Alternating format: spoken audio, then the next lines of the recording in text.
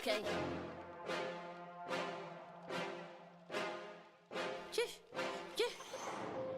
Bet it all on me. Step to the line, that's 3. Weight of the crown, that's heavy. Locked in and I'm ready. I got the green light. I got the green light.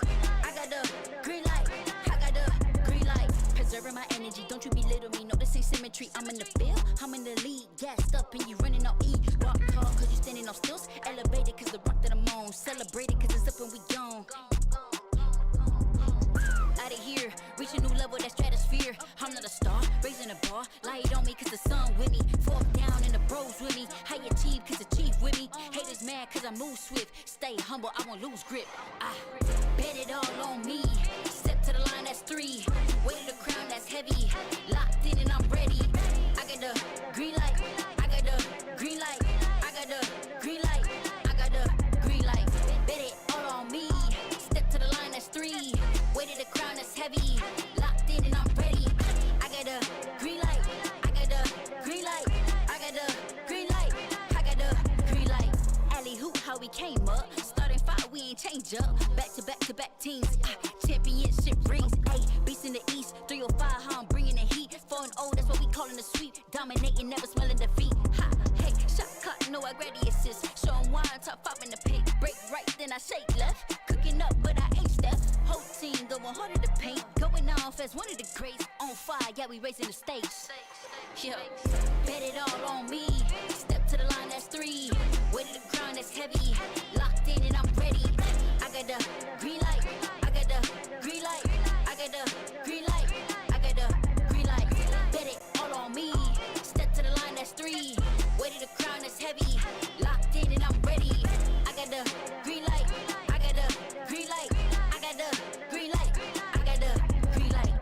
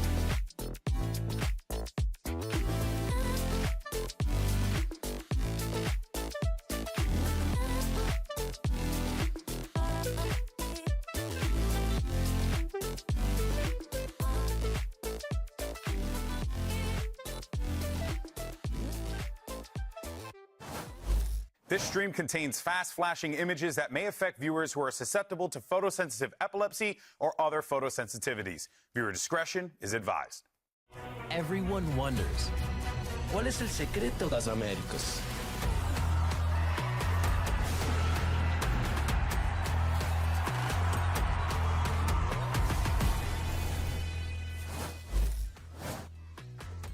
Today, one team could clinch a playoff spot and 3 others are fighting just to stay alive. Hello and welcome to VCT Americas, coming to you live from the Smoothie Bar at the Riot Games Arena. Also, your ears are not deceiving you. I am, in fact, in the host chair. I'm Ender, here on the couch with Athena, Dryad, and the disturbing images of Mimi and Golden Boy, both of whom I had to slay in hand-to-hand combat just to sit in this chair. Oh, wow. Who'd you slay to sit down?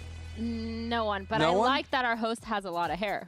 Hey, you know what? That's crazy. And neither of them actually have hair on the pillows. Isn't even here. And that's why he can't What do you defend mean? He's himself. right there. Oh. He's right there with right us. there. He lives on in our hearts. But look, enough of this, because we have some big things to look at in this week, our current standings in particular, because this is the turning point, week 3 in the season. Importantly, no team can yet be statistically eliminated, but Lev, MIBR, Crew, and FURIA could all clinch playoffs with a win this weekend. We are also moving over into patch 12.07, and nothing crazy has really happened on that. Shotguns still work, according to sources. Dang it. NRG is really happy about that. NRG, yeah, Mata is all smiles. But coming up later today, we've got Leviatan taking on Envy, and later G2 versus Loud. Dan, you excited for the G2 Loud coming in later? Oh, I am so excited.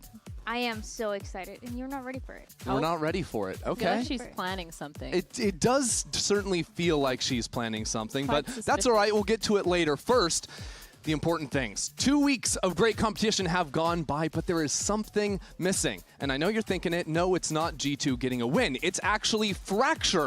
The classic map finally came back into the pool, but nobody has been playing it. Everyone's scared. Please. So I want to hear pitches from both of you. Quick pitches. Okay. Keep it brief. I'm down. Athena, why should teams be going for the Fracture? All right, listen up. If you want to play Fracture, you like these duelist comps, these double duelist comps, guess what? You can go fast. If you want to go fast, you play a map like Fracture. The map pressure, it's so quick, it's so fun, and you can get so many things All right, done. let's keep it going. 5 seconds here. Fracture, you gotta ping pong. You gotta get those double duelists, getting information, zooming, go quick back and forth, especially because Okay, it's that's such a time. fast That's time. rotation map, and So it's really fun. really just double duelist is the pitch from you. That's the big one. And it's a fun map. And it's a fun map. Dan, what you got?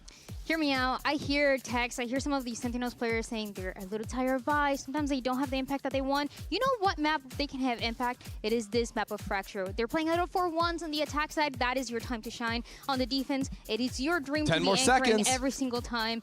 And on top of that, you can play Reyna the way that I do. Go, 5, So there's so many 4, possibilities in 3, this map. It is one of 2. my favorites. And Reyna is the greatest thing you can do in the game. I really liked the original pitch of double duelist. That's exciting. But then you just had to go out there and bring up Reyna. Why? I can't wait for them to bring it up. That's what I'm saying. It's just not going to happen. But we would really like to see Fracture. We don't want to go another weekend without getting it. So Don't show me it's Reyna. time to put out a little bribe for our teams. If you are a pro team and you pick Fracture, we get to see it. We are going to throw you a pizza party. Yes, you heard it right. Your favorite thing to do as an elementary school student, pizza right here when you're done with the match. You'll get to enjoy it in our That present sounds fun. company. And like there'll be a bunch of kids screaming. Yeah, that's what the kids in the background Yeah. you heard. They're also Okay, really waiting for hyped for the the pizza. Yeah. I love a pizza party. We love a pizza party, and we also love our first match of the day. We're going to start that one off with a side selection skirmish, a 1v1 between Rossi and Neon. And Athena, you were telling me that Rossi was yapping up a storm last week. Oh yeah, last week he was talking after every single round. Oh, See, many here we you go. win? I'm How many talking over he it. loves talking. 2-0. He's just like 2-0? us. 2-0. I won. Wait, Neon's 2-0 in skirmish? Okay. Go But easy on me, Neon okay? doesn't actually affect what you're doing I in will the try. skirmish, right? No. There can't be anything. Starting off a little op action. Oh, you're opping? Oh, We thought we said no op. that's not possible, Oh, Oh. hell nah. bro. I'm angry. All right, Rossi needs to lock in. Get revenge against the op. That's so funny. Oh, There's no way we're going back to back. He's Oh in my his God. head. Honestly, Neon is trying to win, Yo, and can I I FF? respect it. FF is crazy. Dude, they should just do judge gaming. Wait, did he actually leave? No. I mean, they're playing out a 5th round, but oh my word. 4-0 to start it off is brutal up against the up. It's nice to see Rossi get something. He's just Dude, laying back. Yeah, he's This is leaning back in his me when chair. I'm losing like 5 rounds in a back. row. I'm just Come back, come back. Come back? Maybe. Yeah. laying back. Oh my. Wow, Rossi going for the That's judge. criminal. Let's go. Judge I mean, that's gaming? one way of beating the op, I guess. Dude, Yeah, lucky. Lucky, I was actually. joking when I said that, but oh my god. Somehow Rossi's making a go at this one. Only down by 1. But that'll be it with Neon getting the last kill. So Lev get priority there in terms of side selection. And, well, frankly, we've been seeing a new Leviatan in Stage 1. And that's why I want to let Wyatt break it down. He's not here right now, but he's hanging out in another room with a telestrator to demonstrate their evolution. Leviatan are looking like a completely different team from kickoff into Stage 1. They used to be monotonous, slow, and now they're introducing some really fast rounds. This was a loss in kickoff that they suffered 0-2 to C9. Now, if you look right now, we're down to 40 seconds. Lev won the pistol. This is their bonus round. First, I just want to take a look at the mini-map. Look at how the duelists here are separated. Neon is really slow in showers playing with the Outlaw, and the Waylay, who has a gun that needs to be the entry, is lurking outside of B. Blows has used both of the Prowlers, and yet they have no map control. So Cloud9 are able to pivot 2 players into showers as Lev are gonna go for this A execute. Neon can't get through, can't do much of anything. The rest of the team want to get down short. You can see that this haunt is used close, which isn't bad, except the Lev players are already past the wall. So in an opportunity where they could have maybe just spammed Oxy through it, he gets a 1v1. They're able to go 1-for-1. And then from this moment on, you're gonna see on the mini-map that over here on this side with this lurking Waylay, Sato's just gonna go down, no help to the team. King feels like he now needs to be a hero, but there's no util to supplement a backside push, and he dies alone. It's disjointed, and the prior moments in that round were just so slow and wasteful of util. Now look at the difference when they're running this flash comp with the Phoenix, with the Sky now, and they have the Neon. Lev have taken more space in showers like they didn't in that previous round. They get the orb for Sato, and from here, they're going to pivot into this A-side hit, much like that last bonus round, but in Stage 1, they're gonna look way better. Now in this moment, also juxtaposed to last time, look at this. Dog clears through shower. They know that C9 are not playing there anymore. They're pushing down short. That wall was really bad, but it literally doesn't even matter because on this backside push, you're gonna see there's Sato throwing the flash on the pause, relay bolt coming through as well. Look at that pressure onto Jogamo. And that allows Spike to get into backside. A second flash comes through onto Trent, and then you just have Valorant isolated here in Lamps. There's so much util for that backside push. Remember when King was there before and had nothing to help him? And now just look at a quick fast round. This is the kind of thing that New Lev are introducing. This Molly lineup is gonna go cross map into elbow over there. And the pace that they play at up in this long hit is beautiful. They go right through the cloud, doesn't matter. Leaf is pressured. The ult comes down. So there's a molly right here in elbow, and then that ult is going to just destroy G2. Baby Bay not expecting that pace, caught in the open, and then Leaf runs into the elbow molly because he has to dodge away from the ult. And it's just a free round for Lev. They're in this like 20 seconds, not even 20 seconds into the round, and they're able to win it out because they now have the ability to play fast like that. They are such a more dynamic team at the moment, and the couch is gonna break down a little bit more as to why they're so successful. Yeah, Leviatan will need to continue on that improvement because a win today means they qualify for the Stage 1 playoffs. And if they play anything like you just saw there versus G2, Athena, that's looking very doable. I mean, they looked so good, right? It feels like they have their identity kind of super solidified. And the way that they've been playing, especially in this past G2 game, has been super good. They look like they know how to default really well. They know what the roles are specifically. And of course, you have the setup from these two players of Sato and Spike on the double duelists just going crazy. And I feel like when I'm looking at this roster, I haven't seen a weak link at all. It feels like every single player is just doing their job. It has been really fun, especially when we compare week 1 to week 2. In week 1, you saw a lot of the fast pace, a massive contrast to what it was in kickoff. But going into second week, we saw a little bit more variety when they had to slow it down, when they had to try to get that information on where G2 was going to be playing. They were able to do that early on, and they have been really impressive because of Spike, because of this massive change when it comes to the roles, where they have so many players that can play the duelist, but Spike seems to be playing the Neon the best. And not only that, but he's also supported by Sato. You just have a team that is set up for success from the beginning of that round to the very end in how they want to play those posts. Yeah, it's interesting to see how Spike can play the faster style or versus G2, trying to slow it down in some rounds. Is that slower style something, Athena, you think might continue with Leviathan? I think it's definitely a good thing to have those defaults down. I think against a team like G2, it makes sense, right? Because G2, they're so slow, they have the Vice, you need to bait out a lot of that util. But I think against other teams, especially with a team like Envy today, speeding up is definitely a good thing. It is their strong point. They have so much more success when I see them just full sending it, executing, and just playing really well. So I think having it there is a good thing, but I definitely want to see a little bit more fast stuff. Hey, we might get that. Let's go ahead and check in with Spike. So he caught up with him ahead of today's match. Guys, Latam has taken over Group Alpha, and Lev is all the way on top, sitting 2-0 with a massive map differential as well. Do you feel any pressure or perhaps extra motivation to maintain this invincible South American streak and narrative? Eu acho que não tem pressão nenhuma, porque eu acho que não subestimando eles, mas eles têm muita mira, então a gente tem que entrar bem calmo dentro do jogo e esperamos o 3-0 na fase de grupos para a gente garantir os playoffs. Então acho que é uma motivação sim, mas acho que pressão não. Yeah, I don't think it's pressure. It's more like a motivational, like you said. You know, of course we recognize them as great players that have a lot of aim, but we want to secure the 3-0 in the phase of group. So we're gonna go for it. Right, can't wait to see you in action.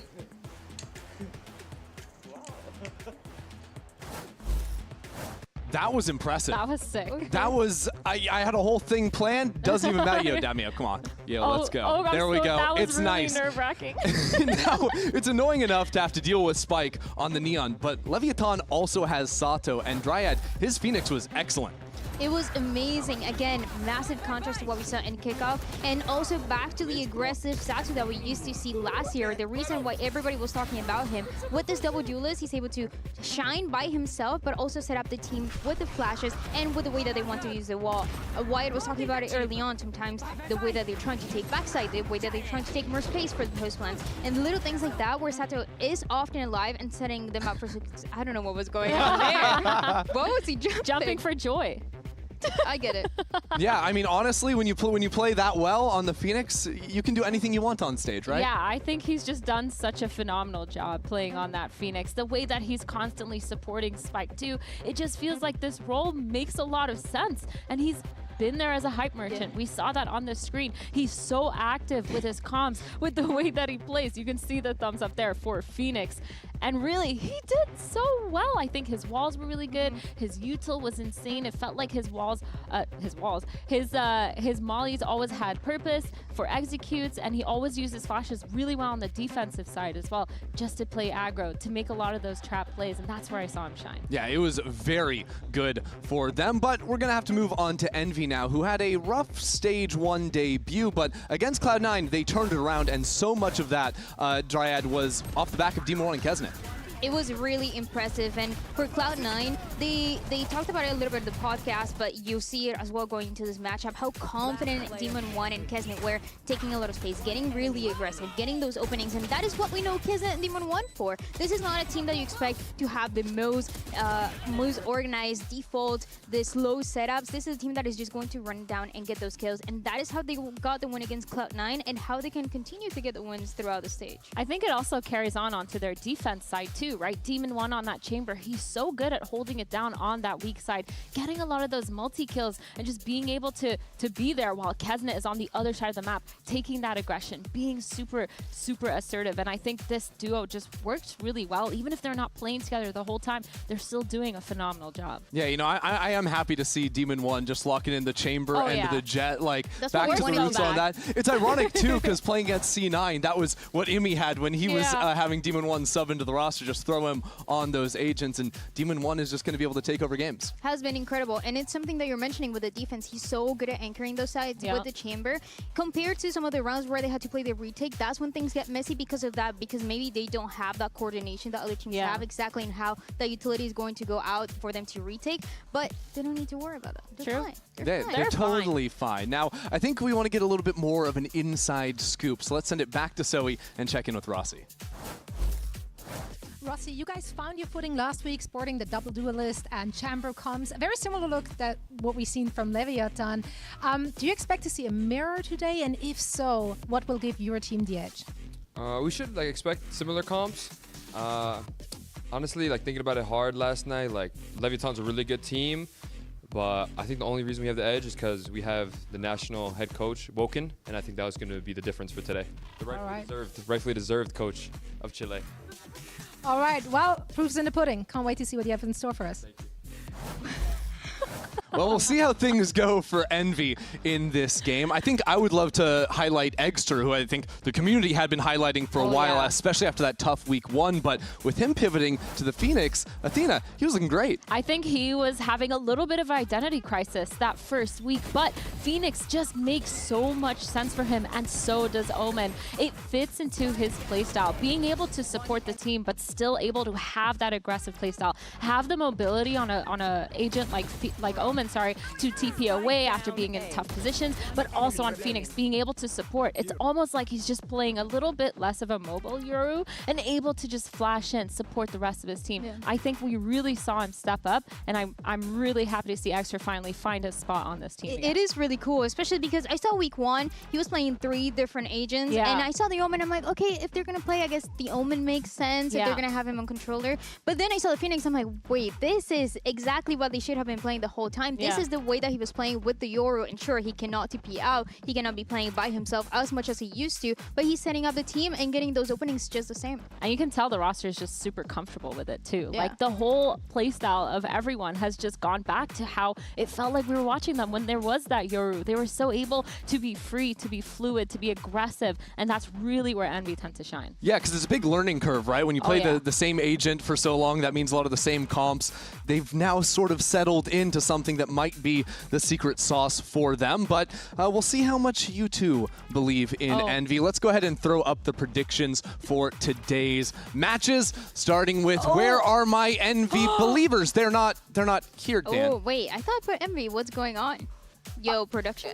Kurt, are we gonna You're just gonna throw them under the bus like that? No, it's okay. You know, if Envy wins, I put Envy. And if Lev wins, I mean, you're seeing it right there. Whoa, is that how it works? I can't lose. Dude, this is actually crazy. Now, my question is, you were the only person in the entire day that had one different prediction, Loud, coming in. So you could definitely lose the Loud prediction. That is not going to happen. I don't know. You guys are so wrong. You guys are so wrong, and you're going to find out soon why. I feel like she's going to beat us up. I've been thinking about it. It does feel like it. Now, okay, and I will. Okay. You specifically. Why me? What's happening? Look, I don't know if you can take me. I already told you. I took down both GB and Mimi one-on-one. I don't think so. I don't think that happened.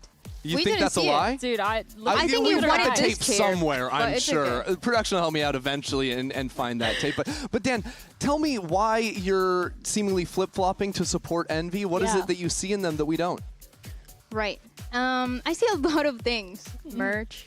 And a few others. What is this, bribery? No, but I do seriously think that there is a chance. Just in the same way that there was a chance with Cloud9 that they ended up winning. It comes down to how messy they're able to get things, to get those individual 1v1s, to get those duels. Kesnet was so good at finding openings in that series versus Cloud9. And if you see Lev starting a little bit slower, the possibility is there. They can... There's a possibility. I actually will say that's a little bit true. Against G2, they were a little bit slower than I thought they would be.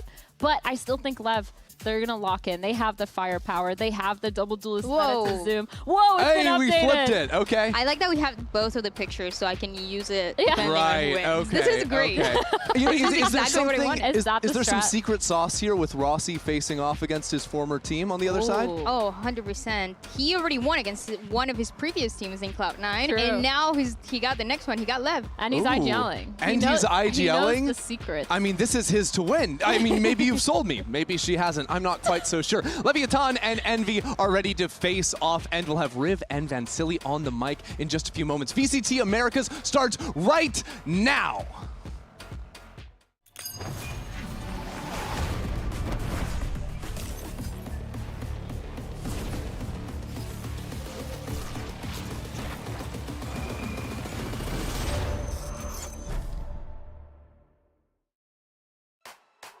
Lev's strengths, I would say they're really good at opping. They're going to be opping a lot. El medio esta vez va a tener su venganza, León, escucho. And as far as Leviatan's weakness, I would say the roster. We just have the better roster than them. Demon 1 delivers. With the smoke blocking his vision, he has to activate. Now he has to activate quickly. Oh my God, he's done it! Eu acho que essa partida, eu acho que vai estar mais pra gente. O Extra não estava muito confortável, meio que eles não estavam se conectando muito bem com os outros. Exter is insane. Like I said, let him get used to the role. He's here to show you guys that he can play at tier 1. An Exter out from heaven, look at that! It'll be 2 kills for them, but 4 for Exter and a very swift round. Esse Stage 1 a gente tá vindo muito mais forte do que antes e continue acompanhando a gente. Um beijo pra vocês. Thank you to all the Envy fans. Hey guys, we're going to give you a banger and we're going to keep riding this momentum for the season.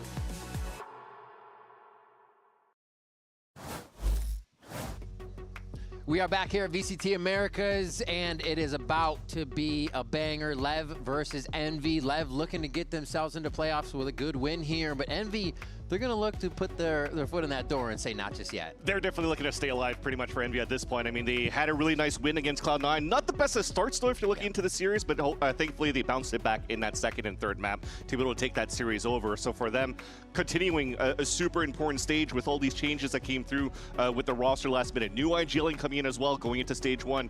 That responsibility given to Rossi, and Rossi trying to call it right for this whole team and making sure that they could squeak it through against Leviatan. A tough game up ahead, should I say, for Envy, though. Yeah, he has said himself, you know, when it's not going well, on Split especially in his interview, it kind of fell on him.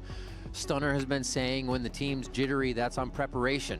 And preparation is on Stunner. So they are looking at where those little hits that they can't follow up on are coming from and already trying to sort them out, because you're going to have to against Lev. It's going to be super fun to see what the preparation is going into this game, because Bine is a map picked here by Envy. They haven't really played it yet. They've always pretty much banned it going into this stage. Leviatan, we've had some reps. We've seen them play it. They had a banger of a series in that map as well against G2 in the past. And now it's just, okay, what's the prep? What's the win con here to try to fight against Leviatan? What composition do you want to come out as well here for Envy's side? And as you were mentioning, Stunner is responsible and takes that for him to be like responsibility of, oh, I'm going to be able to do this for the team. The prep's going to be important. Blind going into this one as well as, I guess I pre-fired that a little bit going into the map vetoes. But at least Blind as that first map is super cool, right? Because we haven't seen it from them. And when they were playing Split, for example, and they were trying to play against C9 against a Neon, they were not having the best of times. So I wonder if can we come out with a composition that has more utility, more stall, because Neon is so prominent going into the stage right now. Let's see if Deuce can get up on the board. Fracture next. You got to, let's go. Yeah. Finally get some Fracture Our first here one in America. So no tape. These teams are about to go fresh into the second map, and we will get that. And ending on Haven to see if the chess match really needs to be played out the whole way. The other fun part, too, if you want to give some hopes to Envy Sign, is that Sato also mentioned in a conversation with Sage Tween saying, and also to Andre interview saying, look, when we played against a team like G2, when we had to face off against them on Harbor, it was so hard for us to figure out how to play against it because we didn't have the reps. Now they have no reps against Envy. They don't know what comp Envy's coming out with, which we get to see right now. So we're going to have a Neon and Neon. Sato's going to stay onto this Phoenix, but I think if you're looking on Envy side and focusing here, you are playing to the strengths of every single one of the players into these roles, with the exception, of course, of Exter, but he's been playing the smokes mostly recently. And he's been kind of finding his own. He said there was a bit of fog of war getting onto that stage, and even on the Yoru it was tough, so now having to branch out seems comfortable. Sky back at home on Bind. What would you expect anything less here to get those refreshes on covering the extremities? It's going to be a good one. Like we said, Lev is going in hard on this to make sure they can lock themselves in that playoff spot. We'll have an opportunity to see them start off here on the defensive side. It is time for that match start, brought to you by Samsung OLED. It is going to be Lev on attack. Sato saying recently they don't do a lot of standing around. It's very hard for them to even stand still. And Phoenix and Neon, everything's going to be behind that. Looks like they're going to move right towards B. Or you're trying to look for some information for Envy and early dog. There's a fight right into Hookah. Who they dash into? Kesnet and Rossi welcoming arms on that play. They already TP through, not realizing the Hookah was a little separated from the play due to utility. But Rossi doesn't back down. Okay, he'll give up a bit of space. Oh, Kesnet playing a little funky here for a moment, but they are still trying to back each other up and not give an inch to Envy. Look dangerous because Poppin didn't have a second flash here. I thought they were going to try to swing through that wall, but they're just trying to win that timing back in their favor, which is nice here for Envy. Now it's guaranteed to know that Leviatan's going to hit towards this A side, and he still have a little bit of showers control, so this is going to be a nice little pincher towards the end in this post plant. Low, just seeing one. Yeah, they're going to have to accelerate a little bit or turn around to fight, and they choose to fight. Rossi gets 2 more. Just heating up already. And that's going to bring the team around as well in the momentum. Waiting to see if there could be a TP. Already thought about by Rossi. He's waiting on B side. The thing is, right, though, they have to cover every single one of these lanes, so King has an opportunity to play a lot of 1v1s here. That's a great point. He sets himself up. He's no stranger to these situations either. He knows he has to seek one out. Creates that angle. He can get one on each side of U-Haul here and hope to only find that one fight. Looks like he might be forced into a few. The slide out comes in too quick, and Kesnet's going to be able to capitalize. They go for the defuse as well. Actually, they're throwing it down for orbital strike. No, okay, Rossi gets it. Just going half and half for Budsies. I think. I mean, it is interesting to see where they want to focus on their defense, right? Because getting that pit up early would be super important for them, but I think another win con looks like, to me, they want to fight with a lot of aggression. I like the first fight, though, that we saw from Leviatan at that contact on Sands, because Neon actually dropped a nice smoke into the teleporter to disrupt the vision of Demon 1 actually going through the TP. First round ghost, bro. Insane. So they didn't have a chance really to set the best crossfires, so there was some great trades coming out from that side. What I'm liking, at least from the get-go, from the side of Envy, is that they're not giving up space, and they're okay of challenging that back, which was something that was missing against their game against Cloud9, giving too much space, rotating through spawn on the early info that you get from the Sky utility or just your Initiator utility. This on the flash doesn't get a contact towards Shori yet, but at least they got a kill through the smoke. Should just be able to walk this in for the plant. The post plant, a different story once they meet the guns of Envy here. Nice delay, more so damage. Oh, sliding in. Kesnet finding 2. Beautifully done on a swivel there. And it looks like he might even get a third, just playing with his food here as he strafes back and forth on blows. A 3rd kill. And these points are coming in quick. Like we said, the plant would probably come in a little bit of money, but Envy cleans that up. Yeah. And Kesnet's still going to be able to play that Judge going to the next round, which is going to be very strong going to the bonus. If he dies, that's Overdrive going to round number 4. So again, all the chips are stacked correctly for Envy to have a great start on the defense. Kesnet already 5-0 going to the last 2 rounds, but I think really what cemented them for a nice little victory on that pistol round was especially Rossi pushing forward for those kills and those trades on the short side. So you're also seeing a little bit of a variance out of how Kesnet is moving around with his Neons, being selfless, finding space, not only just tackling down for kills.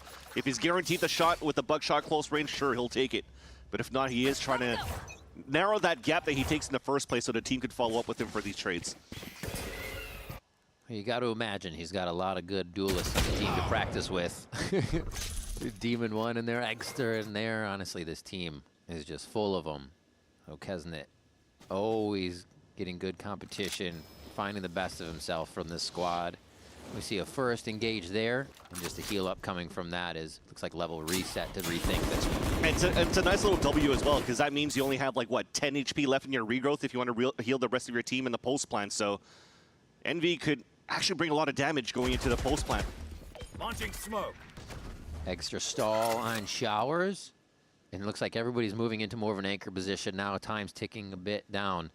And again, Rossi feels comfortable, sit solo on B. We saw this come out of the pistol round when they were just considering all of the options that Led have. Scout destroyed. And Lever, they're just waiting down to the wire here because they, one, can't find a kill and want the pressure of hoping to force this offsite.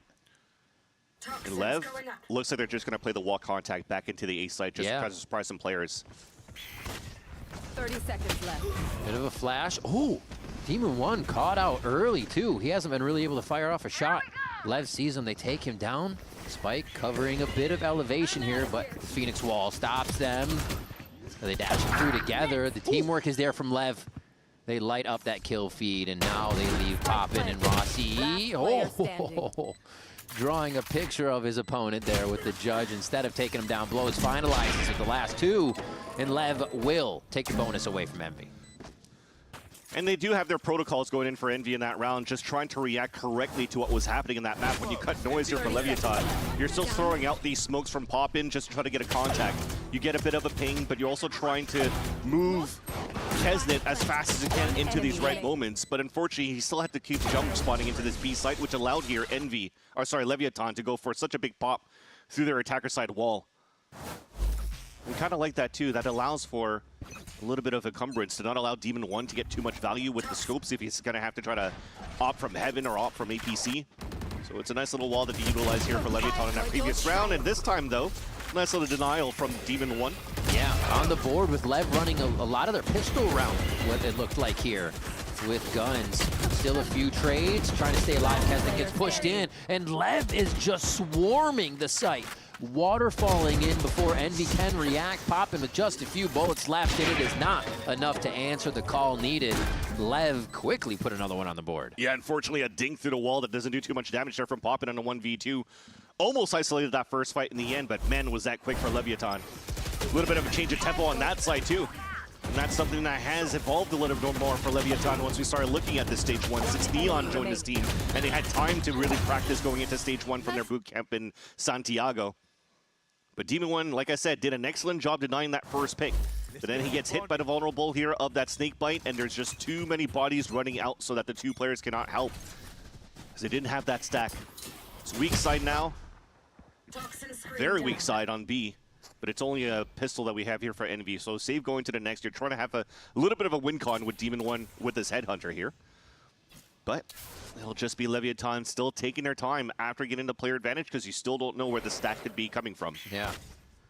A nice first kill by Sato. You actually saw Poppin hiding at the triangle of their back spawn. Moved over as soon as the kill came in. So already Envy was saying, okay, we have one that can lean, hopefully set up a trap if that's where they go. Everybody through B long, though, kind of avoids that hookah trap. A clear from the Trailblazer, and Lever in again. Should be easy for them to take two. Yeah. Right now, they also have Orbital Strike for the post plant. They already have, if needed be, the run it back. You definitely want to see this going to the next round. Oh, actually picks one up there, but they can't get any of the weapons just out of reach. The kills are finalized by Lev, and 3 fast rounds, really showing their aggression and just keeping a pace of their own. The real test coming through here, if Envy could actually stuff this big ult round that's available now for Leviatan on the attack. Remember, Sato, when he's playing this Phoenix as his role is just to run it down.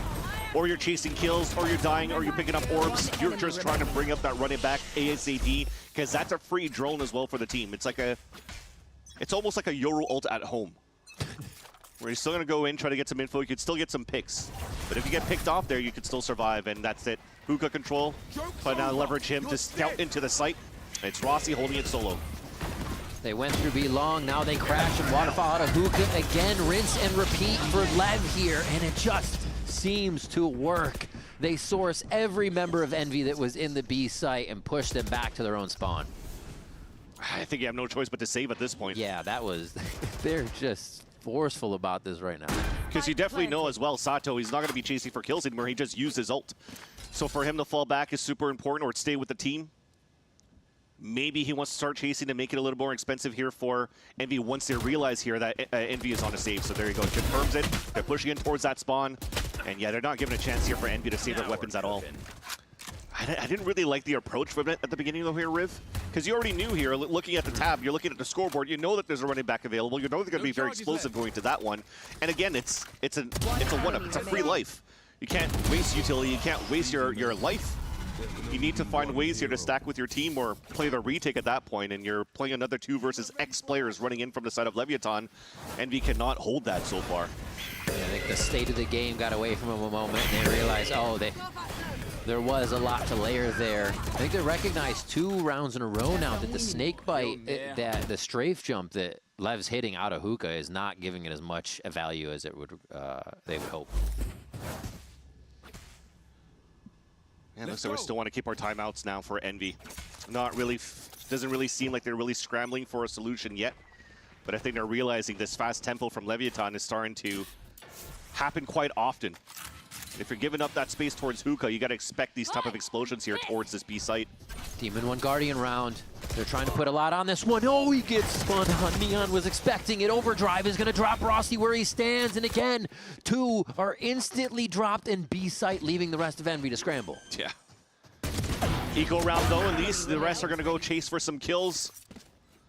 Blow's ready for the Seekers for the next round, and they're just going to try to hunt down Kesnet, who doesn't really want to give an orb away here to Sato. So he's trying to find where Blows is at. Blows already has his ult, so it doesn't really matter. Now he can even save a weapon on top of that. It's actually not too bad. I'm going to say Kesnet's the only one on his team without an ult as well. Yeah. He gets that, and they actually could get a few rounds back-to-back here if they sync those together. Yeah, they're definitely going to need it.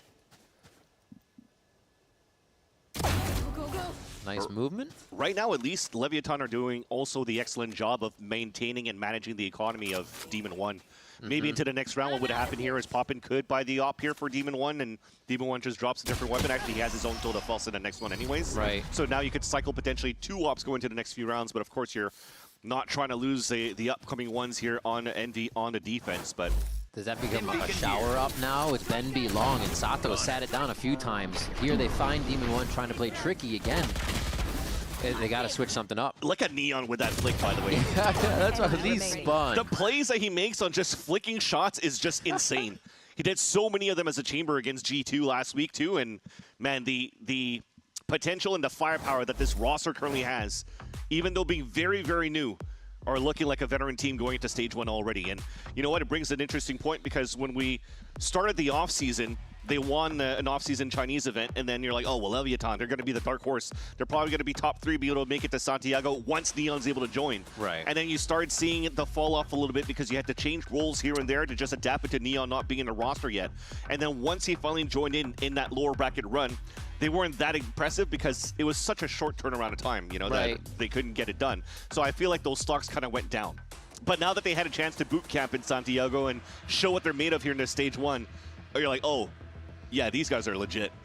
It's big. I mean, even from last year when they came in, Sato mentioned, and this is just a comparison of like joining a team and building it from a position that when him and Oki joined, they were all friends. It was still great, but you're not getting a good base still. You're just kind of being thrown into a team. So you're right, to have that time in Santiago now to build before this and figure out what that 50-50 split no longer having to be played between the team looks like with just one player now in that spot. So I want to get to the conversation we were mentioning before, the win con here of the op. Where do you want to use it towards showers? I was going to say no because there wasn't too much conditioning from Leviathan at that side except for that flash. Usually it's a start up towards this B, so you see now Demon 1 starting over on the B side, and Lev reads it correctly by flashing through and getting the first 2 picks. People just getting washed over there in shower. Lev cleans up 3, and this is fish in a barrel.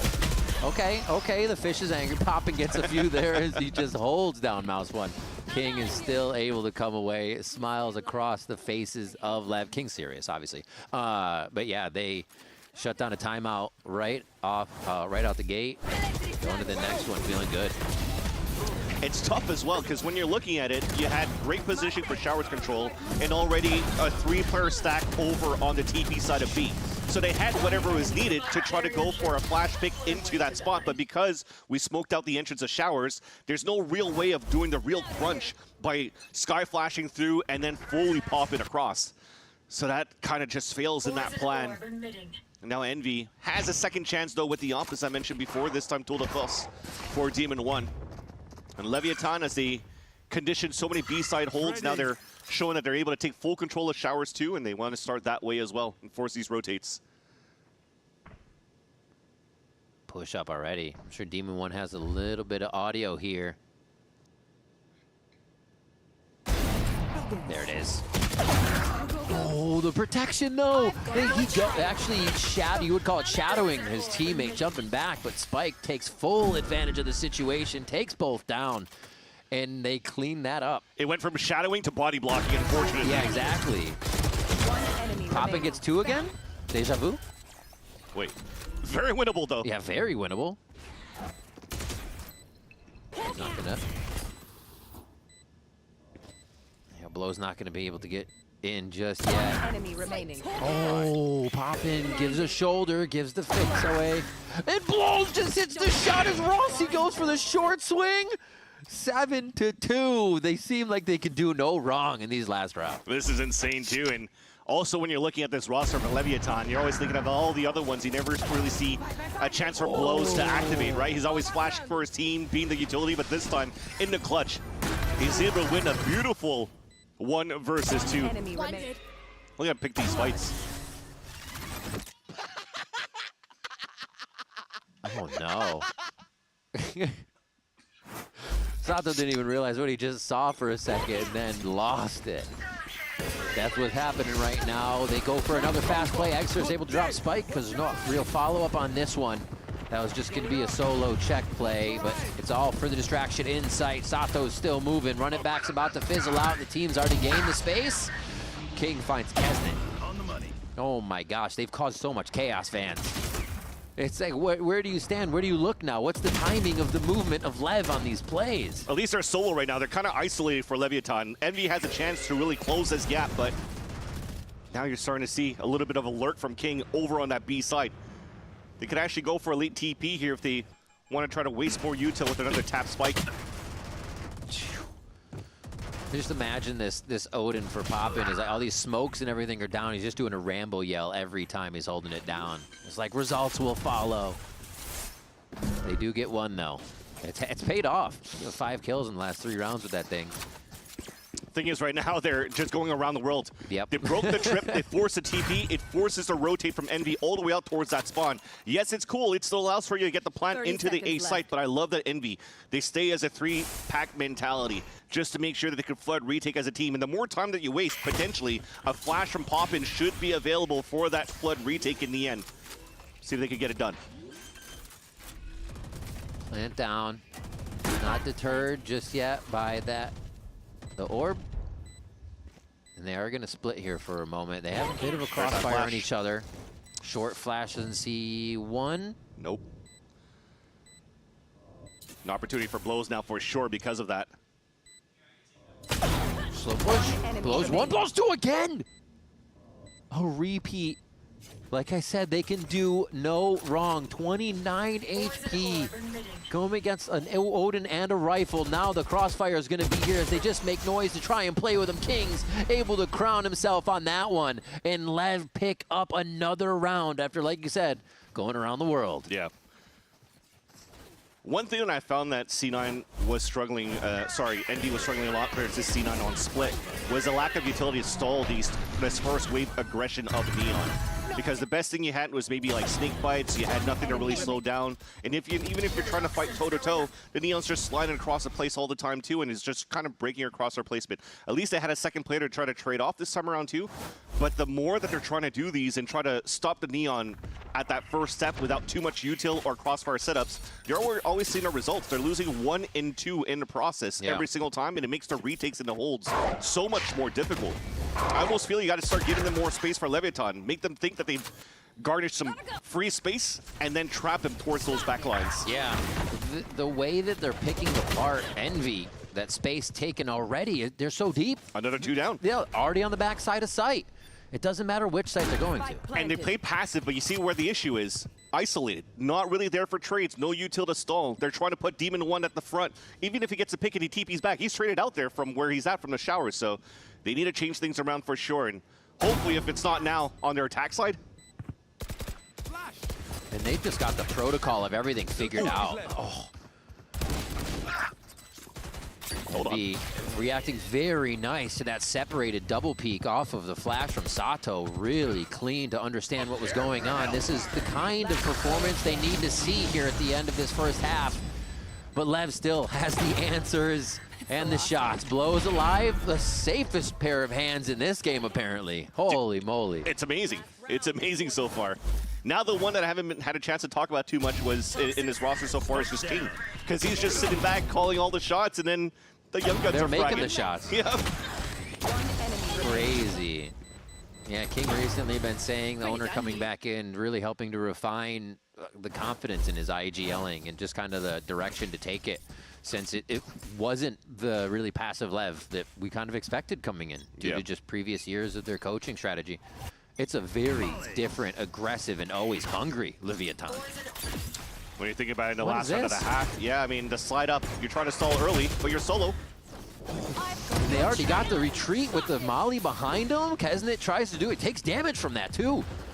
Holy moly. Lev's protocols right now are on point. They take the site, and Envy realizes, like, we don't want to lose any more, as per usual.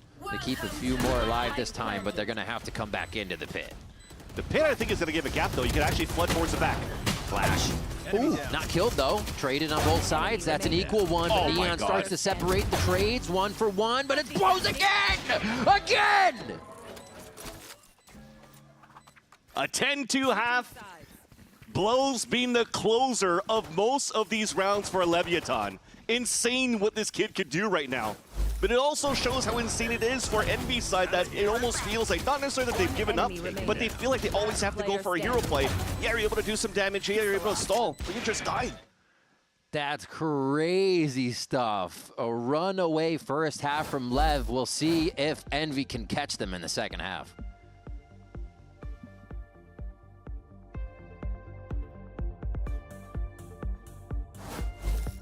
Hey, we got this old mattress. Waterbed. And the receipt. How about you beat it with a better deal on one of these fresh setups? We can't do that. Bring in your AT&T or T-Mobile bill for a better deal today. Guess you're not as cool as Verizon. I'm just gonna leave it. Not much longer now, and I will also take to the skies. Me too. You? No, you will always be a worm. Just wait and see. Red Bull gives you wings.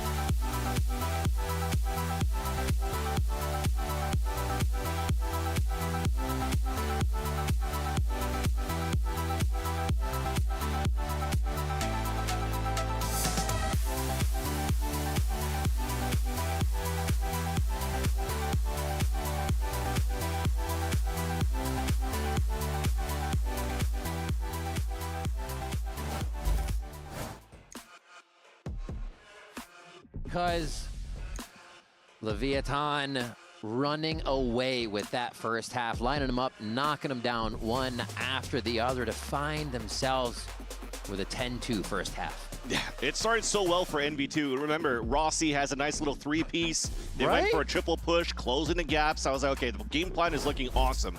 But as soon as the money started flowing here for Leviatan, you just always had Spike Zine disrespecting any type of defensive utility for the side of Envy. So hopefully Envy this time around could do similar pastures against Leviatan, as Kesnet is going to be at the point already leading the pack into the U-Haul control.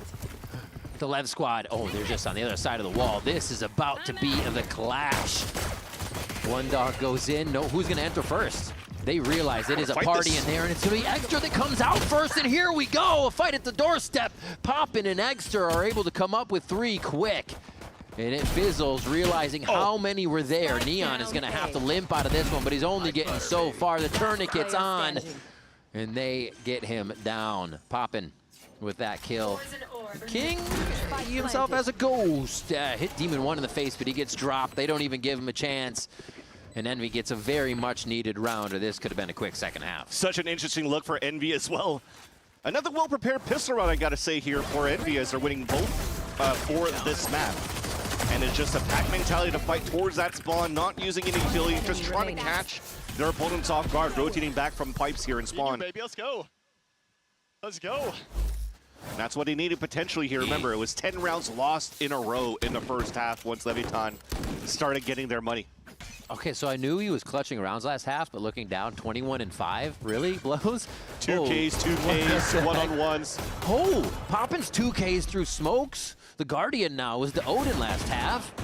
Sato tries to teleport, but there is going to be the Law there holding down the passage.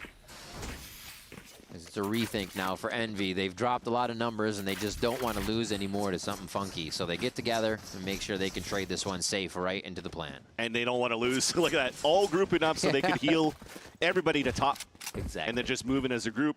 I guess silver lining right there for Leviatan in this eco was by having that push down towards that B side, hearing that he was popping, getting these kills, and then he also had Sato TP across, and it actually spotted 2 players from Envy on that side as well. So are they going to try to play a little bit more of extremity controls here, going to their rifle rounds, and that will be a great opportunity for somebody like Spike to open things up for them. Huge. With those 2 kills, a plant, Seekers are up early, a way to really shut down Lev. If they get through a timeout or a gun round, you know they're going to go for the throat. So that's nice for Envy to have early. Agreed. Yeah, you're right. Seekers and the buy is actually very good going to the next round. You have Kesnet and Poppin that could actually do some good damage long range. But I think at this point, if you want to be quite explosive around the Seekers against the rifle round of Leviatan that they'll carry over here, I think it should be important to put Kesnet on something like the Bulldog that's from Ross here for Exter. Enemy remaining. And not giving them a chance to even die to Spike. This is very good here for Envy to making sure they're dotting all their I's. It seems these strangers want me getting all this orb control for the further rounds. Ooh. Oh, the wall lineup. At least got the orb. So that's an orb and a death. So that's getting closer to the run it back as well for Sato. He's currently 2 pips away from his. So Kesnet's going to keep this Guardian, but they are leaning for some heavy control here towards short A side. Maybe not using the Seekers just to have the dog going a little bit more quickly. Good turbo Neon. Yep. Oh. Neon Gober. And everybody backs off, but this is all to get the hookah space seen by King. He's going to relay that and call the team back over to see if they can hold off. We might be able to fizzle out the Seekers here, but they're getting pushed. Oh no, they're not getting pushed. Wait a minute. They don't even get into the site yet. Blows is still there to lock it down. They finally get a little help from Long, but Spike's there to retaliate with 2. It almost feels that's what Envy was trying to do in the previous round. And one key difference is that, one, they had the 3rd player, which is great, but what I wanted to focus on was the util. A simple molly on the ground, and the flashes coming out from blows from the elbow, from Octagon. Look how everybody's blind trying to jump through. That's why people are just dying and just melting here coming across. There you go. That was a huge flash coming in from long B side, right over there from blows. Yeah. Man. What a way to anchor it here for the side of Leviatan. The same as last time. They take away what would be the bonus, and they might take away the rest of the rounds that they need. Already trying to focus out of hookah. They switch that power to long just to get the advantage in one position. The end of the day, though, if I could start sprinkling in some cope, is it was fairly Let's do it. one-sided as well for Envy against C9 on that first map, right? It was Yes. very dominant on one half. But once you started seeing that second and third map, what happened? What was different there for Envy was that they came out with a new composition, and it almost looked like that week of practice that they had was to just focus on that single composition for the two maps that worked out in their favor.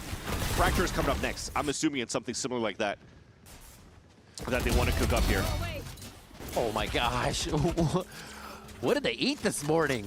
Spike does it again. He ended the round like that. Gets a few in the middle of the round. Doesn't matter. No pressure felt here from Leviatan as they just bring the sauce on Bind to Envy. Just a few more to take as they find Kaznet and Rossi here. And they're already moving up to look for it. Leaving one on A, they'll rotate King over just to make sure they can lock this down. Oh, he's just waiting. Spike down B. Flash for me? Sure. Wait, yep. And eat the flash. Just look at him laugh at the bottom, too. I thought it was just a selfless thing. I thought he was going to be the one that's just spraying while he's fully blind so that Blows could actually get the pick and get closer to his ult. Or leave it to Spike, even. Oh, my God. But yeah, this Blows is having an excellent game. What more can you add about this kid for today's matchup so far? Yeah. They definitely came in, I wouldn't necessarily say prepared against Envy so far, because it's pretty simple, if I could put it that way, for lack of a better word, of how Leviatan's opening on these maps. Everything that they're doing in terms of just getting value on the aggression of Spike is working to perfection, and when you need somebody to anchor up like Blows, he's going to win it for the team. And they're speaking of the devil. Speak of the devil. Oh, what the hell? Oh my gosh. He doesn't even reload. He's like, let me get the rest of them with this 9. He knows. Spike's still down there, afraid to grab it even through the wall being up right now, and they're getting pushed from behind, already pinched in by Sato's run it back, which is followed up by Spike. Yeah, you need the other devil to step up now. It's Demon 1 on a 2 versus 4. Trying to work together here towards this B site, but again, just too many crossfire setups so far. Oh, cook 'em. Puts him in the barbecue for just a moment. Demon 1 and Rossi can't really help each other on that angle. Okay, Demon 1's ready for the teleport, though. His Blows try to get a little backstab through the TP, and now they're going to reset to say, okay, we calm it down. We had our fun. Especially when Neon can connect onto the shots, too, so they just want to play player advantage, which is fine. Right now, if Envy want to start moving towards this B site, they're going to have to knife out quite early, but you still have to gun out to try to cross over towards the A short, where it's currently being jump spotted by Neon. Yeah, no choice to hit towards A now. A Hail Mary now for Envy. Saw it. Just the hair on the head of Rossi. They go for the elevated. And it's not going to be enough. Spike gets the final one. Almost a clean sweep of that first half, but definitely in control the whole time for Leviatan as they come out 13-4 against Envy to start the series. An unfortunate start there for the side of Envy when, again, they haven't really played this map going into the stage 1. You thought you were going to be able to come out with something new here, at least in terms, not in terms of composition, but at least some tape that you've learned from Leviatan that can maybe apply going to this game today. But unfortunately, they fall short, but they have a chance to come back here on Fracture next. Yeah, that was the pistol rounds for Envy. They said, all right, we have that, and Lev just took it right back. They said, all right, bonus round, and then, like you said, the money starts flowing, and like they couldn't do wrong.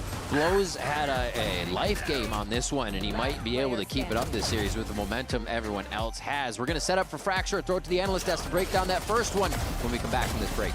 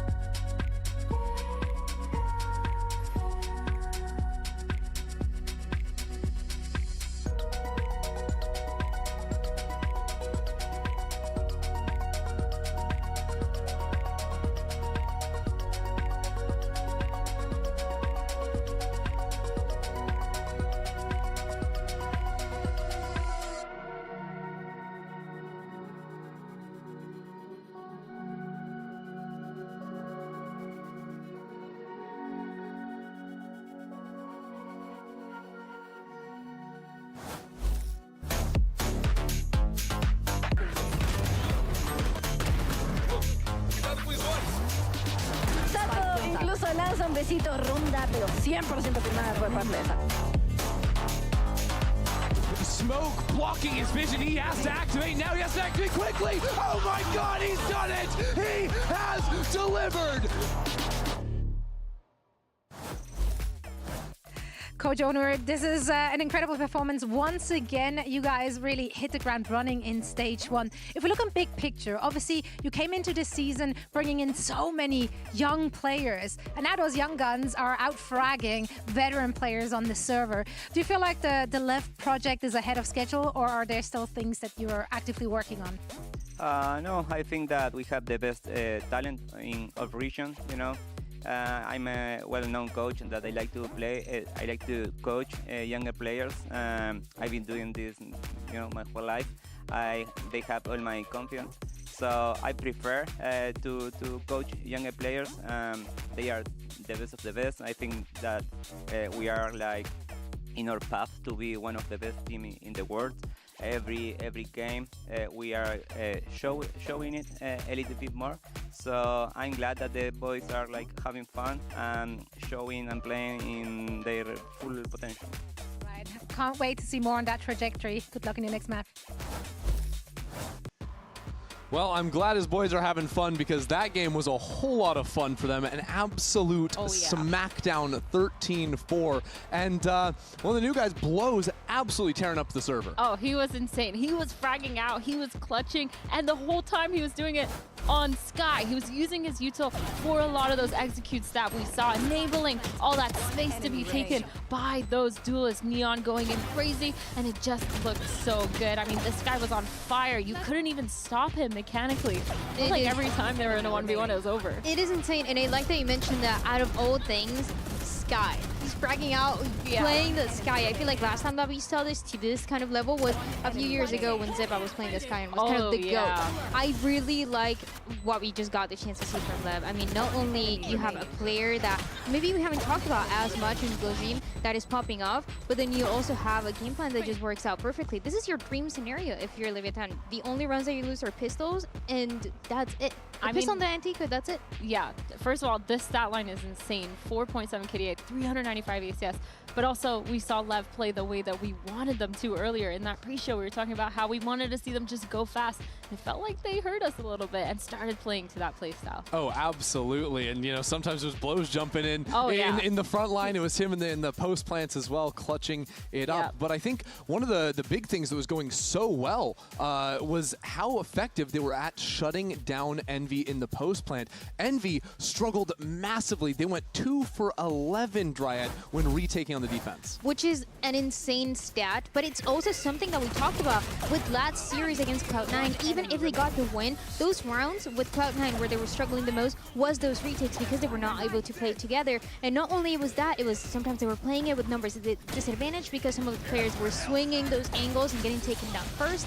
But then on top of that, you have a Lev that is using their utility perfectly. It seemed like they didn't even have to use it. But it was a mix of Lev playing it really well, really clean, getting a lot of space early on, and then also an Envy that was never really coordinated to make them happen. And Blozin just clutching every single time too.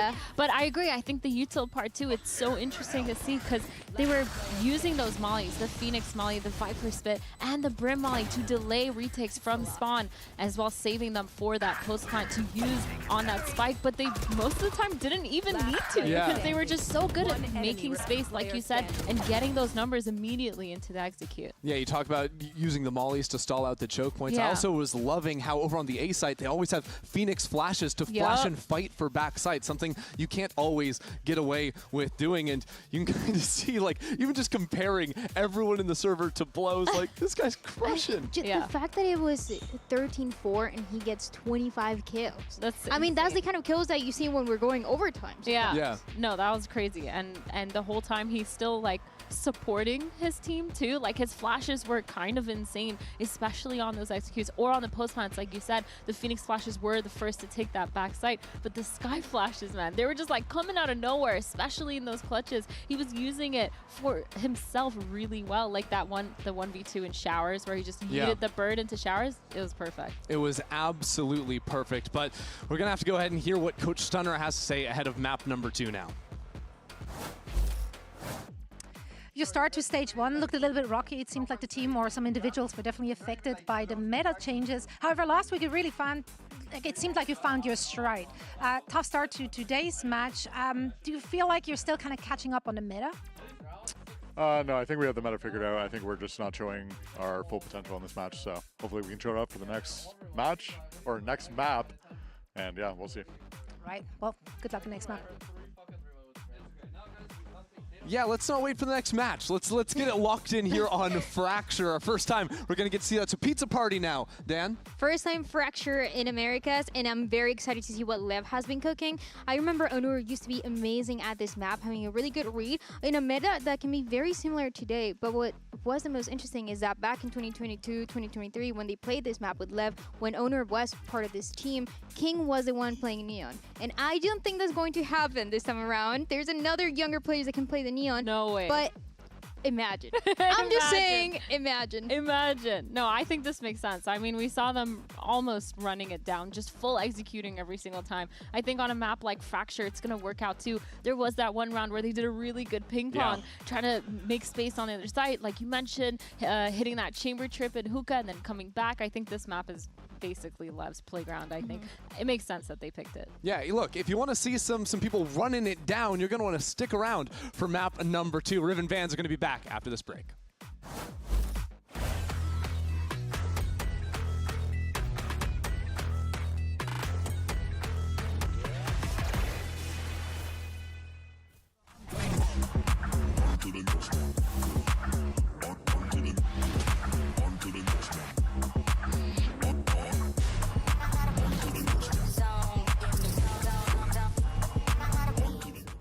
The human body was built to move. Not trapped at a desk in one singular posture for 12 hours a day. It's time your chair evolved. This is Secretlab Titan Evo. Ergonomically engineered for you, gamers, hybrid workers, artists, backing your every move.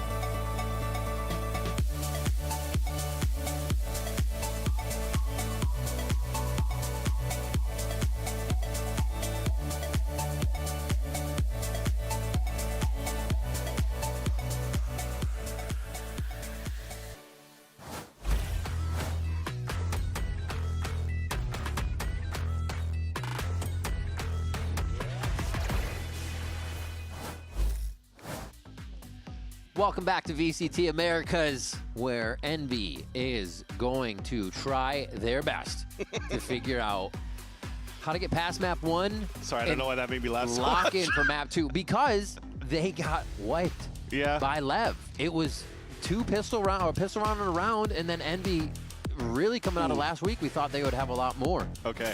Have not yet. Let's see what they got. Yeah, and now first time we finally see Fracture here in the Americas, so new compositions coming out from either team. Demon 1 going into a veto. I think that makes pretty much sense right now if you're going to leave Extra on the role of the smoke, and then you need something to give you that early information for these splits that you want to try to do here, especially when it comes down to anchoring. What I want to focus on, though, is more on the side of Leviathan. Yeah. We just saw how explosive they were on that first map. Now they have a chance to play on the attack first, where they don't really need to play Senti. They're going to play a lot of, let's just stun, waylay dash while we neon wall and just rush through the double utility of the King and Blows as the Breach and the Tejo respectively. Yeah. So expect that to be probably going back into like an old school meta of like, remember the Yoru with the Breach Tejo meta? This is going to be ×2 because you now have the neon and also a Wele to top on the space on the attack side here for Leviathan. I'm excited to see Fracture. Lev, I mean, owner even said before, they brought out the split to kind of trick G2. I think pulling out the Fracture, you got to see something from both teams, but still, it's an unknown, and I feel like Lev loves that here. Ooh, they don't love the start from Demon 1, and it's traded back from Spike. A quick shorty slide up. It looks like they have full access now to the A site. Already a flank from the top side, though, and Neon's trying to fight it. Kesnet there. They're coming around from A lobby as well. They could time this. They have him just kind of stuck at Sands for the moment. Sato's able to drop Rossi here, and it is going to be a war just to get back in. Poppin makes it a little bit easier, though, as the smoke's clear. They don't know the angles that are open anymore. And we see Spike, Shorty. He can split this up. It's not, oh, there's one. He's got to get that reload on. One shot left. That's all that's required here. Wait. Gets him off. Knows he has to hit again. He's gonna win. And he's gonna win it. Oh my God! 6 HP, Spike goes around, and they still are giving Envy a hard time as we start map 2. He doesn't even need bullets to win. Just jump around here, ring around the rosy through the pillar, and just win that through time. It only makes sense there too, because you're playing the Neon. That's so nice there for our Spike. Oh my gosh. Also the opening that we had, yes, it was nice by Demon 1. The only caveat was that he picked off the 5th player. Everybody else was already tucked on that wall on Dish, so it was easy to surprise Demon 1 and already allow Leviathan to get onto sites before the rotates happened. I think Sato's going to run out of air by the end of this game by all the cackle he's doing. Dude, his cheeks have to hurt at this point. They're pushing up. These are where we see the breach come into play, but Lev's still able to attack back. They're going to give more to the fight, though, as all of Envy are going to bring to this battle. It's not ending. Nice. It's continuing, and that's the last one.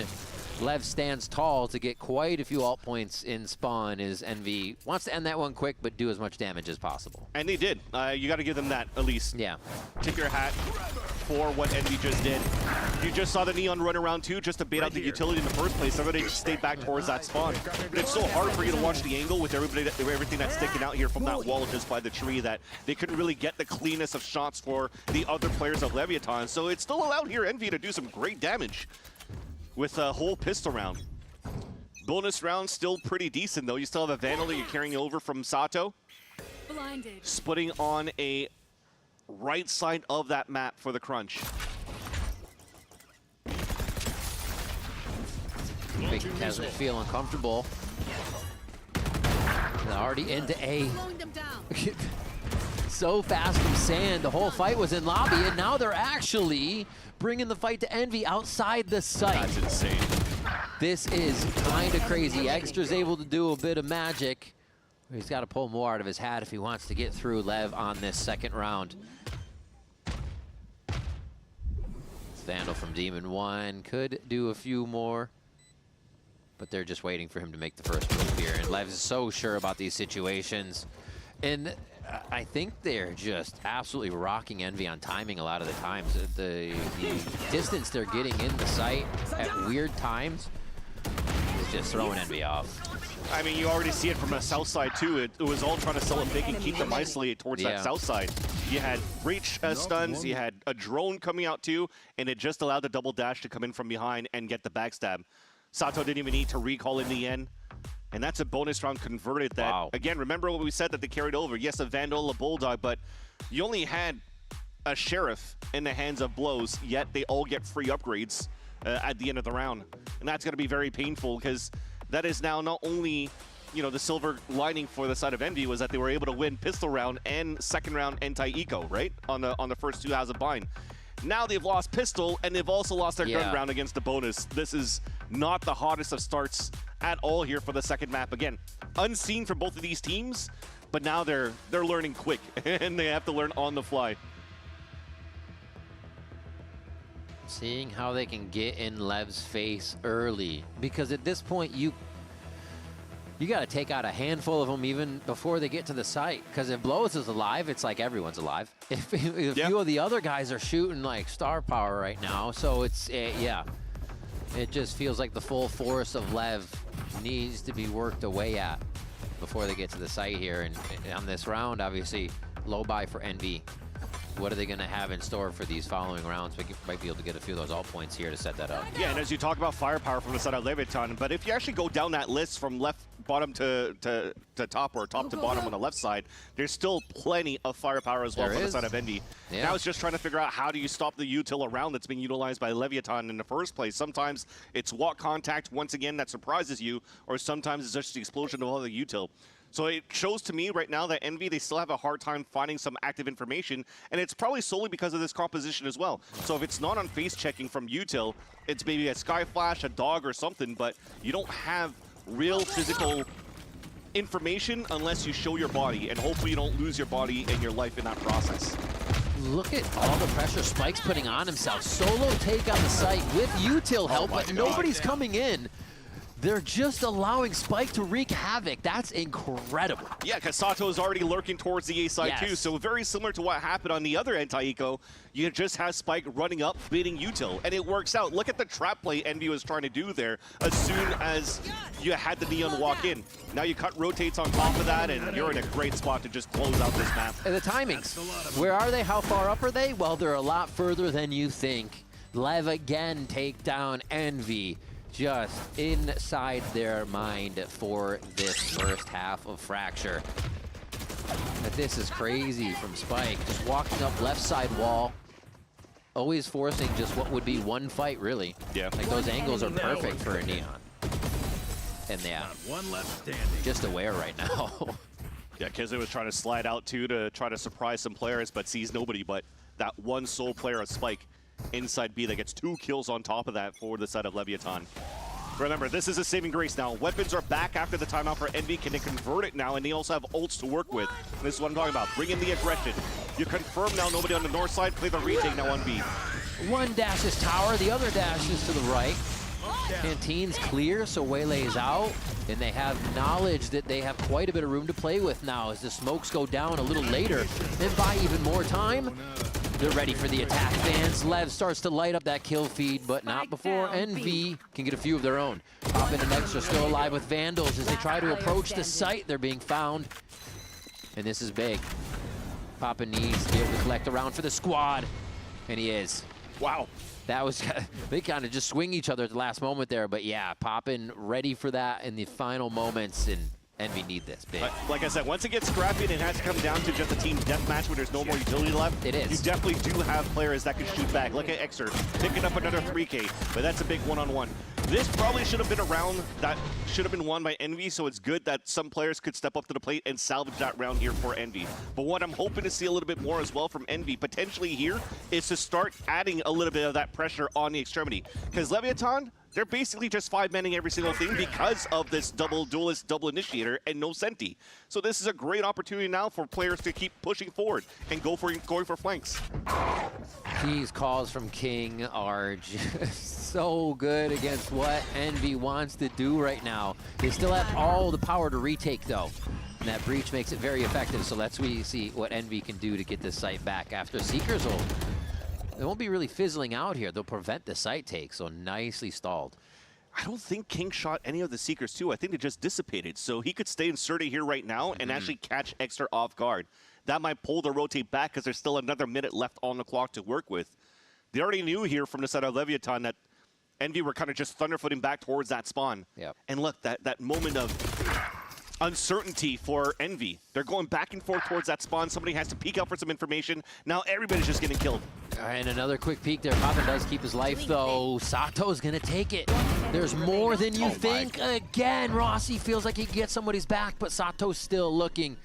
And they're going to be able to find one more as Sato just keeps hunting a 4th one on the round. And look at those X's. This is exactly what I'm talking about. Your rotates, yes, are quick by going from B to the A site through spawn. But what happens when you're trying to retake the site? You're going through the main chokes of 2 angles being easily watched by Leviathan in potential pulse plant scenarios, but also if they stall right now for Leviathan like they have been in the mid-round, you don't know where they're going to be going to. So you're getting caught off all these rotates, and Stunner feels that frustration. You can only do so much. Already a timeout snuffed by Lev just as fast as they were on the first map of Bind.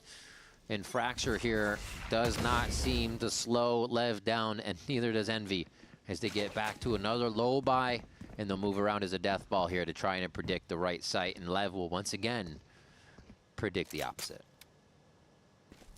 A reminder too here for Leviatan, despite us finishing a 2-0 or 2-1, victory is guaranteed a spot to the playoffs. But yeah, for Leviatan also, not only that, you want to guarantee probably just dominating 2-0s if you can, because if it has to come down to tiebreaker scenarios, you have a better chance for that first seed. You show less, get your wins.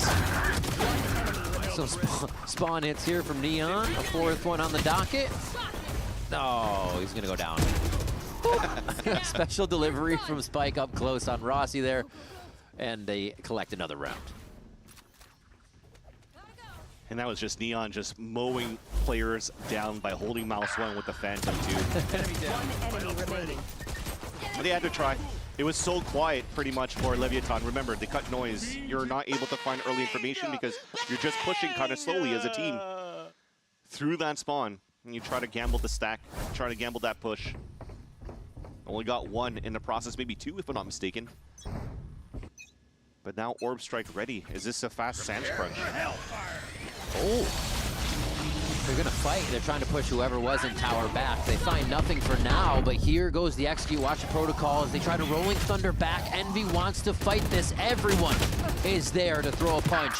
And it's gonna be effective so far, and they get on top of this really fast. Blows the last one alive. Demon 1 comes online for this round, and Envy punch back fast at the beginning there. Yeah, that was so many players blinded in Sands for such a long time too. But that Rolling Thunder to reply back here from Rossi was huge.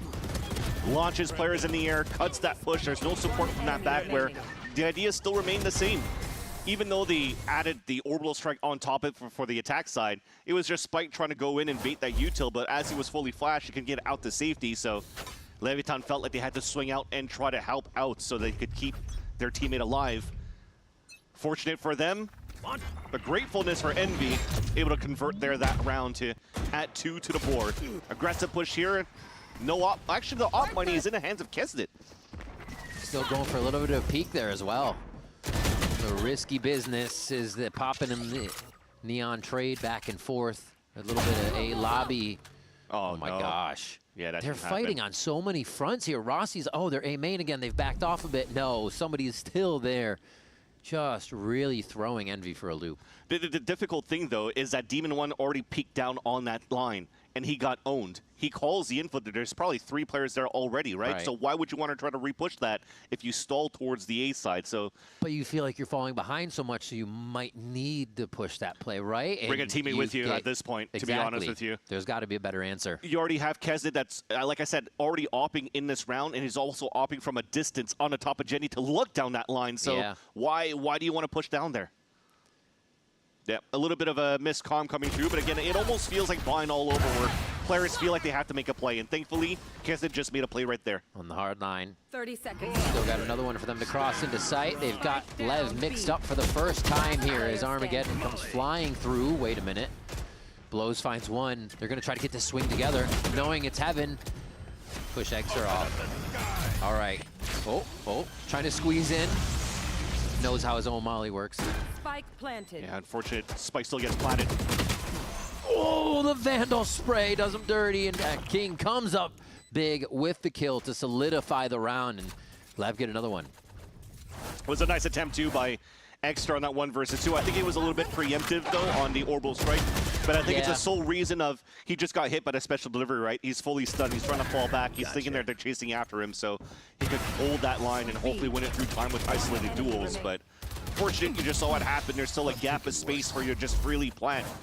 And as you block your own vision and your own path of way to move back into the B site here with your own orbital strike, very hard for you to try to win. So as it looked very scrappy and very doable for Envy on that previous round, they're already back on another eco here, and Leviatan are just, back in the comfortable lead in his driver's seat. The win-loss money reset is painful for Envy to come back here. They are going to retake this space, but they decide to slow it down. Neon just traverses the map to get back to his team for now. Again, they're really going to go to the opposite site again. Lev is just free sites all map long. Spike's going to be able to tell him that soon, too. Yeah. But it's him, first one, able to just dash away freely, calls for the help, and now everybody just seems to fight. Oh my gosh. Too easy. And now they don't even know if they want it. They said, all right, there's a push there. We either go in as a team or we wait it out. I'm almost seeing what's really happening for Leviathan on every one of these opens. It's always most of it on one side of the map, right? So if it's north side, then it's 4-1 on that side. If it's east side, then it's 4-1 across the board. But there's never really somebody in the other opposite quadrant. Just because when Leviathan starts to go for the explosion and the one that's actually running util, for example, smokes or something like that for Neon, he's going to be the one watching that flank too and just cut those rotates. Nice flash, yeah. Really quick, but there's so many people, too many eyes, somebody playing anti-flash. Again, the answer for everything. Yeah. And that was going to be tough anyways, but... Not the best weapons. Lev do it clean, yeah, exactly. Like Lev always having a bit of an advantage, and they know in the situation. This was crazy. They went so slow that they were able to react to this as well, so it played right into their hand again. One enemy remaining. Flawless. Jeez.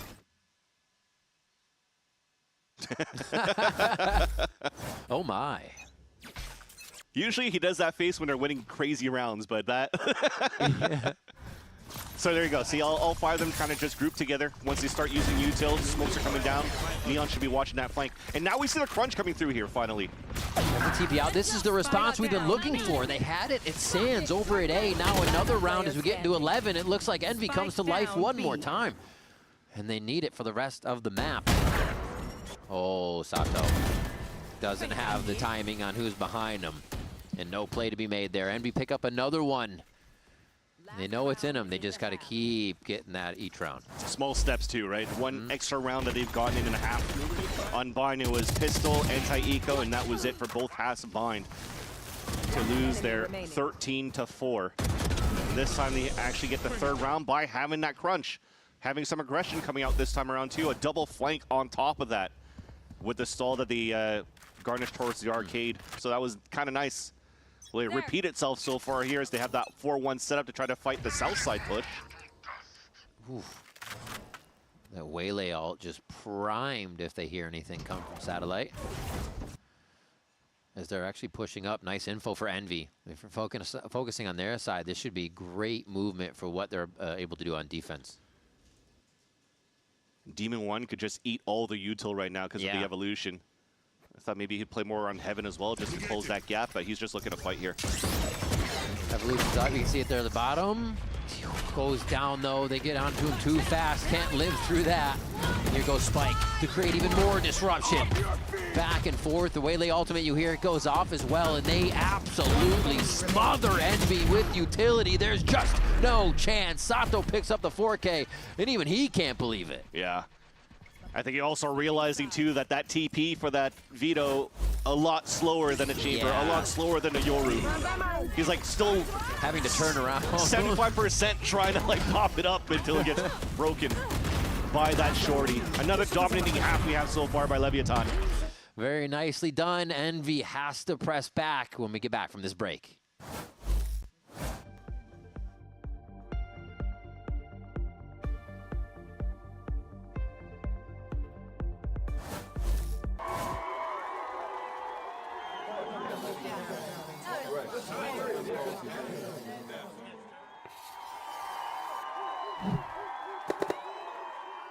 Red Bull gives you wings.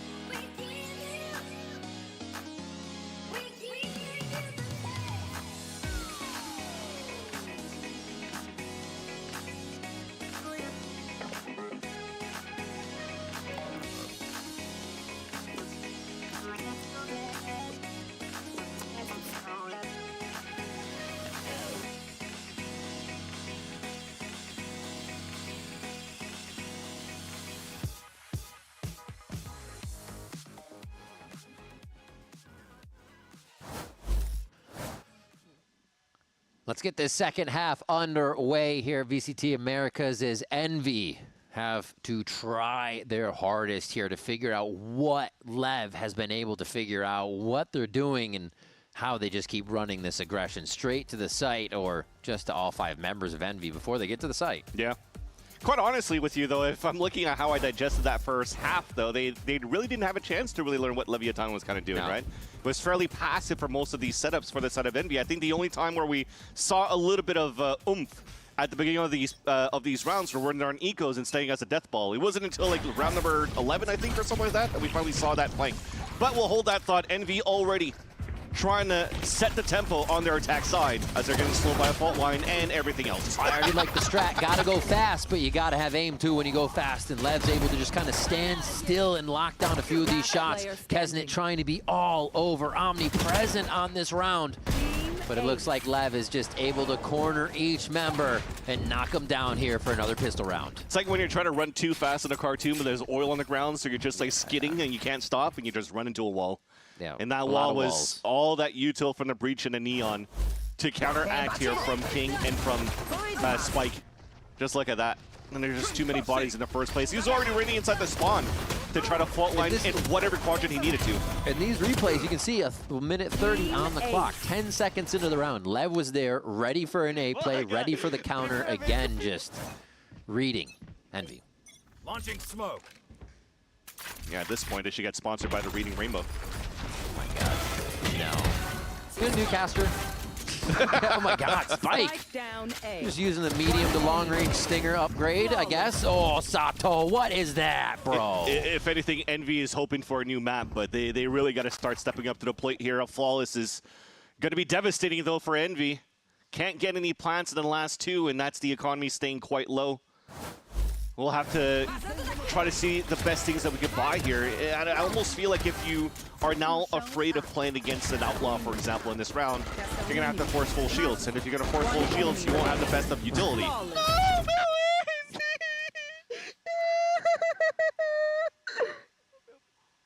Yes, I stole his ace. That's vile from Sato. Oh my God. And look at what I'm talking about here. The util, you don't have any walls right now for Kesnet, which is actually quite crazy that they're going to go to try to play that strat, to try to move in as a team. Well, actually, you don't need to. You already died. They are enjoying themselves thoroughly right now. Just kind of making these plays. Spike in and out for one. Says, no, there's nothing more to be had here. Where can we go now as the team and just kind of jump around even more? They clear long here with the drone, give that position over to Spike, and they just set defense back up here. And really, no ground has been gained by Envy. Yeah, now it's just the highest priority to try to keep Extra alive as well, because you only have 2 smokes left, and that's all you have to go for the exec. You would have loved to keep a wall or have a wall at least in that round. Like I said, Keza didn't buy one, so you could actually split the site and have teammates follow up with you. Now they also lose the tip of the spear, so what could Rossi really support here as this breach? Nothing. So they have to walk contact. They're getting spotted. You could catch some players off guard, and they might get toppled down fairly quickly now. Really clean by blows there, not giving up too much. Saying like, oh, there's 3 there. I don't need to re-peek. Backs up. Envy's still trying to reach and grab for the straws. Which member can they get first? And they're going to go for blows. He can't get out of this one now, right? He can't get out of this one now! Blows stays alive as Spikes and comes over, helps from over the shoulder, pie to the face on Envy, and Lev get to match point. Pie also for Rossi. 3-14, unfortunately. No. Yep, it is. That's freshly baked. Oh, man, but yeah, you're right. The fact that he's still able to survive that while he's fully stunned. Oh, my God. Damn. Just Goomba stomped him. Oh, man. It's hard to make something out of this, too, and be hopeful for Envy in this series, but it has definitely been one-sided throughout this whole game. Now it's glass cannon rifles, whatever they could do here. Waiting. It's the first time they really don't have to meet Lev at the front door. And there aren't too many ults to come back in except for Spike. That's the one to disrupt. That's the one to go crazy. He gets taken down by Exter. So they missed one of those avenues back in as Kesnet also whittles away at the chances for Lev to take the match on this round. Launching smoke. Very nicely by Envy playing this defense calm. Player standing. There it is. Okay.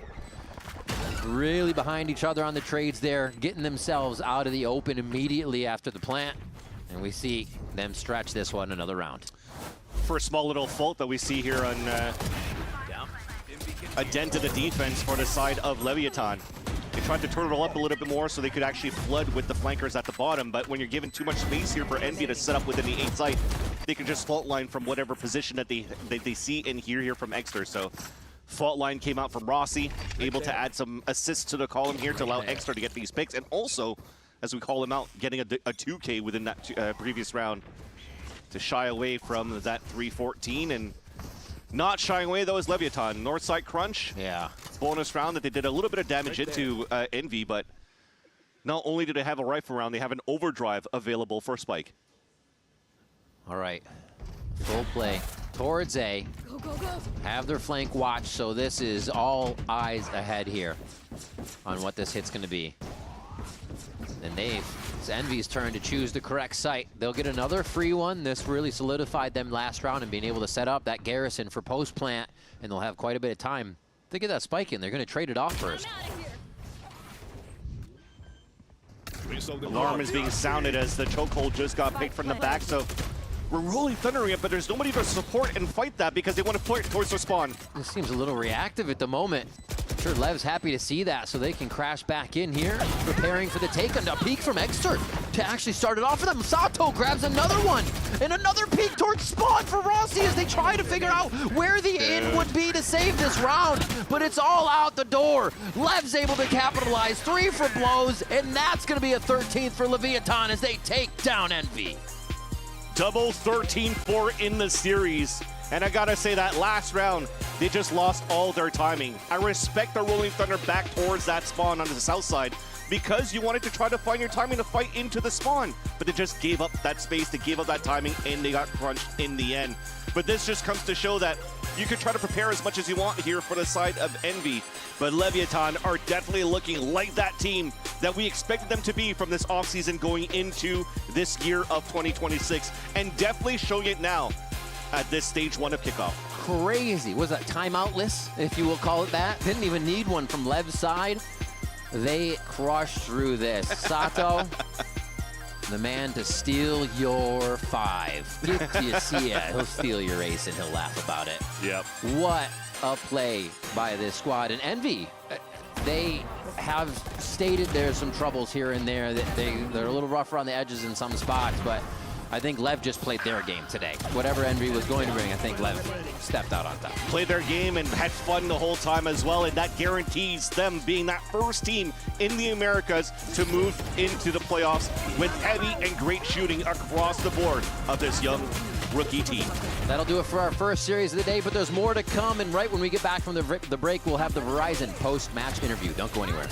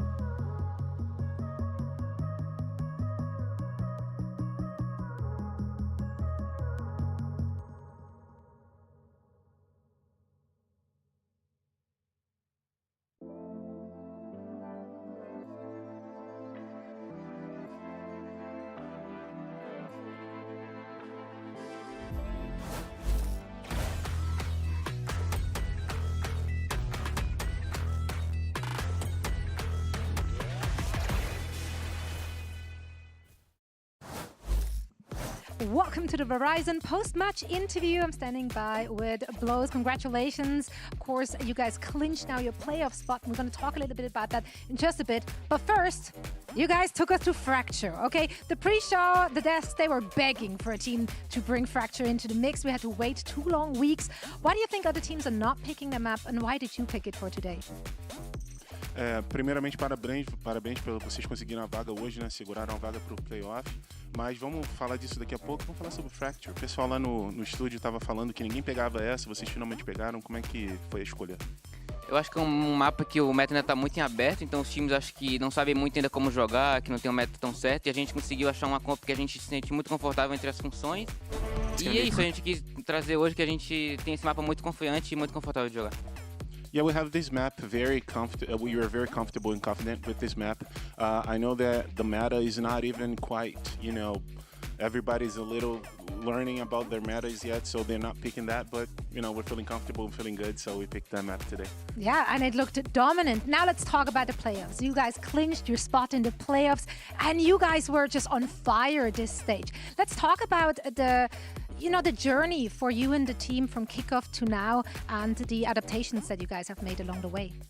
Como é que foi essa adaptação toda que vocês fizeram? O time tá tão bem, vocês vieram do primeiro stage para agora, né, para o stage 1, do kickoff para o stage 1. Como foi essa mudança? Acho que a principal mudança que a gente teve do kickoff para o stage 1 foi que a gente agora tá jogando com o time completo desde o começo, porque a gente tava com um sub e era mais difícil de treinar, tinha que dividir bastante. Então agora a gente tá muito confiante por isso que a gente tá com um time completo e tá sendo um treino muito bom. Oh yeah, we finally have our complete team, right? We are working with a sub. I don't know, it's just things feeling, we are feeling confident with the whole team complete and the work is working.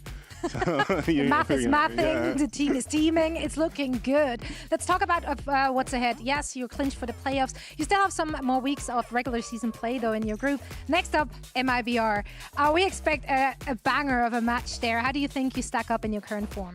Vocês ainda tem umas batalhas pela frente, o MIBR é o próximo. A gente tá esperando um jogo muito bom, eletrizante. O que você tá achando pra isso? Acho que o jogo contra o MIBR vai ser muito bom. Eles são um time que a gente não jogou ainda nenhum jogo, então eles estão muito bem também no campo, estão 2-0, então vai ser um jogo muito bom pra gente e pra eles. Acho que vai ser uma partida muito boa. I think it's going to be a great game for both teams. They are also they haven't lost. They are 2-0, so this game promises a lot, and I think it's going to be fun to watch. And we're all looking forward to it. Thank you so much for joining, and best of luck in that match. Thank you so much for the translation. Now back to our desk to break it all down with 2 special guests. And our special guests are here. I'm glad, Satu, you're already getting comfortable with some of the pillows we've got here. We also have some pizza for you to enjoy. Before the show, we promised pizza, a whole pizza party to any team that was willing to play Fracture. And you did it. And you guys did it. Damn. If I knew it was a thing, we wouldn't have done vetoes beforehand on with the team. I would just say, please just go Fracture. I want to eat pizza. Yeah. I mean, it seemed like you knew that pizza was coming in because you crushed through that game so quickly. That was the fastest recorded match in America's history. Not just this year, literally ever. Did it feel that quick as it was going down? It felt very fast, I can't lie. Yeah. Because also it was in Howling Abyss. We usually do the walkout, you're preparing for stage. Here we just you go straight to the game in Howling Abyss and just straight domination. Yeah. Also, Sato, for you were playing the Waylay on Fracture. I didn't know if it was gonna be Phoenix, if it was gonna be the Neon as well. I was saying that last time that Liv played this map, King, you were actually playing the Neon. So how's the Waylay? Do you still like her? Yeah, I mean it's looking fine. It's looking fine. I still find it pretty strong right now. I feel like it's a good mix between Neon and Waylay. I feel like they're a really strong duo right now, and yeah, having fun. Do you think King should be playing the Neon? 100%, yeah. I mean, those were some dark times. Yeah, dark times. We don't need to revisit those. Look, it's all looking good for Lev right now. So we're gonna keep it fun. We're gonna play a game here. Blind rankings with ultimates. So basically, if you guys don't really know what's going down, I have 5 different ultimate abilities for our agents in Valorant. You can enjoy a pillow too, Dan. It just spawned. It just spawned in there. That was crazy. But I'm gonna give you 5 different ultimates, one at a time. You have to rank them 1 through 5, 1 being the most powerful, 5 being the weakest. Both of you jump in here because the first one is Brimstone Ultimate, 1 through 5. Where do you want to put them? I would say it's like we have to agree, right? We have to like. I mean, if you want to take charge and decide, go for it. I want to talk with my boy. I'm just gonna say Brimald, it's pretty strong, but at the same time, there might be something stronger. I was gonna say 3 too. 3, okay. We can put them right down in the middle there. Keep it balanced for now. What about Omen Ultimate from the shadows? You know, it can, you know, sometimes bring around, but like most of the times it's just like a repositioning ult. Doesn't really do much. 4, 5. Yeah, I mean you can do some set plays with it. Sure. I'll put it at 4. 4? You think there's worse ults out there? Yeah, I'm expecting Vito ult at 5 okay. for sure. Okay, we'll see. What about Neon Ultimate, everyone's favorite judge abuser? Bro, I think it depends on the person that's using it. That's so real. I mean, for Spike. I'm ass at that ult. With you, it's a 5. Who's it a 1 for? Spike. Do you put it at 1 or 2? Let's put it 2. I Play it agree. safe. Let's Play it put it safe. two. Play it Play it safe. safe? Okay. Yeah, okay, I like this. We're going through things quickly now. What about Sagel? Revive me. Oh. Fuck. That's difficult because it depends how much you either 1 or 5. Yeah. It all depends on who you res. Like if you res also, me, that's a 100%. But it depends on the last one. Like we can get the worst ult in the game, like Vito ult, or I mean, I don't know. You want to take the risk? I feel it in my gut that the next one's gonna be strong ult. You feel? In my gut. Okay. I hope is Vito. Okay, let's go 5. I hope. Okay. For 5. Revive going in last place. Well, the moment of truth, the final ultimate, Viper's Pit. Number 1? Oh my. Is that honest? Oh, we're terrible at this We're game. ass. Yeah. Let's go Terrible. number 1. Where would you put Viper's Pit compared to these if you knew in advance it was going to be last? Okay, I would put I think Omen ult last. I would put definitely. What was the first one? I already forgot. It's Viper's Pit. Viper's Pit. Viper's Pit, Orbital Strike, Overdrive. I've got them right here. Overdrive first. No wait. Viper's Pit, Overdrive, Orbital Strike. Is from Viper's Shadows. Pit actually the best of this list? No. Wait, which would you say it's the best? I'd say it's Orbital Strike. I also agree it's Orbital Strike. Brimstone ult. The first one. Well, you know, that's why it's a blind ranking. You can't win every time. Yeah. Maybe next time. But it's been a great might be start of terrible at stage this. 1 for both of you, and you've still got a whole day ahead of you with how quick you wrapped that one up. So we're going to say Insane. goodbye for now. Thanks so much for joining us. And for you at home, don't go anywhere. There's still one more match on the way after this. It's going to be exciting. We're playing against Loud. Stylistically, I think they play pretty aggressive.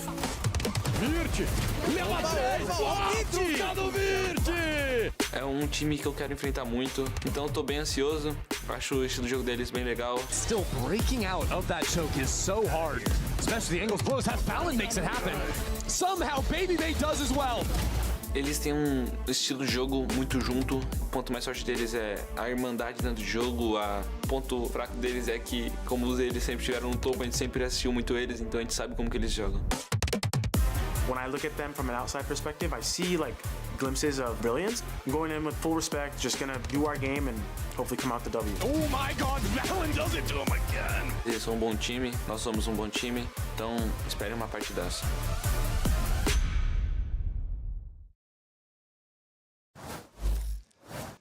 Welcome back to VCT Americas and our second match on this Friday. It's G2 versus Loud. Ender here, back on the couch with Athena and Dryad. We got our pros out of there. They're going to enjoy their pizza because we get to enjoy this great series. We're going to start it off with a side selection skirmish. Jogamo and Luke Show. Call it now. Who wins? Luke Show. Luke Show. Wait, Whoa. that was so quick. Hold on. I believe. Do you know something? No, but Luke Show's the GOAT. All right. Oh, you're saying Giacomo is not the GOAT. I can't believe you just said that. That's pretty offensive. I can't believe you just said that. I'm going to say that Luke Show mechanically right now is definitely top 2 in America. Do you respect him for taking the off in round 1, though? It's probably a gentleman's agreement. They've been doing It was probably. Oh! I'm not sure. I'm not sure if it's gentlemanly. I like that he's updating his team. I don't know if That's he's throwing great. up the 2-0 or G2's 0-2. I'm not really sure. I think he would. That's messed up. I Actually. think he would be smiling. That's worse than. Oh, he's just owning. I respect it. Luxio on the Clo, but finally Jogmo gets a kill for himself. Yeah. I really do appreciate him keeping us updated. That's cute. It's the little things. It's because his team is watching. It's really cute when the whole team just sits there and watches. Oh, they're all on the other side of the camera right now? It's really cute. That's great. I love it. Well, it does look like Luxio's the GOAT for now. Unless. Unless. Oh, they're coming back. That Pixel is insane, bro. If Jogmo doesn't come back here, is he going to be out of his mind? Luxio's going to be in his head, dude, crumbling in the real series. Well, it's a 5-2. There's Just no like that. chance. Look at Jog. He's the chillest man on earth. Yeah, he doesn't care. He is unbothered. He's like, you might have won the battle, but I'll win the war. Wait, what? Huh? You won the battle, but the war is the series? The side What are you selection. talking about? What? Oh, Sorry. you You think that Loud are gonna win? Ooh, yes, of course. All right, we'll get to that later because last year we saw G2 win 3 straight trophies in America, and now they're facing the possibility of 3 straight losses, potentially even dropping out of playoffs contention. This is what their schedule looks like. They've got Loud today, Envy, and Cloud9. These are the teams that start off a little bit weaker, but if they lose here, it could be dire. I mean, this is looking really rough. They played arguably the 2 hardest teams that they have in their schedule already and lost 0-2 to them. I think it's a little bit of a motivator for sure because they need to win this next one in order to give themselves at least a better chance of qualifying for playoffs. And I think versus Loud, when you're looking at G2, you're thinking, well, this team is really good at playing standard, playing by the book, having that really patient play style. And for Loud, they're just a little bit more of that wild card beat. So I'm kind of interested, but I really think that G2, they need to lock this in for the sake of their mentals as well. Definitely. I mean, there's been situations in the past too where we've had strong teams lose these early games and all of a sudden their season disappears because it is only 5 weeks of play here. Dan, what can we sort of expect from G2 trying to bounce back here? Because it's not going to be easy going up against Loud. I think they're going to be changing things up. I feel like that's what needs to happen. We talked about how they've been playing a little bit of the Harbor and a few of the maps, how they've been playing, for example, on Breeze, the Harbor without the Viper. Little things that I feel like even if I see the vision, it's not really working out for the team. It's not really working out to set up Leaf, for example, for success. So there's some pieces that need to connect, and I feel like just a few changes should be enough. Yeah, I think changes on the other side important as well because like G2, Loud also had a disappointing week 2 where Luxio and Darker were completely shut out by MIBR. Oh yeah, it felt like they couldn't get a lot of those openings that they originally got. And Darker, a lot of the time he was getting those lurks, getting those timings, were just being really annoying in the post-plant situations, clutching up. But it just felt like he couldn't get the ball rolling. And I think for Luxio as well, he got a lot of those picks and got a lot of those kills, but I just didn't see him clutching out like he normally did. It was pretty tough. I think this is really uncharacteristic and not something that we were expecting, even if we expected the result a little bit. Surely. Whoa. I can't talk for myself, honestly, this time around. That's crazy. But at least we expected Luxio and Darker to get more value, especially because of how consistent they've been last year, this year, even when things are going wrong. I don't think that should be the case anymore, but it was tough. It felt like they were always consistent and always top fragging. And yes. And one of the main reasons why I was saying Luxio in that skirmish is because Luxio, he by himself is one of arguably, I would say, one of the best aimers mechanically when it comes to Americas. He's just always been so good at getting those picks, getting those kills, even the ones that look kind of insane. And so I feel like, you know, going into this, I'm hoping to see them just kind of back on the roll. And that's a really cute picture. Insane. Wow. That is really cute. 2023? With the guard jersey still on. Crazy. Absolutely wild. But I think despite G2's record, they're still going to be the favorite going in here, No, right? they're not. So, sorry, wait, no, they're not? No, they're not. According to who? Where's the board? Where's the board? I've been cooking. I've been cooking recently. I've been thinking about it. Everybody was making fun of me because I picked Loud last week. And let me explain this. They're still making fun of you. Why they're going to win. First of all, let me... Where did you get the laugh go from, bro? Number one, let's think here? about it. Loud. What is loud? Loud is sound. What is sound? Energy. Energy? Who are they? The champions of last year. Oh. So Loud are the champions of this match. I don't think I really want to hear any of this, Dan. What is I'm sorry, we win? have the first 100% when they win. The first this round's ready in just a minute. Uber White are going to be on the other side of the mic. You're going to have to stop this right now. We're because undefeated we against have you too. VALORANT to play. Don't go anywhere.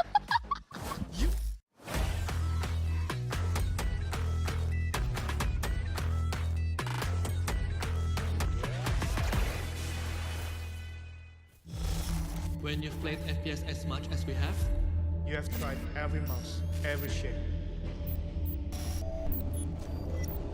And we know shape matters. Shape is king. This one has both our experience, our family name, the next piece of our legacy. Built for the big stage, for the biggest moments. The Susanto Brothers Mouse.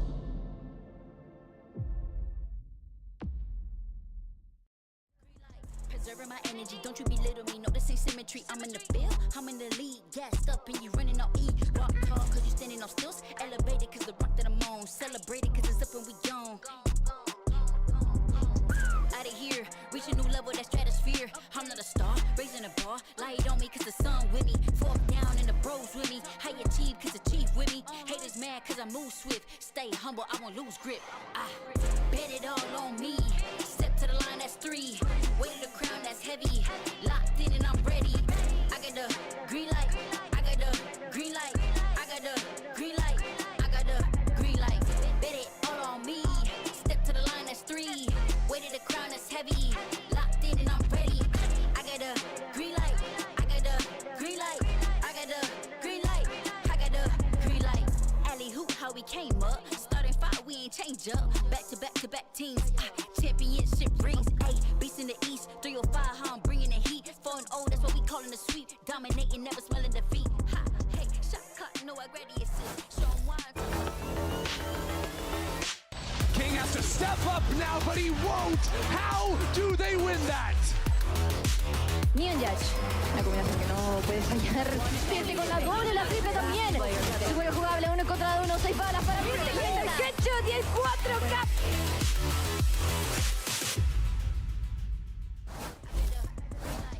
Folks, you would not believe how many times he adjusted his casual pose before the cameras came to us. Welcome back to the couch. I'm just trying to be chill, man.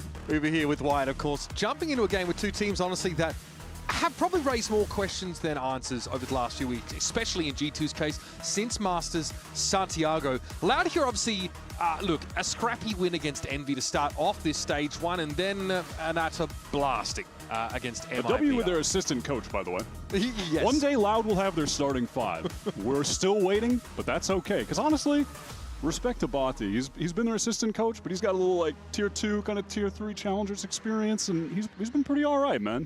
I think he's, for the expectations, he's been meeting them. He's been contributing. I do want to say that we're getting to the point now, though, when we're looking at London very closely, and we're scrutinizing these two teams whose prospects of attending those events are in grave doubt, let alone playoffs at all.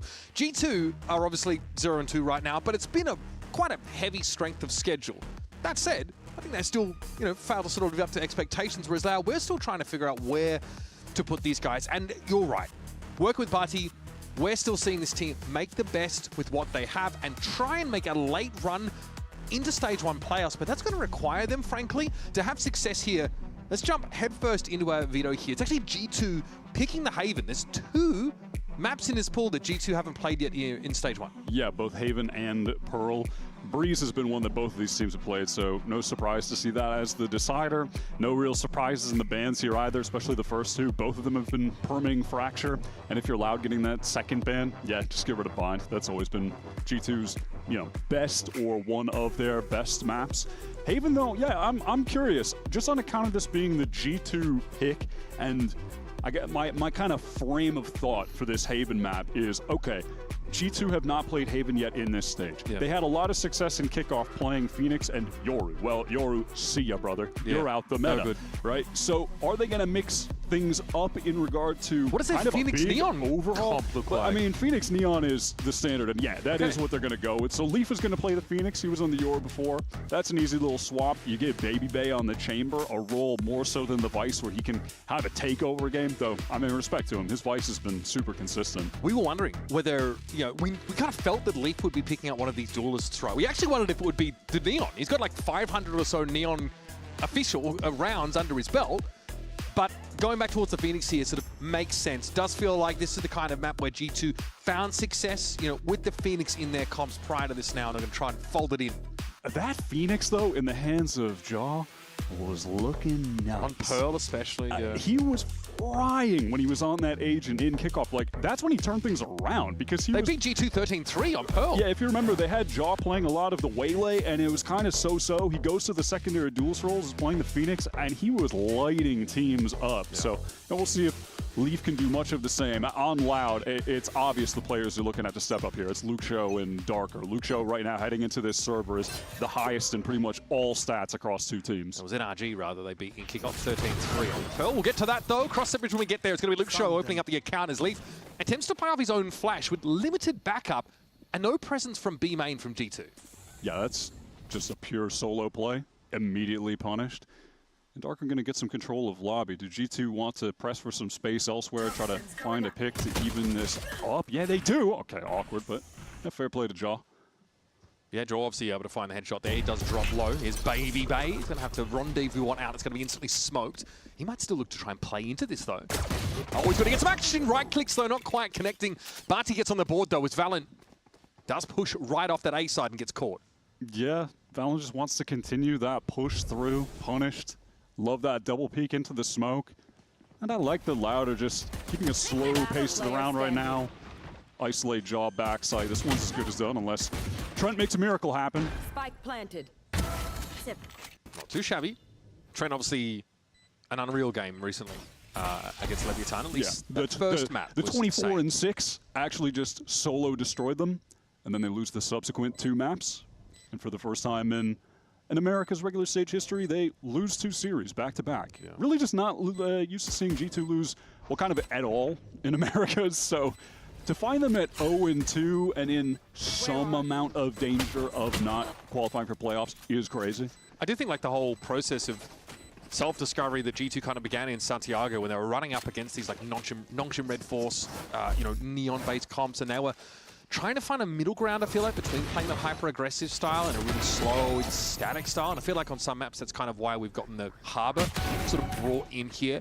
Still trying to carve out their niche. Yeah, it's not a fully refined idea, though, right? So it kind of explains why we see some up-and-down performances. And the road into playoffs for G2 is a little softer than their one up until now, in fairness. Yeah, they play the 2 other best teams in the group. So, honestly, I think everyone's just expecting them to bounce back. Still feels like they're a favorite to make it into the playoffs despite not having a win yet. Let's see what they can do on this eco round. Looks like they're just set up for a simple flash, dash kind of play with the neon out.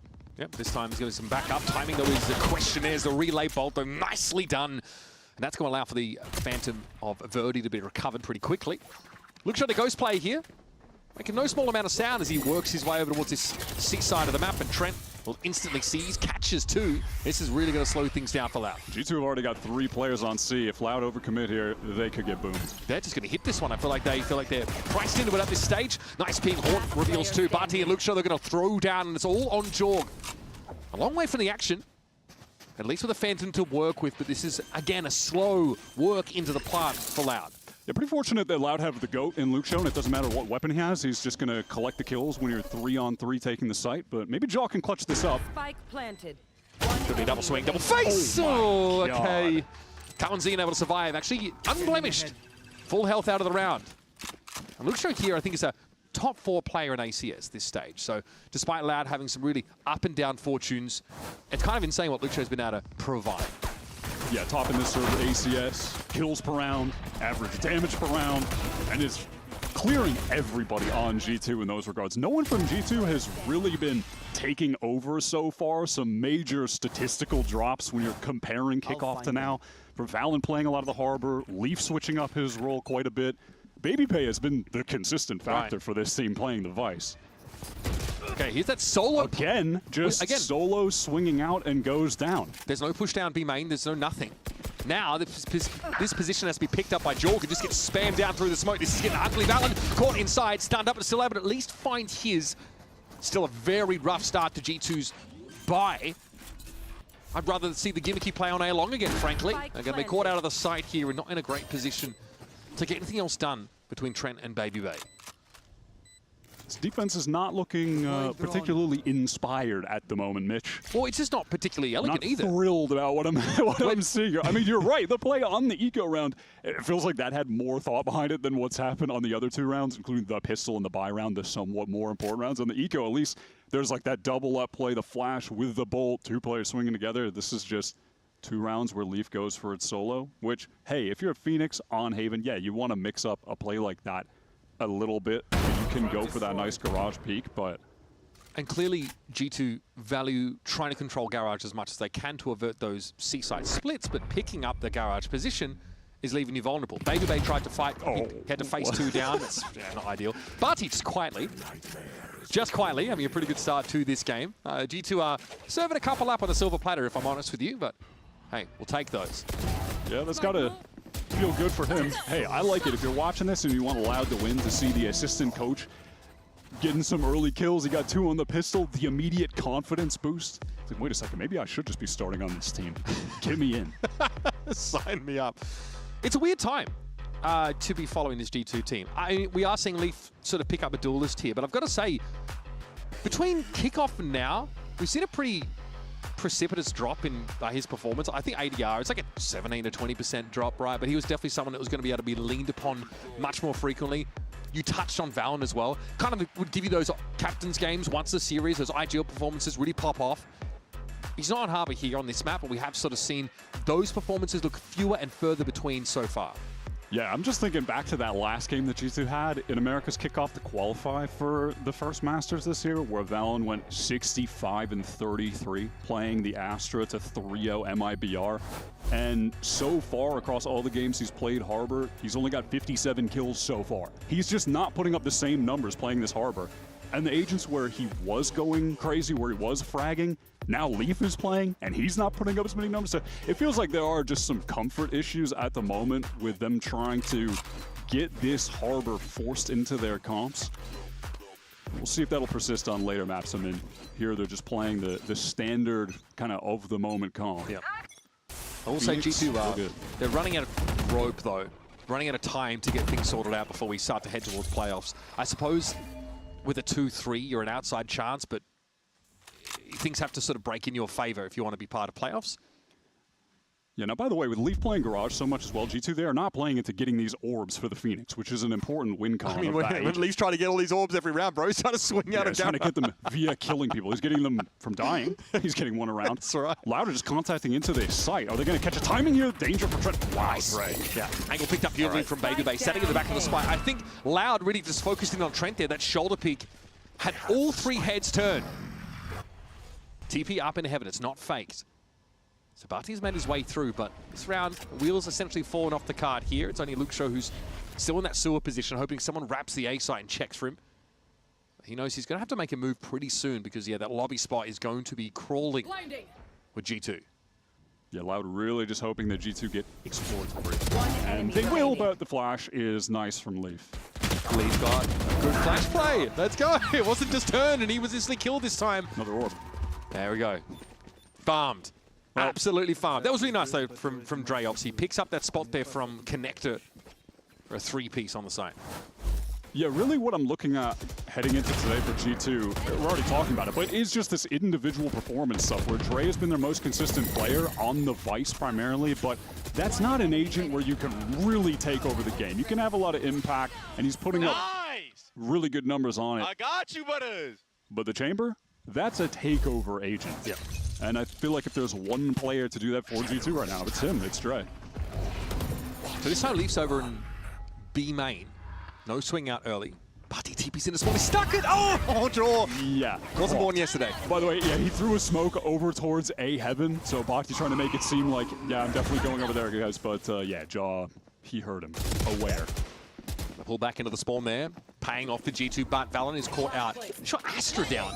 So your stall potential really very limited now.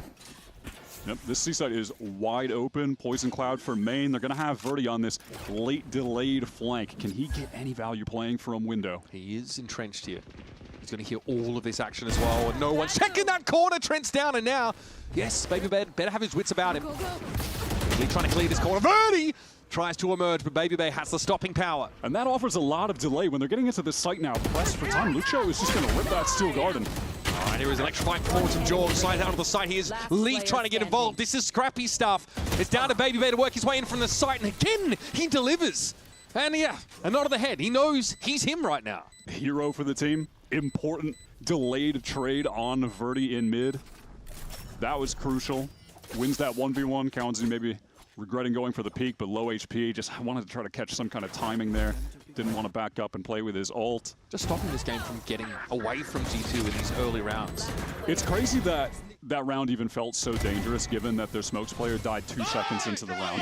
We're still in winnable position. Like, I'm still a little nervous for G2, not gonna lie. Yeah, that one's gonna get some wind in your sails now if you're G2. Another one of those buy-up rounds for Loud, falling flat. But now Odin in the hands of Kawanzin. Hannes Fury at the ready. And of course, we have a judge in the hands of Baby Bay. What's he going to do? Play at a mid? Now, Leaf might actually have someone to play off him. Because he's conditioned the whole solo flash and die thing. G2 have some great ults for a retake here, including Leafs, Nightfall as well. What's nice as well, when G2 have this chamber, they get their best opper on the op. Yep. Opping on Vice, not ideal. Yep. So Baby Bay can take over with that weapon. You've cursed him because he's missed, but here we go. Luke Show starting to amble his way over towards C long, and Valorant's crept up again. He's in an awkward spot. This guy is just him. He's already gotten a number of high impact frags to just crack open one side of the map. Jaw's going exploring on the same angle. This could be, I mean, he really needs to double down. What's the timing looking like? Not bad, but not quite good enough. Leaf now aware that they're coming for him. He'll hear the neon cross and get ready. What's he got to work with now? Barney's going to show his back. Trigger discipline? Yep, it's there in spades. Unfortunately, the spray transfer not quite as much. It's even in numbers now. Luke Show a little bit low up on that side. Decayed down by this Nightfall. Prowler in is able to avoid it for the time being. There's still no plant. There's some stall here for G2. Trent just takes a fight. No health. Luke Shaw has 4 kills on the round. And Baby Bay misses another crucial shot. What is going on? How have Loud emerged with that round win? Luke Shaw is just actually goated, man. He's insane. He gets the crucial opening kill here, down to 47, gets the trade, eats a bullet to the body, and then he just swings, gets the trade, swings, insta. He's decayed to 1, bro. Unbelievable. He is unbelievable. Like, it's so basic to say, but in a meta where we're seeing like very consistent comps, constant mirrors, obviously it's, you know, a little different here, but this is a pretty classic Haven comp, Louder playing just with the Vice instead of the KJ. Like, so much of the game right now is the micro, and if Luke Show and Darker are just on point, they could take over, and that could be the catalyst of a Loud upset win. Okay, Joe runs in there with the rifle. They're going to find his. This is a bit uncomfortable for Trent, but Leaf was able to swing off that. Look at this emphasis for G2 over towards the A-long part of the map. But with Bati down, that is an Omen off the table. Hannes Fury still active here, and okay. We're running it back. He just, yeah, finally has an opportunity to use that ult, but all of Loud have run away. This timing from Luke Show is beautiful as well. He's so deep there into connector. Trent not ready for it at all, and yes, some information gained off that runner back, but Leaf didn't have the chance to throw down. B-site secured. Now, mind you, this is a post plant without the attack side Omen. Prepare yourself for cringe, Mitch. Look at Kawanzin. He's got the ult, he's got the Odin. It's planted for a window. He is ready to spam. Yeah, straight through that Viper's pit. Hannes Fury as well. Should he even need it? Baby Bay's going to make his first foray out of Garage here. Potentially pinched, but I don't think, yeah, there's any presence in mid-window right now. Okay, gets a better of Darker into the side, but goes. Kawanzino emerges, ready to play off this post plant. Leaf here has to get rid of the bolt, and here's that Hannes Fury now being sent off. The sound cue is more than enough to spur Kawanzino into action. Leaf is going to get blown away by a light breeze at this stage. He is that low. Kawanzino with a shock dart to the side. It misses. The Odin does not. He has 3 different ways to play post plant there. One of them has got to work. Beautiful. The exact Valorant you want to see. The optimal cringe maneuver. I mean, but look at this. By the way, again, Luke Show, they're down a player. Just walk forward, gets the perfect timing, evens things up into the 3-on-3. Like, I'm not mad. When defense side retake comes from push out of Garage and that's all you've got, because Luke Show pushes into connector and finds that early frag, gets so deep, then you should be winning that round. This is a map that Loud did test MIBR on. They got 10 rounds. Typically, I feel like Loud have been better on defensive half so far on this stage, and yet they're up 5-2 right now on attack. They're going into this A execute. They have the Steel Garden. Verdi can just pop his ult, start running around and being annoying. Eyes on Captain here. VALORANT has had a slow start. Look at Leaf. He's pushed all the way down into window, and it looks like Loud want to double back, at least for a moment, to re-clear. He didn't flash out this round, though. Is there any info to be gained here? The noise cut from Loud. Oh, yeah, I do think Leaf has heard a bit of this. Oh, he is in a perfect spot. No one's there to play off him, though. There's no crossfire potential here on B, so Leaf has to be careful. Going 1 for 1 is not enough. He's got a gold mine here. Unless they all just go through Garage too early. Okay, well, that's... Oh, the spike! Oh, this is perfect now. Time by Jorgamo's going to the other end of the pincer. Leaf couldn't quite get there in time, though. Georgia straight up loses that fight. Still, the spike, that's the issue. It's on the other side of the blaze wall. Look where G2 are playing from now. They back off it entirely. Steel guarded, because you've got to find something to get you out of this predicament. Yep, Verdi, run in there and pick up that spike. All right. Nice job on the second try. Now they get into this C site for free. They have the poison cloud for main. Verdi can still run around with his ult and be annoying even at low HP. Luxo has another Thorns to delay, so like a bit of decent utility, but really it's just Loud in these weird flank positions right now that are going to be so annoying. And then there's no like C-long control though at all here for Loud, but that's not something G2 are in a position to make use of at all. It's Luxo trying to fight in a garage here.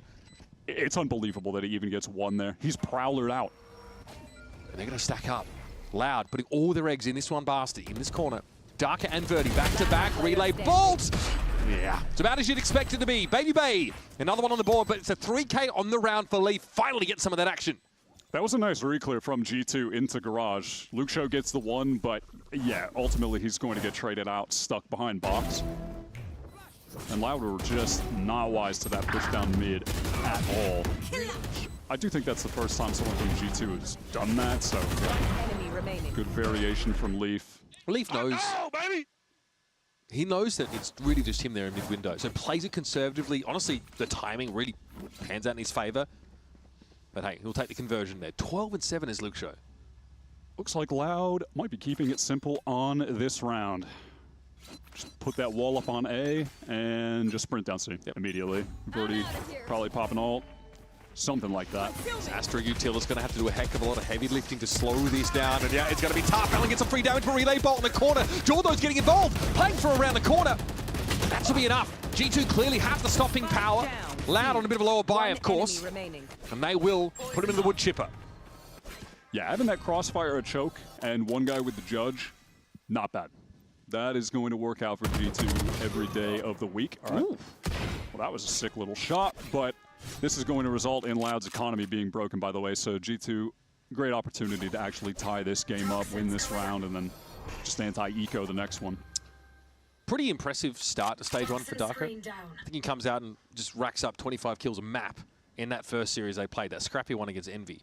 Last week, for the series, 13 kills. A very quiet series. Obviously, you're playing against MIBR. It's a real clickbait headline. Yeah. I do like the framing. Oh, no. Yeah.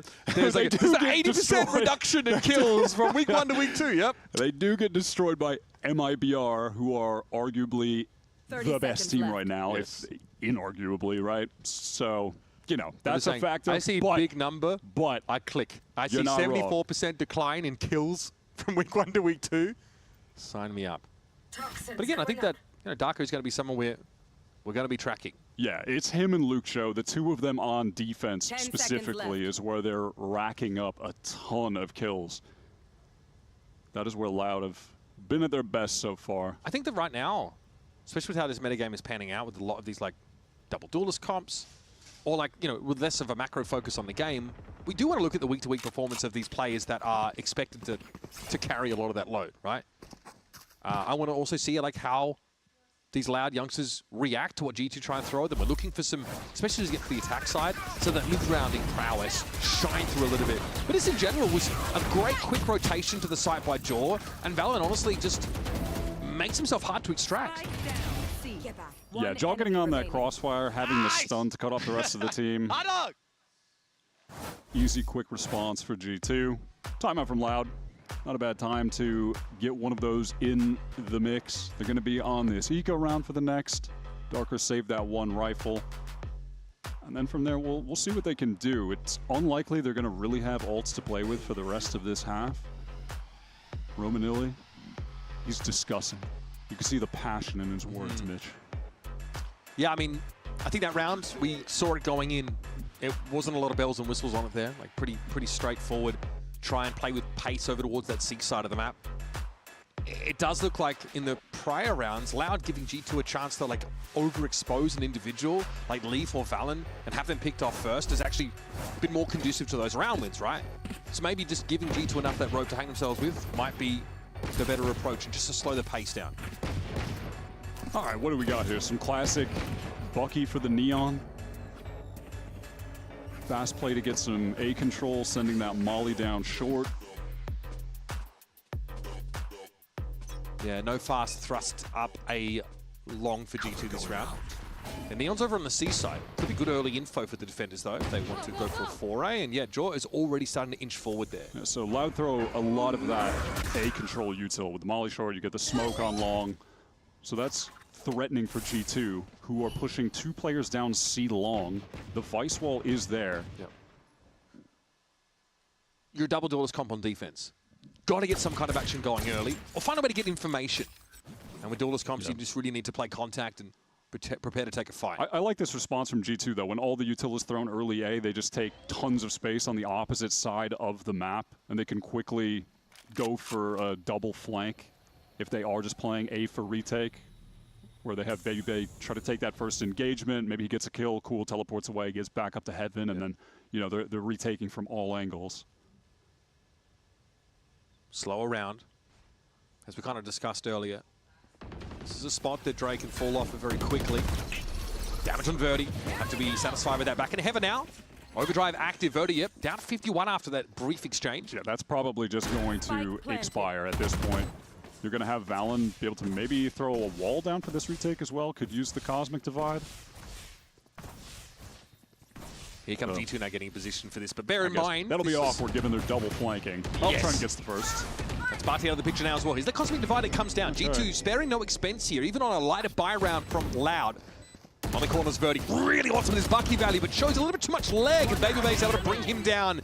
And that's all she wrote, folks. 4 guns carried out of the round by G2. They are back in this game. Yeah, maybe if Verdi was able to get the first with the Bucky, there could have been some danger there, but after G2 realized that all of Loud are pushed in front of the wall because they have to be to fight close at the chokes, those 2 flanking guys, they could just sprint in there, so everyone on Loud gets completely pincered. That's a nice little play. Yep. 1 enemy remaining. Yeah, the double flank came through.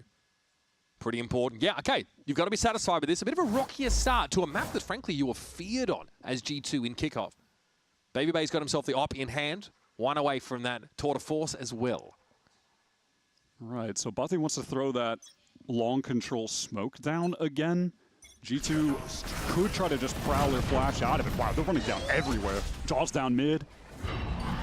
Pressure on A. Now we're starting to see what a Neon Phoenix comp on defense on Haven looks like. And Trey's down C long. G2 just aggression everywhere. They pushed every lane early round. So they got a ton of map control. How did Loud figure their way through? Let's hear. Vou bangar, banguei. Ó, bang Morreu. Acho que a Chamber é C, pá, Luke. Dá pra ir C. Ok, Nian tava meio e Astra devia estar a jogar para o C, ok? Rushou, pera. Spike down, attacker spawn. 1 enemy remaining. Have the spike.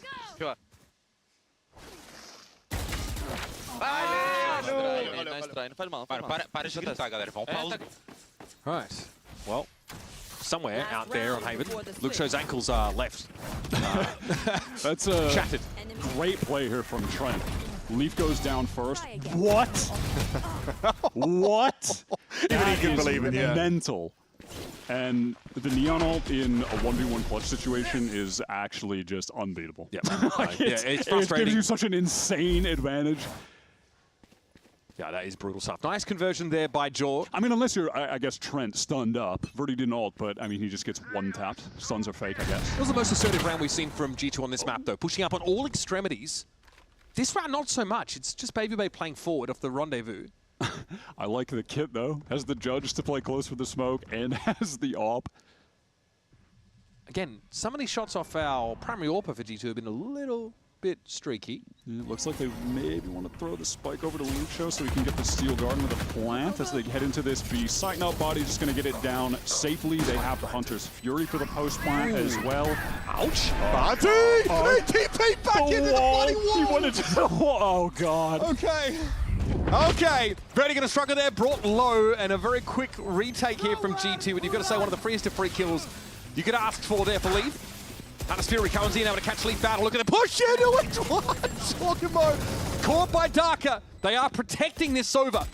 Time ticking. Trent a little bit low for the time being. Kawanzin's Odin is going to work. They've got to push out and take this fight. Kawanzin for 3 on the round, and Baby Bay is just so low. Can he get a touch? He'll be revealed here. Kawanzin can just play with his food before going in for the final chop. Oh, not bad, Baby Bay, but unfortunately, it's just not quick enough. That looked pretty disastrous for Loud. They gave the entire site, but we're losing players while doing it. It's a 2 versus 5. G2, they try to rush them down. No. But while they're doing that, no one is able to get onto the spike. They can't even get it to half in that moment because that ult was coming out with a Hunter's Fury. That is tough. And you can see G2 trying to push into that mid-window position. They just can't get there. It's real ugly in the end. I feel like, based on what we've seen from Loud so far, getting 6 here on attack, not terrible. Their defenses have typically been better, in my opinion. Pretty lively start to this series here between G2 and Loud. Haven, of course, much more waiting in the wings in our second half.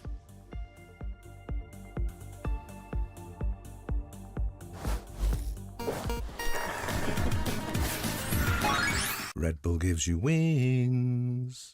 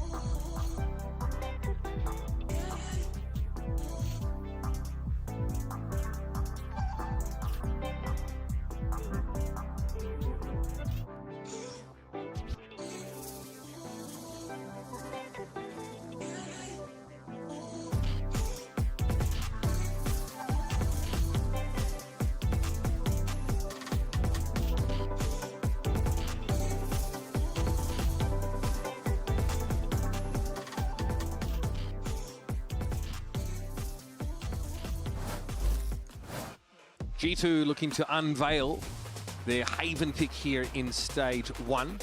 Obviously, in Chile, they were undefeated. Santiago 4-0 on this map. Definitely one of their best, and obviously they bring it back into the fold pretty quickly, albeit with a new look. Leaf is on the Phoenix. You know, we didn't really see him going for those ult orbs on a ton of those rounds, though, Wyatt. He's playing out of Garage instead of maybe on A-Long. Not a lot of A-Long. Yeah, I'm curious to see how much G2 are going to play into that on this attack app, because you do want to just be cycling that ult over and over and over. They're talking about all those wins. Yeah, I mean, Jaws Phoenix on this map was incredible, so I think Leaf is stepping into some large shoes that need to be filled here. All right, there's Baby Bay early, looks over towards Verdi and Co. Let's take a glancing blow. This Headhunter! Okay, just the one. Verdi slides on in. Bandit in the hand. Barty has to try and hold his own. He's overwhelmed in the end. Kawanzin, though, good composure. Leaf is going to be stopped in his tracks, and that leaves the spike out essentially in no man's land. Valen needs to find a creative way to recoup and find his way through this setup here for Loud. Verdi's pushed deep, and Valen seems to have an awareness that the Neon might still be on this part of the map. Relay Bolt catches on, though. Just run. Yep. Just run. Don't take that fight. Get out of there. You got the info on Valen. He can go meet up with his teammates. They can play around the spike that's down. And this one should be pretty short-lived, as Valen is going to be swinging into a double face. See, waiting him out, Verdi and Luxo.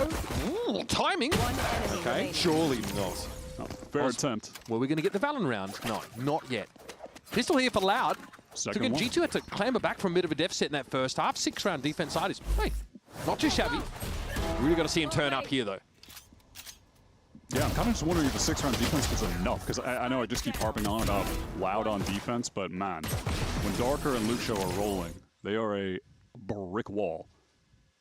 Barty's playing some good Valorant so far, I'm not going to lie. I like that response on the pistol with the double push down C long when they realize that the majority of G2 are pushing through Garage, so they get that isolate on Baby Bay and then keep the C long control. That was a good response. Jaw here, full armor with the Bucky, down to 250. And they lose a player immediately on account of this outlaw. Yeah. Taking some damage. Jorgamo down at 30 armor, 90 health. Here's Jaw! My goodness! Finds himself the one, but that's about it. Classic for Verdi's able to shut Leaf down. And Baby Bay says, guess we'll just salvage what can be gained. Yeah, G2 pause for a brief moment and then just instantly reaccelerate into A. Bati had already pivoted there from B, so there's 3 players locking it down, and all they have is the Bucky to get open. Well, someone just said the funniest thing of all time. Yeah, Baby Bay straight cackling on the cam. I mean, at least the spirits are high. Don't mess with the Someone Botox, being bro. a jokester. Keep a straight face. In fairness, though, look, 15-8's been solid. Even though when we've been on board with Baby Bay, some of those op shots have been a little wayward. Just G2 having to ease into this game a little bit, but at 0-2, coming into your 3rd of 5 games in regulation play here in Stage 1, you're kind of running out of free maps to give. Yeah, we said it at the top of this map, but a dangerous one to pick for G2. Yeah, Loud, they're 0-1 on it, but they got 10 rounds against MIBR in their loss. Yeah, that's pretty good. Yeah, no, we'll call it a quality loss, I think, even though the next map in that series was left a bit to be desired. Okay. Okay, what? He sees his shoulder, man. That is nice. Yeah, and there's Jaw trying to get in there, but even at that, he's so far ahead of the rest of the team. He goes 1 for 1, and no one can really trade. And even when they're trying, they have classics. That's tough. Nice from Verdi. I mean, someone who didn't look super comfortable as a Yoru player in kickoff, though. Jaw's just going back to the Bucky on attack Neon for the full buy round. Yep. Really just wants to abuse this as much as possible. He got tagged up. Shot. Oh, God. Got pinged as well in sewer. Loud are very ready for this. How did G2 fight their way out of this one? Let's listen in. Nice. I'll prowler mid. Hold. Bye, C. 2A, Jake's 2A. Yo, can we plant B? Yeah. We should just speed it up then. Yeah. I'll prowler A-Link. Use util. Walling A-Link, walling C-Link. Heard. He's in. Wait, cancel. Oh, Shrentzel. Then Neon 2. Flash behind you. Yes, both B. Hold on, facing. Both. Back side. Almost. Back side, close right. Show soon. One enemy remaining. He was close right. Close right for sure. I heard him reload. Nice! Yo, I just got full. Nice! Hot dog. Nice recovery there for G2. Just like some solid line holding there down C long for Baby Bay gives him a bit of a free kill. And they're almost trying to call a cancel there on that B side as a Vice Wall came up. Yeah, we're already seeing Baby Bay. Well, we're just a couple rounds in, but kind of getting that similar value to Lucio, just the slow lurking around C, B, finds an opening pick.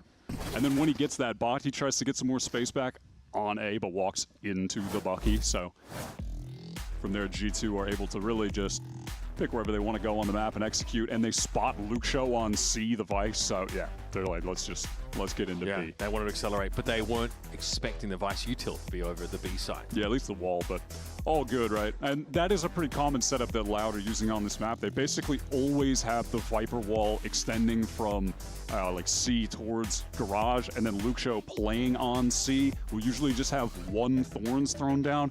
That's just for back sight control. There it was at the choke. But idea's the same. That's a pretty critical part of it. Yeah, just your Vice. I mean, so much of this meta is Vice plays somewhere, slows down attackers. Neon, run over and help. and the death ball comes and they all help the Vice. It's the same idea to the It's Astra, like, right? We saw Valen trying to slow things down on C with some of the util and York coming to its rescue. So idea is the same here. But again, if you're just playing passively on that C long and just getting a pick and then working a different site, pulling the defenders around the map, then that stall plan on C just doesn't really have validity. All right, critical round in the half. Odin picked up for Cowan, Zine off in the hands of Verdi. This is Loud having everything operational that they want for their defense in terms of the weapons, the utility, the setup that they've got with Darker and Lucio towards this C side. B being played for retake, just the wall and the Thorns to slow. Verdi actually contacting up Sewer at the moment, so going to be able to hold that line with the op. That's going to free up the rest of the players on the A side, allowing Cowan-Z to rotate early. G2, 1 minute 20 into the round, have baited out a Thorns and one of the Mollies, so they can get into C now without having to contend with those, without getting slowed down. Backside control, that's the question though. Jaw hasn't found his way in there yet. Relay Bolt, he's hoping they found some purchase, but he's not sure. Into the backside, and there's 3 guns trained at him, and now Trent, this is a bit more uncomfortable. How does he proceed from here? Valen sets up and actually lays the red carpet for the game plan.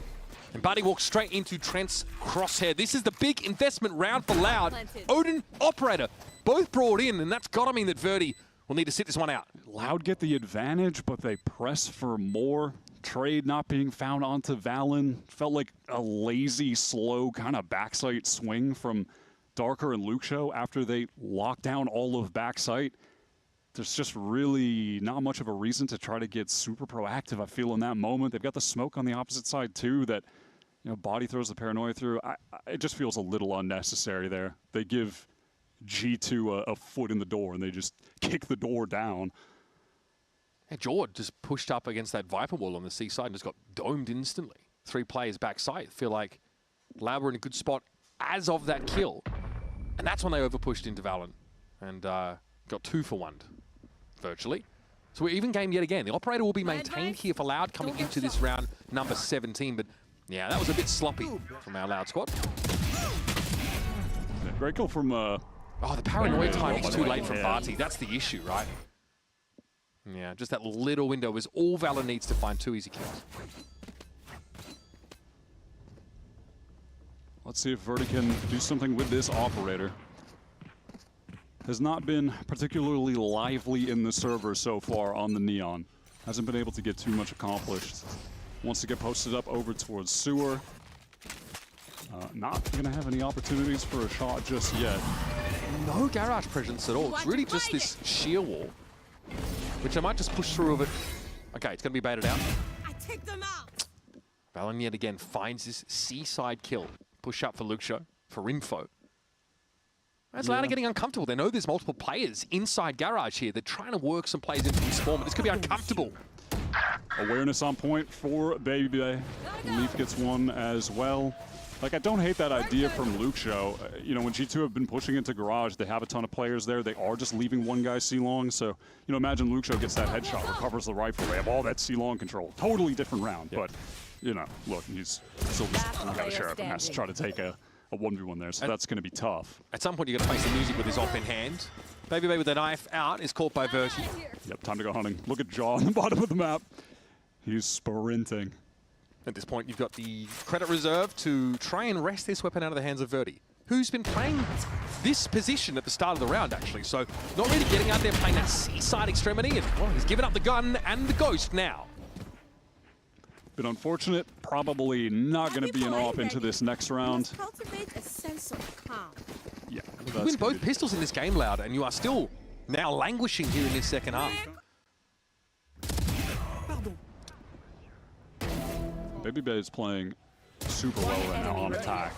He is constantly finding openings on some of these rotating players. That's, I think, the second round in a row. He was able to find the timing on B to cut somebody off.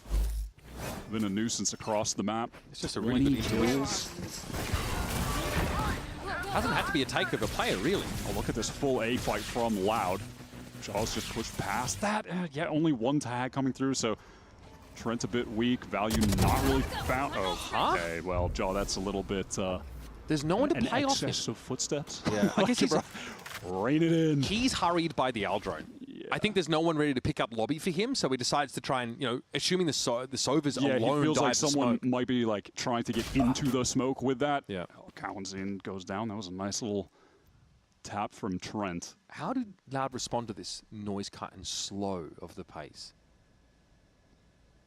They want to just look like they wanted to double up short for a second, but Verdi completely adjusts to backside to pick up long, so Botsy's at least got to get his one here. Joke's over! You're dead! Well, might be hard.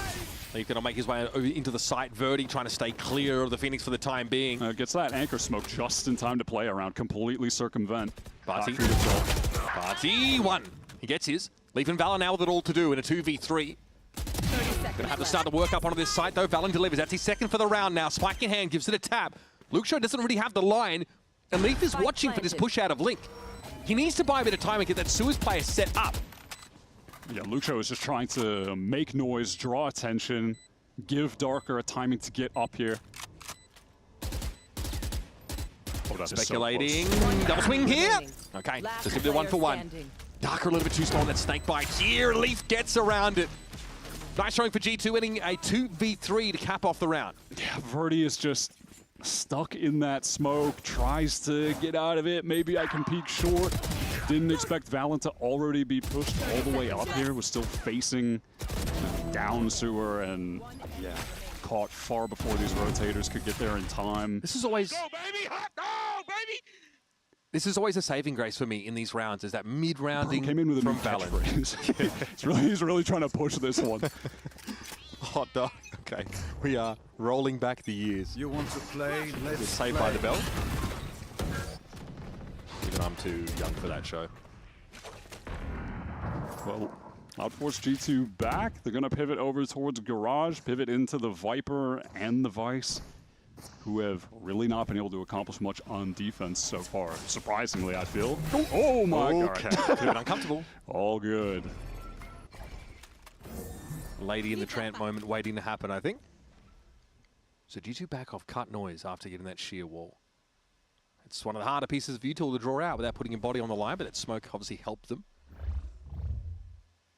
Now that drone is going super deep long. So I think to G2, that's going to imply that no one should really be pushed up close. If they're droning all the way back from site towards long, wow, okay. Baby Bay just getting caught in mid. Verdi is out of there.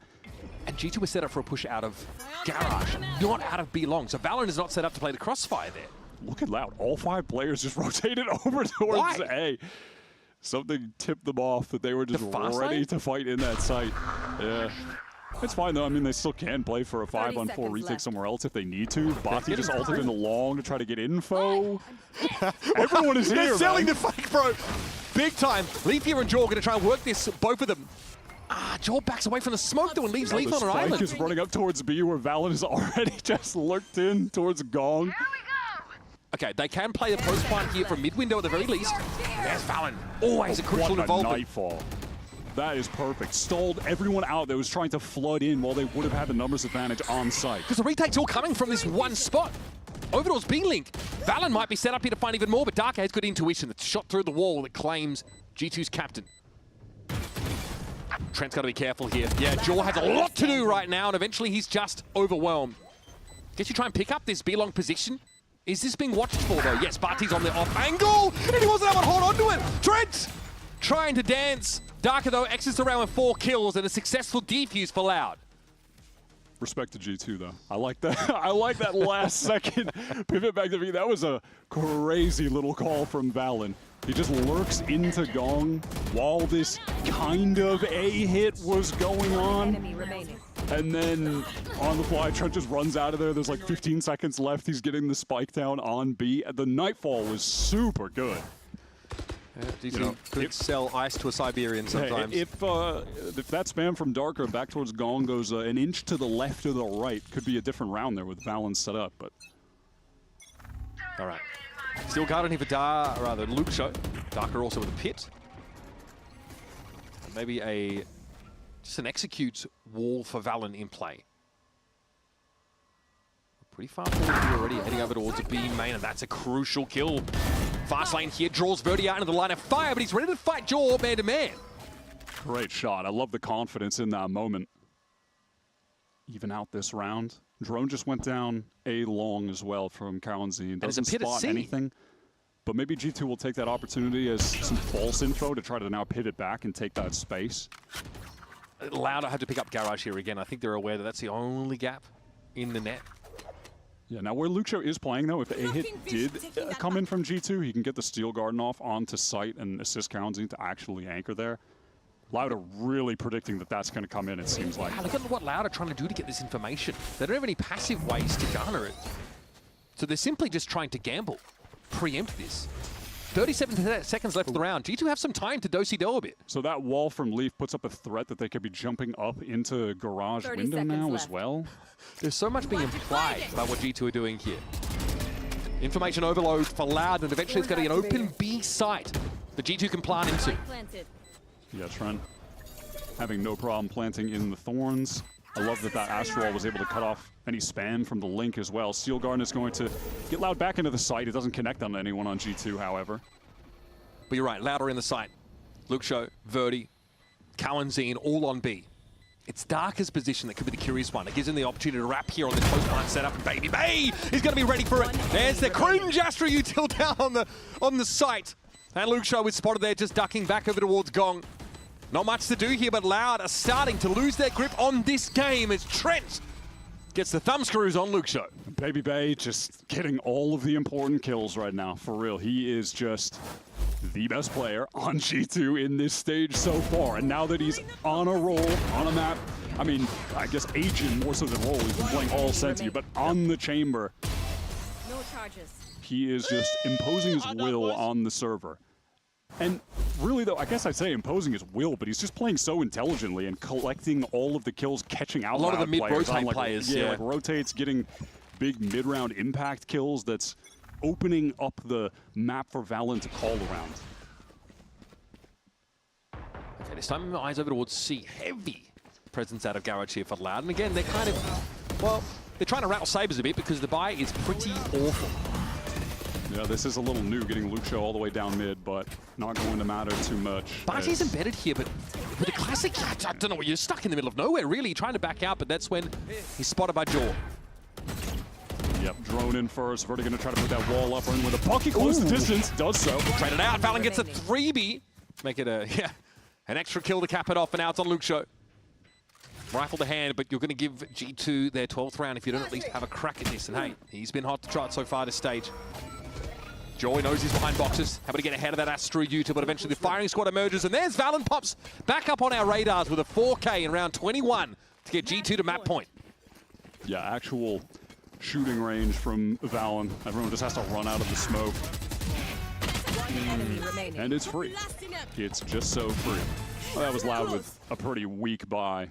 And you have... takes, I mean, that's going to be a nightmare. Yeah, so. they're forced to run into backside with like no util whatsoever. Yep. By the way, this is Valen's best game. Gets back on the Astra, puts up his best game so far. Yep. We're probably going to see return to Harbor later on in this series. Perhaps not on Pearl, which will be our next map. Let's see if it goes the distance. We need to go to Breeze. That is obviously a Valen Harbor battlefield. Okay, ping there on Valen, so not giving away too much info. But we are having a drift over towards the A side by Verti now. Yeah, this is interesting from G2. They just timing out the smoke with all of the players, get short for free, a little bit of long pressure. Counting is so close. They are about to pounce on him. Yeah, I mean, it's pretty ballsy of him to go drone at that close range against a Neon. Yeah, good supportive stun comes in, though, from Verti to keep G2 at bay, so Cowanzine just doesn't get swarmed. But here comes a mid-rounding prowess from Valen again. We have a noise cut. Yeah, now if they go back, they're going to have to spend some util to re-clear. And Loud know that they just want to stack up. They want to push into this. This is super dangerous. Get an Odin on the angle. No good. Another shooting gallery here for G2. And Loud have, sadly for them, let this map go by the wayside. Cosmic Divide in play to allow for a safe plant. And now Darker and Luxo, the two players kind of fated to lead this team, have to go 2v5 for the map. That's a good start. Baby Babe was low though in fairness, and Dark is already off the table. It's on Luxo. Nothing left to do but to do it. Shame. Handles Trent elegantly. That's 2 out of 5, buddy, for those keeping track at home. Back in we go, through the smoke, try and play into the side, but G2 stamp their authority, especially on this second half. Baby Bay leading the charge, but Valen showing us a little bit more of the captain's game we've been waiting for. Yeah, they were able to just effortlessly maneuver around that Loud defense. No impact from Darker or Luxo. They were not able to lock down those sites. Baby Bay was so crucial at finding the impact kills on attack. He was fantastic on this map. I mentioned it in the last round, but Valen has his best map so far of this stage, just getting back on the Astra, his best, most comfortable agent, and he's back just like that. Leaf just flexible enough to play any agent in this game. But I don't know if we're still on that I don't know if we're putting the Phoenix as a headline yet, right? Jury's maybe out still good. I mean, him and Jaw was still just good, so. Yeah, solid showing again. Trent also with some pretty important moments. We're stepping away, but then up next, Ender and the analyst desk are going to break down Haven and head into our second map. 30 seconds left.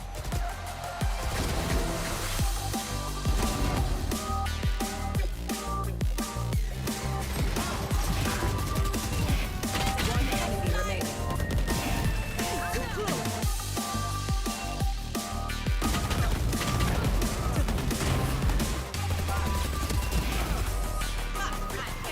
I got you, buddy. Hot dog. Hot dog, baby. Nice. Hot dog. Hot dog. Nice hot dog, brother. Hot dog. God dog. Go, hot dog. Hot dog. I got the op, Jerry. I got the op for you, Jerry.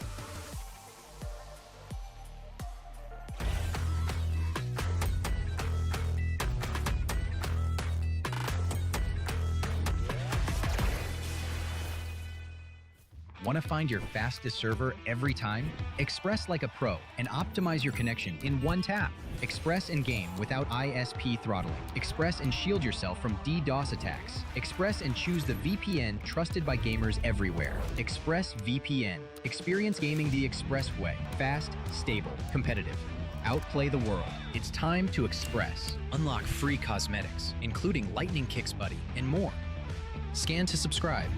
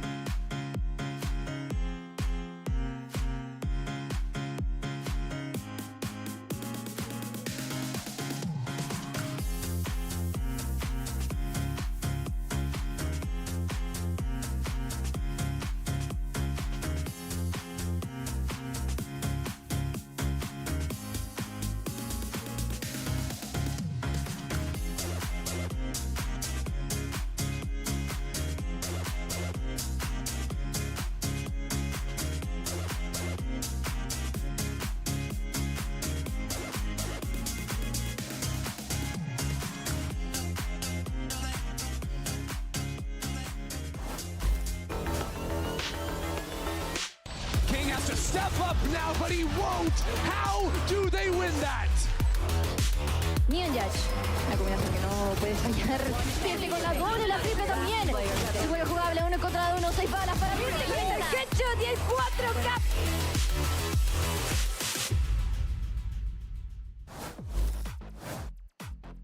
Josh RT, the pressure is mounting. You're 0-2 in the group standings, and this is kind of a must-win, right, if you want to keep your playoffs path in your own hands. It was a slow start to your map pick, but you guys grinded it out. What were your immediate thoughts and feelings after map 1 concluded? I was glad the boys were staying in it. I mean, they definitely brought it to us. We sort of expected that. There's going to be a lot of, let's say, high-pressure moments where the lurkers will take a lot of space. It gets really, really scrappy, even that is. But the boys were resilient today, and they fought through. They yelled a lot of hot dog. I don't know if the broadcast caught that, but they were just they're in it the whole time, and they finally clutched it out. And I'm happy we got the map win. Let's see if we can make it too. Best of luck.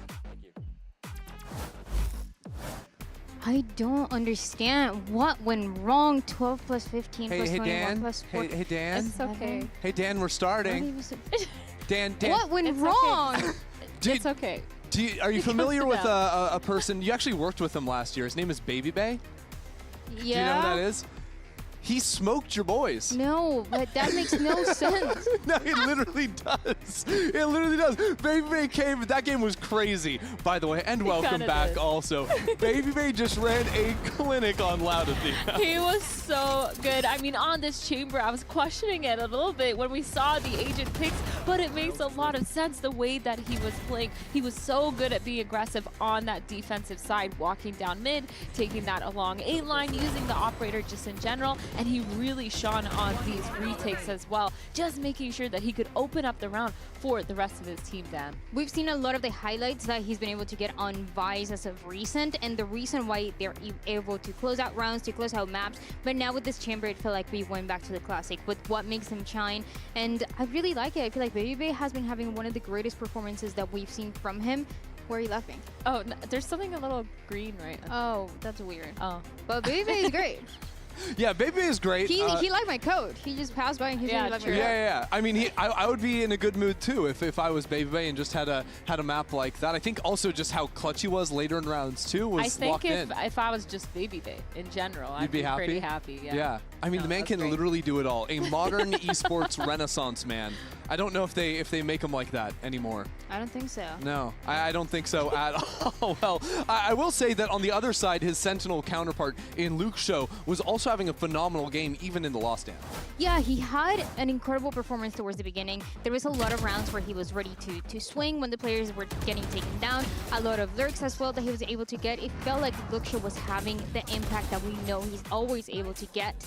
Until we got into that second half, it felt like he started getting shut down. G2 started understanding they needed to invest a lot of utility to make sure that Luxor was taken down. And on top of that, they were able to get great timings against him. So I do like that he's able to shine in the way that he used to do before, but unfortunately, it just wasn't enough for this map. Yeah, I feel like they needed a lot more support behind Luke Show in order to close it out. And I think G2 did a really good job of adapting too with his Vice, baiting out his wall almost every single round in that garage, and just being kind of a nuisance and being really annoying when it came to dealing with him. And Luke Show, I mean, he was put in so many of these situations where he could get 1 or 2 kills, but it was just the follow-up just wasn't there from Loud for me. Yeah, it seemed like G2, in pretty typical G2 fashion, we're calling these very slow rounds on the attack side, like you said, where they bait out the utility and just push and pull Loud around the map. And if we look forward to the next maps that are coming in, I don't think it would be a surprise to see G2 and Valorant's calling in particular stay the same.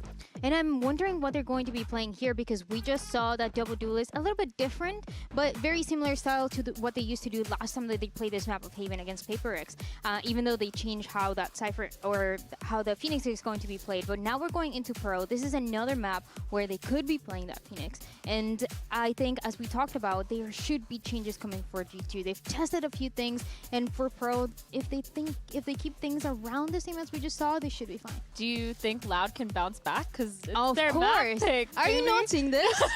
Are you not seeing this? Can you explain the top number 4 one, please? Well, Loud has 4 letters. G2, how many letters? 2. Well, they have 1 letter. No, G2 only has 1 letter. 4 is greater than... No, that's messed up. No, it's literally 2 is a number, and that's even Dan. 1. 4 is greater than 2 or than 1. Right. And you know the greater than symbol? That is a Loud logo. Oh my God, Dan, that is phenomenal. She's actually cooking. Absolutely ridiculous. I have no idea what you're getting into. I sure hope that we have something else we can move into, because this is silly town right now. I just feel like you're letting your emotions drive you. This doesn't seem logical, Dan. It is very do you see numbers? Do you know what is logical in life? What we can always rely on? The numbers. Have you seen the lucky numbers? Have you seen the 7? Have you added everything up? Have you subtracted everything? Have you taken into account that G2 has what is Harbor 0-1 against Loud? Well, I want to tell you about this. I want to tell you about this one. You remember that Loud introduced that... What have you done? I don't know. Do you want to stand up? Like, you know what? You have the time in the world if you want to. Bust Harbor it down. meta, explain it. Back in the day, Loud was the team that introduced the Harbor Viper meta on Haven. And that was really cool because everybody was like, whoa, that's crazy. They changed the game. And then who was really good at playing that meta and technically copied Loud? Oh, yes. G2. It was G2. Okay. So That's G2, crazy. they're always behind. They're always one And they step just behind. played the meta, the Harbor meta, and then now they switched off of it. Wait, Exactly. she's actually cooking. There's no way She's you're actually- convinced by I'm this. believing this. Absolutely. No, I don't like that you're swaying my desk. I Sit see back you. down. We're done. I see Athena, you. Athena, no more. This is ridiculous. Finally, someone else. Someone else. I don't. I want to tell you also that when you see the 0 in G2, yeah, they have 0 wins. Oh, and when you Right. add everything up, I forgot what the math was. Even Dryad, she doesn't even know what the point is. We've lost the plot completely. Athena, please tell me you were joking. You don't actually believe No, this, right? Okay, I'm still on the G2 train. I think you're spitting some facts, but I still need to be convinced. And I think going into Pearl is probably Loud's map to convince me. I feel like with Luke Show getting a lot of those early picks, maybe we're seeing the follow-up be a Right. little bit better. Plus, it's their map pick. I'm glad that you're still maybe a little bit sane. I'm not quite sure. Let's Look at my eye not twitch. hear any more of this. Let's hear what Coach Romanilli has to say ahead of map number 2. Romanelli, despite G2's recent matches and their 0-2 score, they are coming into this as the favorite to win it. And of course, you have the odds stacked against you, not playing with your full roster. Did you approach this match at all with an underdog mentality? Not so much, besides like playing with our assistant coach. We always think that we can win against everything. We are not underdogs, you know.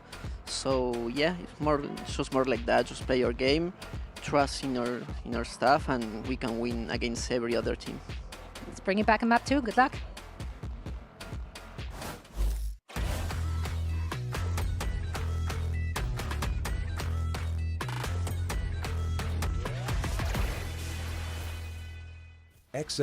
XL2566X Plus, which uses the newly developed Fast TN panel and upgraded Diac 2 technology, provide clearer and sharper images, helping you focus and avoid the distraction of unwanted after images caused by rapid motion. Zowie.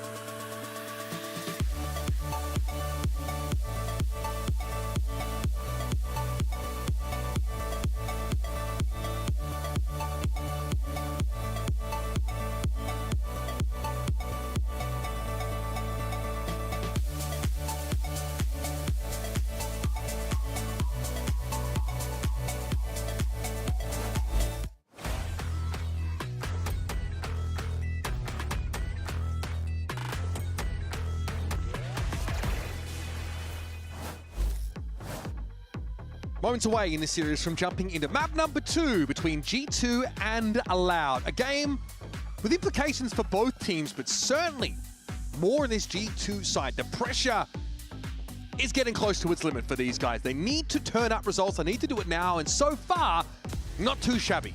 They get out of Haven alive against a team who honestly put up 10 rounds there against MIBR, and now we're heading over to Pearl.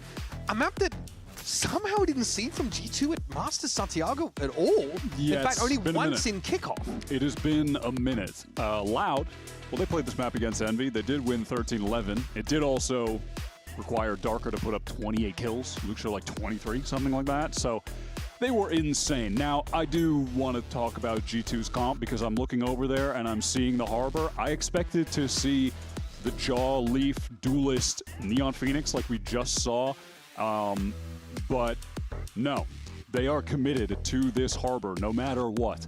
even though at the moment Phoenix is absolutely dominant in non-mirror matchups. They're going up against a team that isn't running Phoenix because I don't think they even really have two duelist players. Yep. And they just put another one on the tally for Phoenix just being insane in this meta winning on Haven.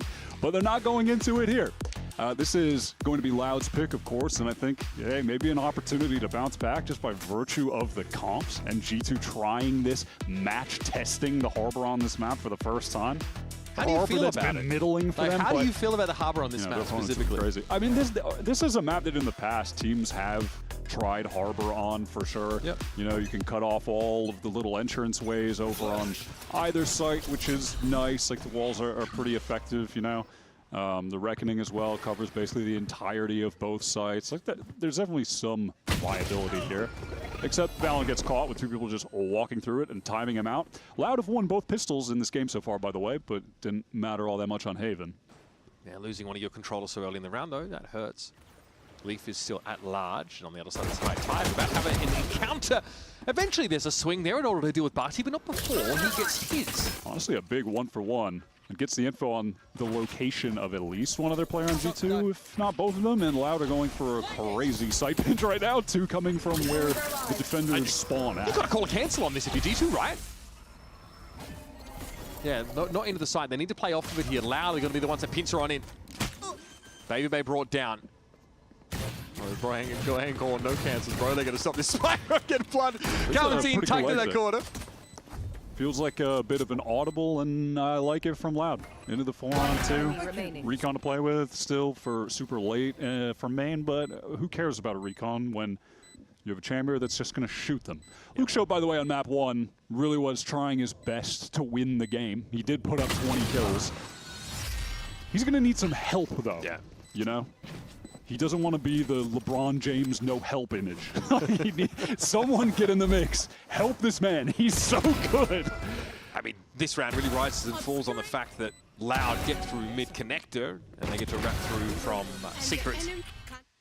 G2, like, they looked uncomfortable. Do we play on the site against this pincer they knew was coming in, and they ended up being 1 foot, honestly, in that world, and 1 foot over towards Art side. 3 pistols in a row. Not bad for Loud. Gonna buy up 2 rifles into this. See if they can get a really big bonus buy going. If and when they close out this round. Emphasis on A main control. With that knife from Bots, he just confirms that no one is pushing up. I definitely have my eyes on him here. The knife can get a ton of value, especially against this Neon comp that's going to be running up A main. Shot the dash when the side swap, running through A main to hit the sides. And if you just turn off the speed, that can be enough to shut down a push. Or to, you know, get easy space like they just did on A main. If we get to Breeze in our map 3, that's also going to be quite relevant. That's another KO map for Loud. And now the Darker pins it down. Tries to handle himself best he can. It's going to be a ghost upgrade though for VALORANT. Planted. Yeah, not a huge deal. 1-for-1, get some info. Luke Show gonna push up and watch it. He's really close, but dialed in. Yeah, he's feeling it. Feeling it a little too much. Yeah. All right, well, that's the Outlaw traded over. Yeah, or a Marshal, rather. Pardon. So, yeah, it doesn't matter all that much because they still have the rifles and the Bulldog. So they're kind of chilling as long as they don't lose more stuff. Okay, well, Barty does get chopped down. No? Okay, well, they still got the 2 rifles. A little bit more damage than they would have liked. Like expectations got changed about 7 times in the last 10 seconds. Yeah, they really did. And it was actually on account of losing the Marshal. Yep. So sad. So push up here from Luke Show. Nice try.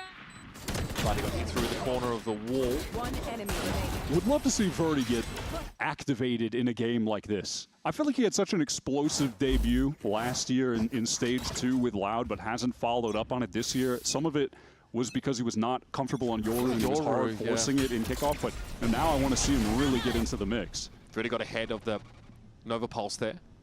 Yeah, this A main control is so free, so G2 want to put emphasis elsewhere, and that's a nice spray down from Valen. Shaw peeking out of our timings are perfect. Yeah, I like that. Hey, they're taking A main. All right, let's fight mid together. Find picks there. G2 really do not want to be pincered on the A side of the map. Last round they had 3 players. It's on a pistol in fairness, on a save round, but they had 3 players up at mid door.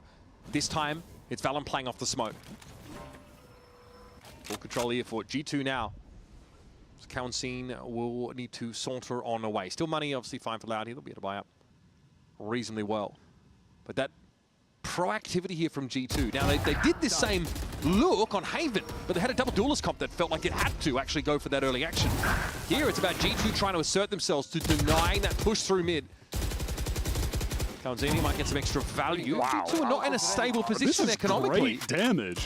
This is fantastic damage. Yeah, I'm not happy if I'm only carting 2 rifles out of the round. Yeah, with everyone just on $100 left in the bank. So, hey, not a bad result from Kaoncine. He will take that. And he gets his ult because of it too. So, first ult activated for any player in the game. Active, rather. Promising signs. Baby Bay walked past us as he was, going for a break in between maps, and he informed me that he didn't know what day it was. So that's good. That means he's just focused on the game. He's just so locked in playing video games in his room. Yeah.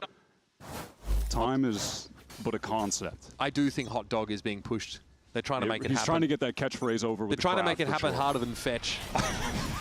Jaw does get hit by that knife, so Loud know that there's a push-up in A main, though they were not trying to fight for the space as aggro as they were in the past. They are content just letting this op work the map over towards this B side. Well, that shock would go for a standard spot that you would throw a molly down, but that has already been pre-circumvented by Baby Bay. That's what happens when you don't go outside, you don't know what day it is. You're so dialed in that you're already dodging the shock darts with your mollies. All you think about is Hot Dogs and lineups. Yeah. Slow walk down here by Loud towards this B side of the map, but the one thing that stands out is there is no map control for the attack side. None. Do they think the Thorns have been broken? Because if they do, when they run into this, they're going to be stalled out. It is going to be a tough. clown They're car. going to get they're going to get thorned. They're going to get storm surged by Valen. This could be tough. Unless Baby Bay doesn't pop them in time. The knife? There's a catch on? Okay. Oh my god, yeah, you're don't go. No, man, please! He's buddy. in there. He's out of there very quickly. Kaoncine finds very little there with that very speculative Hunter's Fury. Now Baby Bay's looking to fight for it. Trent tucked in the corner. G2, no reason to push the issue. Barty got tucked there. It was a matter of time until Trent dug him out, and it's not the optimal range for the judge, but hey, we'll take it. Joe eventually brought down, and up before, getting his pound of flesh, getting G2 out of the round with 2 on the board. Yeah, map control? None. Thorns broken? None. It's tough to win around when those are the circumstances. Prospects of winning? Minimal. Yep. Nice little flyover. Someone's going to screenshot that and be like, the state of Valorant is cooked. Even though it's fine. I mean, there's something to be said for like getting a bit exploratory, maybe drawing out some util, working the map, going mid. No, not the plan here for Loud. Yeah, I mean, again, it's like, okay, we push into that site with limited info. They've got Vice and Harbor comp, and that's exactly what G2 want with their comp. Yeah, Loud, it was really awkward on the re-exec attempt too, because like party goes through so early. This time they just want to go all speed, and luckily no Thorns here, so they do get by. Verdi untouched there. The armor situation looked a little haggard though for Loud. Yeah, Barty and Dark are struggling. Still able to find some value off that shorter though, and Jaw is going to pick back now inside the tower. This isn't going to affect Loud that much, to be honest, because it's not a huge downgrade, but there's Baby Bay for 3. And the cleanup crew has arrived.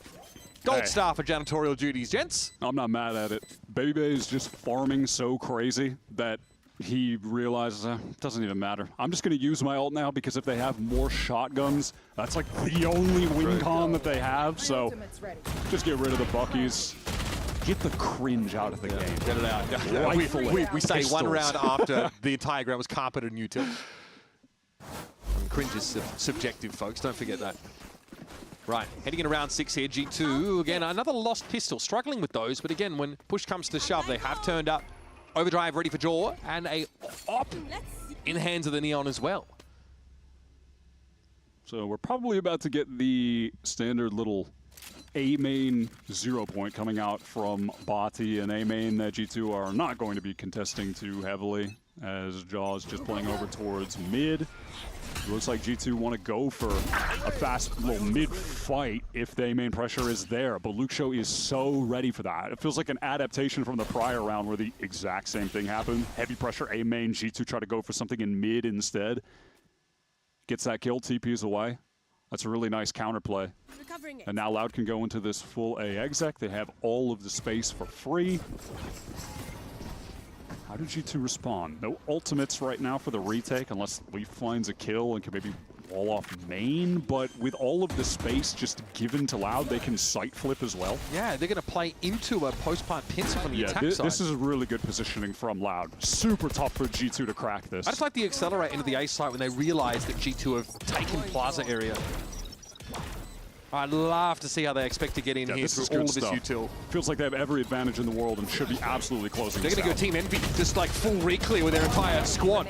And goes about the same way. There's no way Loud are going to lose that. Sorry, great play from them. Great setup. Yeah, that round really balanced on the edge of the macro decision making there for G2. Normally a strength of theirs, but they put themselves in a little weird spot. I think that's still... It worked for them before, so they just go back to the well on an idea that I think is super viable. It's going to be so hard for them to win A fights against the comp that Loud have, just like the knife counter, basically. But Luxio is reading into that as per them losing to the mid push from Jaw on that prior round and some of the players in Street. So that was just good stuff, top to bottom. Great Loud round, and that's going to force a timeout from G2. Josh doesn't want things to get out of hand at this point in the game. Okay, I mean, some discussion about how they want to work these early rounds makes sense. I do think that after what we saw in the pistol, G2 probably want to maintain presence over towards mid doors and still deny that sort of organic pincer onto the A site, which they allowed to happen, because they don't want to be stranded in art and have to fight through smokes, layers and layers of it to try and retake. It's a cool little setup from G2 as well, where they just can throw all of Baby Bay's stall util over on the B side of the map, and then because they have multiplayer Street and Jaws and Art, they can just get over there so quickly, like they could even potentially play for a flood, or at the very least be there in time to try to spam, find a first kill, and then get in off the back of that. The dynamic's interesting because now without Yoru, there's less interest for the defense side to fight that aggressively for A main, right? You don't have a get-out-of-jail-free card necessarily, but they gate crash. Well, you still can, especially if they were running the comp with the Phoenix. It's really the fact that Loud have this knife that is so obnoxious, because if you're running up there but you get stalled out by the as a Neon, you don't have your relay bowl, you can't run, you're in such a tough spot. Really actually got hit by that pulse. Oh, wow, quick draw McGraw. So good. Well, that will be the end of Trent. And G2, yeah, look at them now skating back towards their spawn side of the map. They don't want to give up his A main too easily. But they're trying to negotiate from a position of power right now. That's going to be helped there with Jaw. But he's shot through, layers and layers and layers. Smoke and a second onto Verdi. He was on the site in fairness. Really playing some nice contact with the op. Fallon down to a molly of all things. Yeah, that was a great kill from Darker in our potentially a round-winning kill as Leaf is caught up top. That's a bold position to be in, my friend. You're going to have to look in many different directions, and you were out in the open. And it looked like Luxio's crosshair set for it. His reaction time is too quick. No attempt to save that op from Jaw, 1v3. He just slowly walks into the angle and like loses 30 HP, no less. Loud really brute forced that exec. I thought they were cooked in this round, even though Luxio got a crazy first goal. This is just my Luxio stand cast, honestly. That's all I'm going to do for the next 30 minutes, which I've been also doing for the prior 45 minutes. And we did that for him back in Challenge too. Yeah. We did that all through Ascension. We did that for, it's been 2 years of that, actually. Yeah. Still doing it. Great round win, though, from Loud. A great recovery, especially from Darker, who's right now at 8-4. He's alive. He's in the game. Oh, okay, we're actually going to fight aggressively here for main now. Force the rendezvous. Man, we really overcooked on that one. Jaw pushed in. Big damage, but they have again, a 30 HP chamber, it can still one-shot you, so... And with the AWP. The law. Bogdan's law. Exactly. Okay. Okay. Wow. He just slips away. Get a waterlogged weapon for his trouble. And out we go. Vandal recovered here now as Trent falls back to the A site. Still a minute on the clock to play with. Karmazine just gets that Hunter's Fury up. Should be a straightforward play here through this util. Loud hoping that they've exhausted most of it, but, well, Leaf has stars to burn. Baby Bay up close with the Vandal. He has won G2 a lot of rounds like this. Hero rifle, low buy, gets a multi-kill. Unaffected by that flash, and there it is. Null command active, but the KO brought down, and no one's going to expect Baby Bay to push the smoke like that. Sometimes a pinch of audacity can really transform the recipe. And Darky here has to come back in from watching the flank and salvage this round. 25 seconds to play with. Can get this spike. Leaf isn't there just yet to help Trent, but by the time Trent's he has got to flash, surely not right, yeah. Dark pinged out. Pinged up. Now forced to play inside main and hope he doesn't get double swung, which, spoilers, he's probably going to get double swung. Leaf is only sitting on a Bucky in fairness, but it's going to be tough to exploit at this range. Here it is. And there goes Darker. I was just saying it, but so far in this stage, there have been a number of rounds where G2 have Baby Bay with a rifle, low buy for everyone else, and he gets a multi-kill. This has happened multiple times. He was doing that against Lev in their last match. He does it again here. By the way, that's just the best spot on Pearl to play as an anchor. The close in the corner by the smoke, I've never seen it cleared once in my life. No one has ever cleared that match. In every Pearl game I've ever seen in the history of Valorant, that spot has never been cleared. It is actually unbeatable. What a play from Dre to get them right back into the game.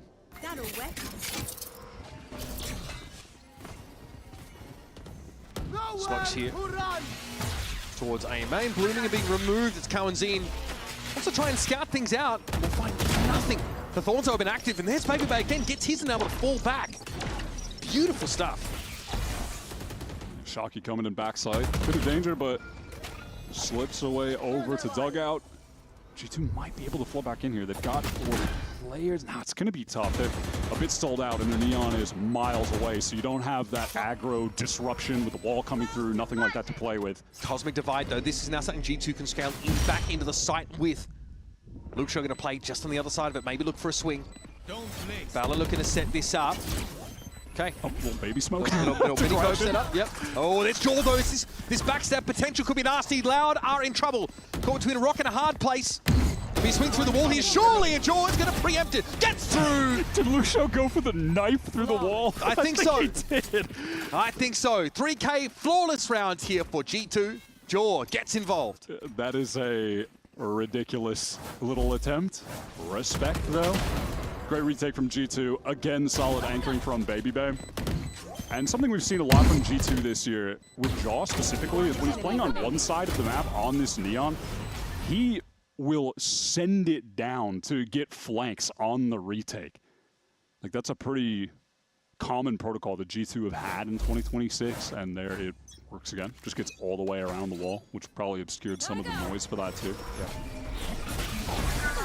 Okay, Verdi. Uncomfortable. Always an overpulse there, though. That's been heavily conditioned. There was a 0 point there to suppress Leaf, but he was happy to hold his ground. Yeah, this is nice from G2. They're able to hold A side that time. Loud didn't like hard fully commit. They didn't have everyone there for it. It was really just Verdi. They're forced away. Loud still, by the way, with these plants and what's been going on, like they've got enough money to keep buying up, so G2 are not getting any free rounds. Fallon. Oh, this is nicely held. Behind him, though, bear in mind, is Trent. So they got that beautifully double-faced, and there's a smoke even to make this harder. Loud are being slowed down. Forced to play through Molasses, and Leaf has not left this position since the start of the round. He has got this main position on lock, and he's going to run straight into it. Surely the man can double down.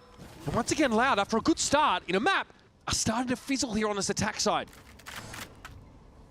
Yeah, a bit of an awkward retake towards A main. Those players on Loud just didn't have any utility to deal with someone playing behind box. I mean, the only real utility they have is what we saw, a Neon jumping around and trying to draw a crosshair away, hope someone's there, they miss, and then the other player can get the kill, but yeah, doesn't end up happening.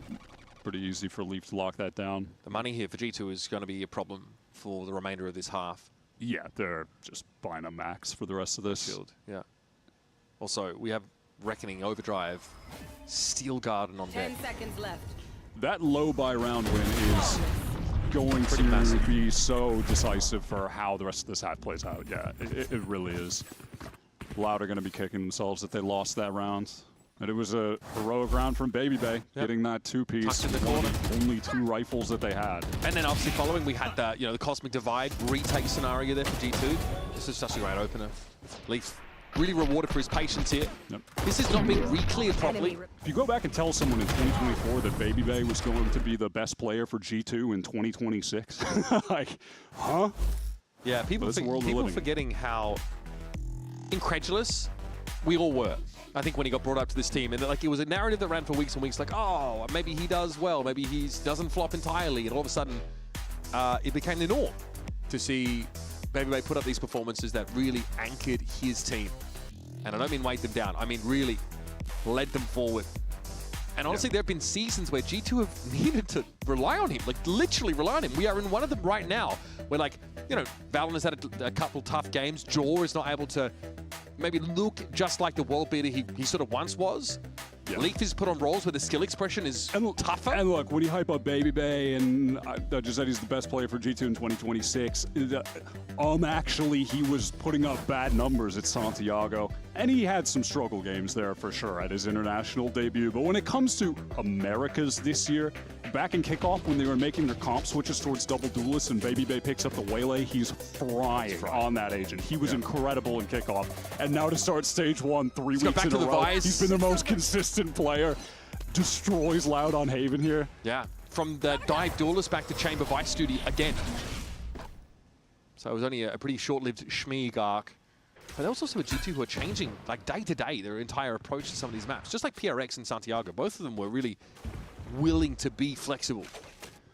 All right, Luke Show's got this hero rifle, and he's gone about as far as he can go as he meets this wall at the bottom of Art, but waits for the rest of the team. They're all going to go over it at the same time.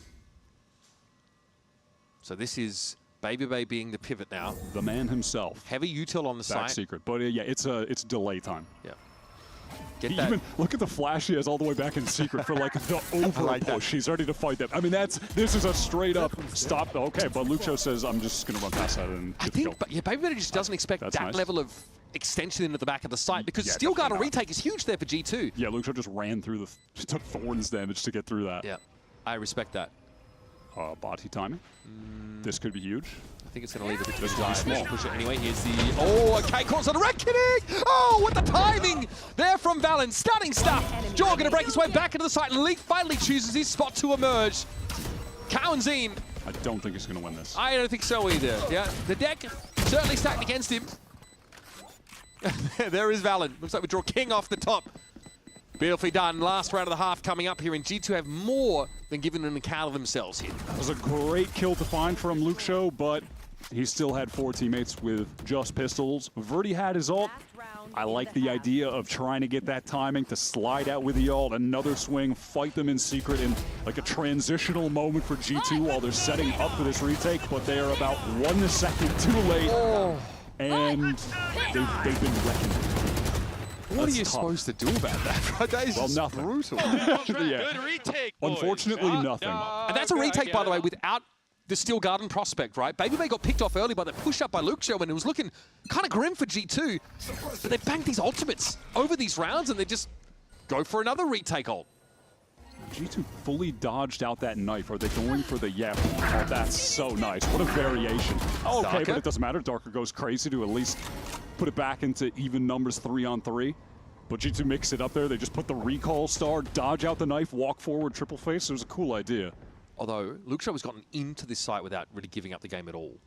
He's got the potential here to get very deep and maybe even backstab here onto Baby Bay. Not going to be ready for it. That's huge. What a timing. And that's going to crack this site open. With the impact kills. Great trade from Kaunzine.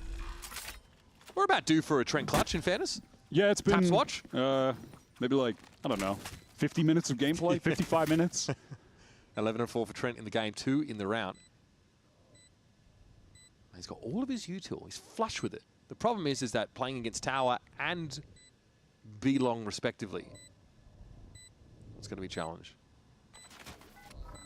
We've seen this guy pull up some pretty disgusting stuff in the past. First of all, scouting halls. Gotta be mindful of Tao here, trying to stay clear of it. Info, yeah.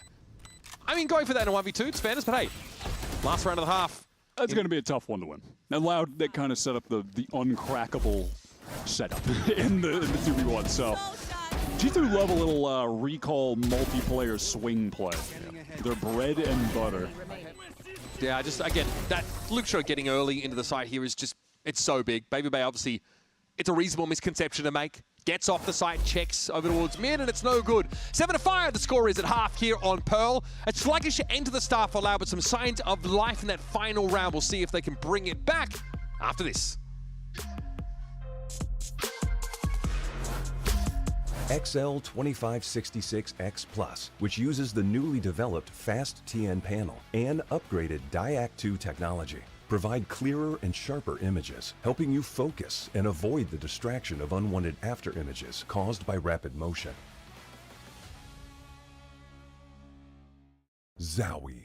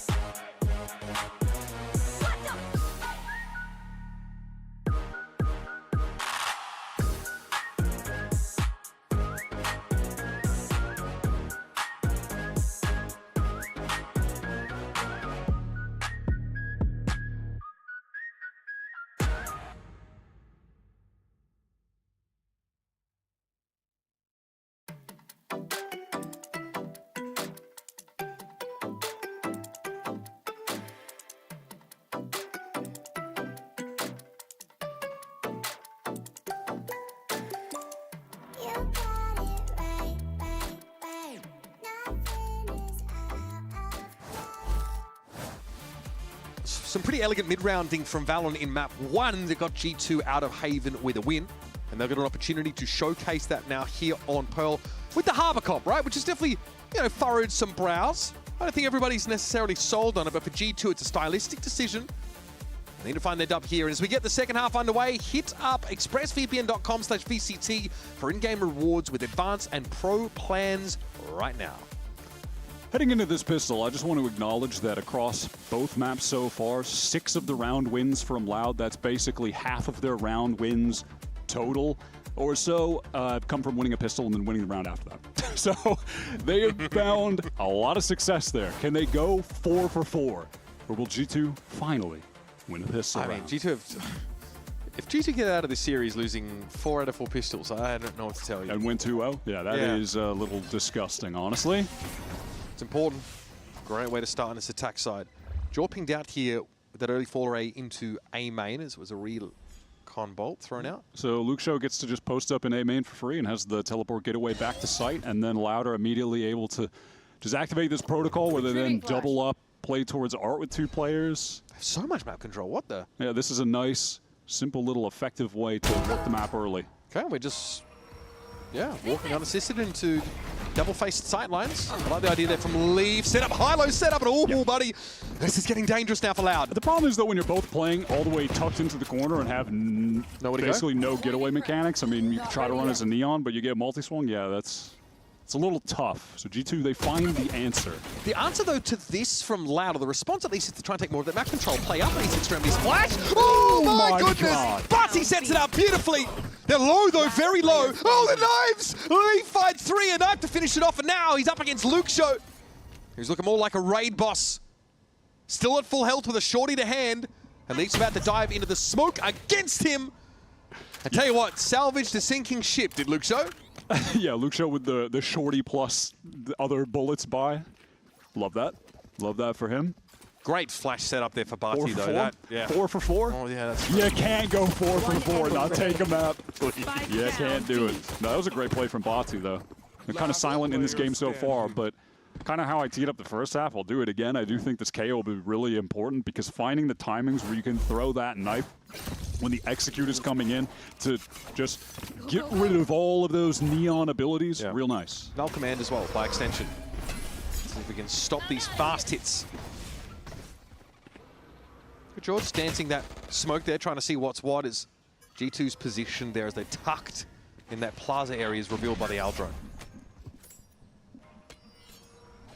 couple players spotted out by that knife in A main. G2 will slowly retreat. And this Loud team can put a lot of emphasis over on this A side of the map, given they have Trip over towards the connector door in street, and then all the way pushed up is Luxo on B, so they know nothing's really going on over there. They're Loud wanting to try and stack as much as they can. And now they know. Luxo, he hears them. I like it. Shoulder peek. Beautifully done. It's going to force Luxo off the line. There is hope here for G2. Multi-swing the line. Yes, go 1-for-1 now, though. But it's going to be an issue from upper. Bit of an extension there from VALORANT trying to swing. Karanzine able to handle him well, and up with the stinger, though. It's down to Jaw and Leaf. Sure, they've got some space to work in. Do they look to make use of short? Jaw barely gets away. Stuck in the mud, slowed down by those stinger bullets. Neon moment. Now where are you going? Back to B? Yes, okay, I'll respect it. They're all going back. I mean, the laboured pump fake from G2.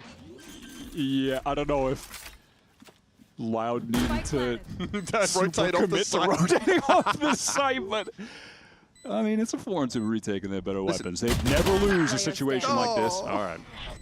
Joel really was maybe hoping for a weapon upgrade there. Maybe he thought that Loud went around the world. Either way, he tries to take that fight solo. And it doesn't pay off. So conversion here for Loud off the pistol, which naturally means that we've got an even game now. Yeah, and only Luxo going down, they carry over the better weaponry into this next round. Now, I don't think Loud have won a bonus yet, have they? Me, when I try to remember something that happened 30 minutes ago. Last map, second half, they did not win the bonus. Right. No. And I don't think they, I don't know about the first half. I'm not sure, but you're on the right track, I feel. I'm just going to assume they haven't. I don't think they have. Okay. Can they do it here? My narrative that might just straight up be fake and wrong. It's like, yeah, G2 are cheats with the pistols unless it's an important thrifty round that wins in the map ultimately. You know? This is kind of a KO classic, but they actually didn't throw the knife. A lot of times you get the early B knife, but sometimes you vary it up. You delay it. Trent. Oh, uncomfortable. He's got someone to pick up the line though. Ooh, that deep flash comes through. Maybe they just picked off. That's a push up out of art by Luxo. Yeah, just took the peek towards Market, and Baby Bay gets hooked. Trent, well, hey, he'll be happy he didn't die, but he's at 20 HP off that B little trap play. Yeah, this side is open. G2, though, unaware. And Jaw's definitely uncomfortable after being hit with that 0 point. You talked about how important it's going to be to slow G2 down, and it catches onto the Neon. Bro, where are we going? We've given up the map control. Yeah, they've been able to get those orbs over towards A. Are they going to leave the Leaf insert on A main? Yes. So that definitely seems like they're going to ultimately go for an art crunch onto this A side. But Loud, they've got 3 players here ready to go. They can throw a lot of stall util. Look at Bati. He still has that molly. Could just slow them all down. Could maybe even kill Trent with it. 30 seconds 30 seconds. That's my line. Also, when they run in the site, Kawanzin can throw a recon up behind them. Could be an easy spam kill coming through. We're looking for a fight. Body pinged out here, but able to get to safety to some degree. That is spammable, though. There's Luke Shaw emerges with a headhunter. And its price will be paid. Dr. Lee, very much estranged for the rest of his team, but still knocking heads together. Needs that spike in time. He is ticking. It's going to be pinged down and still takes the fight. It's Buddy getting absolutely ruined. Eventually, you need to reload. No time left. Nice little moment there from Leaf, but not enough to get G2 the round and finally Loud convert on a bonus. Yeah, bonus round 1. That is massive. Recovered a couple rifles. G2 economically crushed. Loud really predicted that Art Crunch was going to come through. By the way, Luxo, another first kill. He put up 4 in the first half. That was the catalyst of most of Loud's round wins, or at least a couple of them after the pistol. He just remains on point. When has he ever played a bad game? Like I said, this is just going to be 2 hours of talking about how good Luxo is. Okay. But does he deserve it? Probably. You want to make the guy look like a garden gnome, bro? That's on you. Oh my god. All right, well, yeah, he's got to run. That was some good utility first on the way from Pillar. Yeah, the recon is hitting everybody. Jaw is asking the question, though, isn't he? Will the answer satisfy him? That's the question. The answer is no. How about Outlaw to the breadbasket? Yeah, G2, they run the double wall, and the hover wall kind of helped the defenders get out, honestly. That's crazy. Still, G2 have the site now, despite being at a player disadvantage. Kawanzin also has the Odin in this round. Thorns onto Aspas, so that's going to be Luxo being forced to wait a bit longer, and it's re-smoked as well. So Counting can get this recon in, and then you're going to have the Neon dashing in with the wall. Into the cove, Luxo going for a relay bot, might be catching onto him though. Baby Bay has to play here with nothing but a Sheriff from the backside, and Barty barrels into the site. Here's Baby Bay, and there go Darker and Verdi. Now the player advantage for G2, weapons aren't there. I tell you what, they are exuding confidence now. Time is short, Barty trying to tap that defense, but brought down, and there it is. It's the classic G2 Thrifty. Had to find it here, and that's certainly going to get them back on the road. Again, just feels like every important round, every important moment, who is there for G2? It is Baby B. Yep. There he is again. Crazy. Little double shot with the Sheriff. Verdi can't get that trade. And Bati was on the spike, so he wasn't actually with the timing to be able to get off of it and get the trade after his 2 teammates died. Let's go, hot dog! What the fuck? All right, great job, production. We cut that off. Nailed it. Nailed it on that cutaway. Throwing all your walls down, getting that side control, forcing them to retake into Sheriffs. That gives G2 a much-needed round. Yep, suddenly just right back into the game. This is crazy from Luxo. I mean, that is he is always too far. He is trying to do the most. Crazy. He is trying to do the most this game. And it's been working more than not, but unfortunately now Loud are having to play a full retake in reform. But wow, what a timing from Bati. That's lovely. Yeah, back to safety now as well. Jaw hasn't really had a chance to put this judge to work. He'll have an opportunity, sure. Okay, recon thrown out. Cowanzine just trying to get up on that angle here with the Odin. It's going to be a bit awkward for Loud to retake now. Look at this presence at long for G2. They've got everything set up right where they need it. And there Jaw finally emerges. There's going to be pressure coming this way as well. Verdi slides on in. The trade's not there because Jaw's gone the other way. Now playing in the smoke. This is flow state gaming from Jaw, and he gets caught by Cowanzine out in the open. But the contingency is in place. G2 with a double face at B long will shut it down. Yeah, they just get the freest sight there, and they have so much great post-plant utility to throw down. I mean, anything they have in their comp that you think of would be good for stall when they're playing defense, it's going to be good on attack, too. They can just throw it down in the post-plant. And getting that setup where they have one rifler and Baby Bay back sight and Jaw playing close, and the Baby Bay can just trade off of them easily, like that, it's over. It's just over. G2 really taking up that space in these post plants here when they've got, you know, a judge able to play inside halls. Something they weren't able to do as much with these harbor comps on other maps. Yeah, they had players forward, they had contingencies playing back. And Luxo trying to get another first blood on this map. Always looking for a funky off angle. Last round, to be fair, he walked the corner and got taken out with his tour de force out. Yeah, Jaw, he did get caught by that knife. Luxo has no reason to give up this space towards A. Space on B is taken from Loud. They are ruling over both extremities at the moment. Spike drop. Down under a minute now. And Loud making the right assumptions here in rotating towards the A side. Huddersfield, man, geez, there is just some very impactful ultimates here for G2. Yep, Cowanzine is ready to go on A. This off angle, will it pay off? He can get off it with the rendezvous. Oh, we're walking it. Luxo gets a freebie. Do G2 attempt to accelerate right now? 35 seconds left.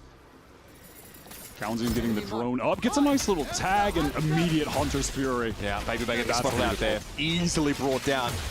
No one else revealed, but that should be enough here for Loud. This is going to make the end game of Pearl pretty interesting. A Loud round here is going to throw things for a loop. Leaf, too many players to swing into there, and Valorant and Trent starting to realize that the odds do not favor them. Tuck here and look for exits. They got enough to buy in the next round, at least most of them do. What do you think about it?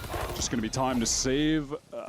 Loud are going to go ahead and throw one player away trying to get these guns away, but wouldn't recommend anymore because Loud's weapons right now, with the state of the economy, way more valuable than G2's. Yeah, discipline. Barty could have tried to play off that relay, but had no one backing him up. Luxo here posting a modest 19 and 14 scoreline so far, and it's really been Leaf, who we scrutinized with the Phoenix play in the previous map, has stepped up on this Astra.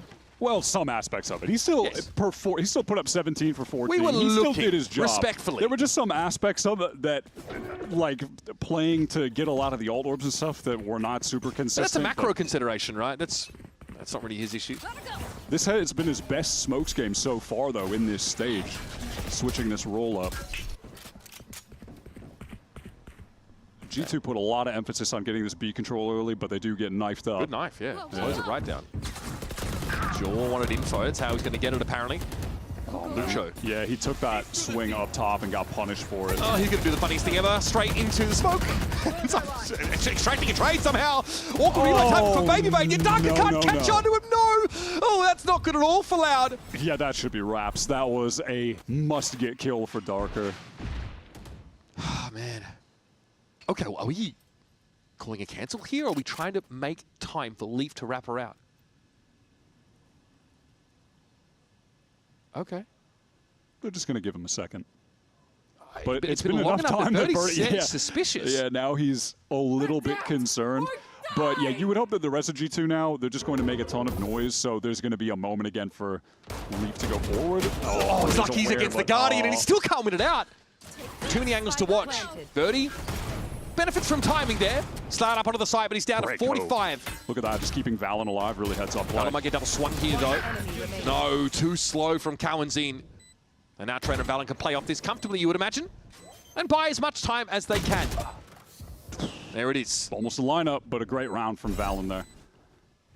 In fairness, still, the economy's in an okay spot here for this Loud outfit. The early stages of this round, right? It's a bit chaotic, yeah. It's just that early spot on Luxo. Yeah, he goes for the opening fight. And I want him to. Hey, sometimes you're going to lose, but if you're Loud, you want Luxo just playing with confidence, taking as many early fights as he can because he's won a lot more than he's lost. It's really just unfortunate, more so than that Darker doesn't get the kill when he goes for the swing through the smoke. I'm not sure what has got Josh looking so mystified there. It might have been the Babybane moment where he, thought he might be punished by reloading, and then he probably isn't punished. Yep. Yeah. That would probably be the one. Don't look a gift horse in the mouth, I would say. Okay. Also, even though G2 are in that 4-on-2, they just relax. Yeah. They let Leaf work the rest of the map, and then they all go forward. They play together. Yeah, I mean, just Leaf's presence there means that Vody can't really assert himself on that side at all. He's going to play off of it. He's always looking over his shoulder. Cowanzine is also playing in mid-connector at the time. He's also looking over his shoulder. Just that lack of knowledge for Loud on that part of the map is what kind of causes him to start to unravel. Now, the success from Loud has come from being able to control the extremities, like that round where they really kind of funneled G2 into mid because Luxo was up in A main. He gets that kill and teleports away. At the same time, they had multiple players pushed up B main, really playing for the extremity control, put them in position to win that round. When G2 have just been barreling into these B hits, though, Loud have had no answers for it so far. Here's round number 20, coming out of a Loud timeout. See what the early action has for us. A bit of a mix-up here for G2. Yeah. And you look at the Loud comp, they just don't have that level of stall that G2 do, playing with the Vice. Or if, maybe they had a Fade instead of the Sova to have a Seize to be able to throw a choke, something like that. It's just not a ton of stall. G2 played out of knife range off the rip here, so could be a fast hit with very little advance warning. Through the smoke we go. Trent going to send the drone. And yeah, High Tide going to give them a way in. So many walls in play now. Jordan needs to be careful of that art position though. Here's Valen fighting tooth and nail on the site. Cowanzine doesn't want to try and test this right now. He's very much alone, but he might find a timing into Plaza. Leaf is still setting things up, but he's safe for now. And we're into the post plant. A long way away, Loud being forced to rotate in. They had so much emphasis at B. And there's Leaf. Perfect timing. Cowanzine is downed. Luxo trying to get back in with the operator. That's going to be tough. Probably swapping over to the headhunter after taking a first shot, hoping that a tap could bait someone out. Turns off the Astra util. He can just stick right now. They're going to do something about this. Luxo's watching the line. So close. I mean, Valen put 2 and 2 together. He realized they had to fully commit with numbers. And that was a sick round for Valen in the end. 4 kills for the captain. And he's good for one of those rounds per game. That one was important though.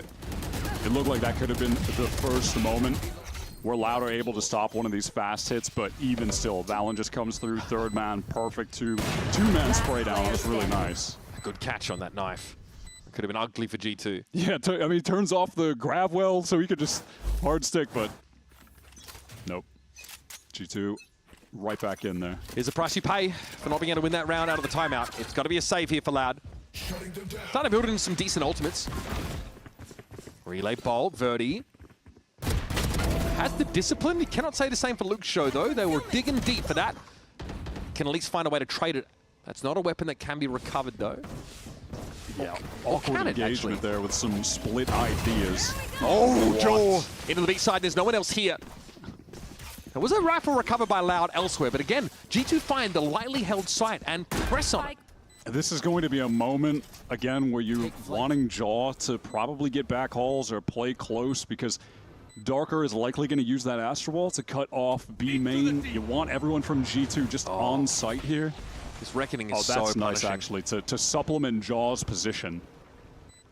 Yeah, you are going to struggle to swing this and get anything done, so it's going to be waited out. Jaw slides across, and he collects Verdi. Leaves Cowanzine alone in tower with nothing but a classic, and he will be dealt with eventually as well. G2 once more. Big strides forward to try and take this series 2-0. And even if all of that didn't work out, you had Baby Bay coming late street for the rewrap. Yeah.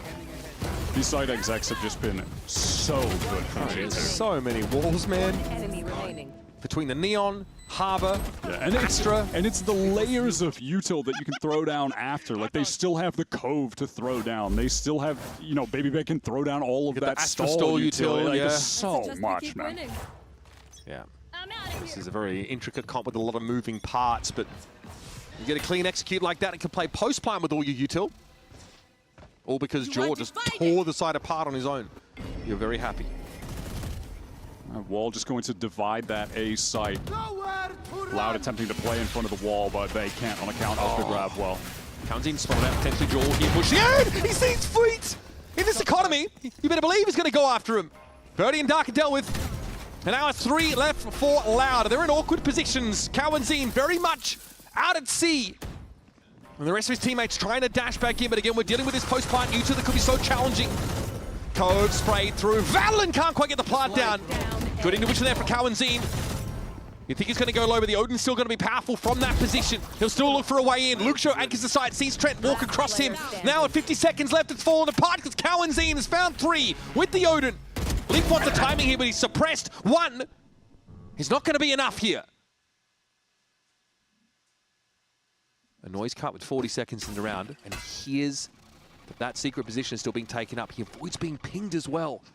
I think the timing of Luke Show is going to do him in, and okay, Cowanzine found the spray. Thought the game was done. I thought the game was absolutely done. Was ready to give my closing comments. I was thinking of the post-game monologue, but hey, we're still going on account of Cowanzine.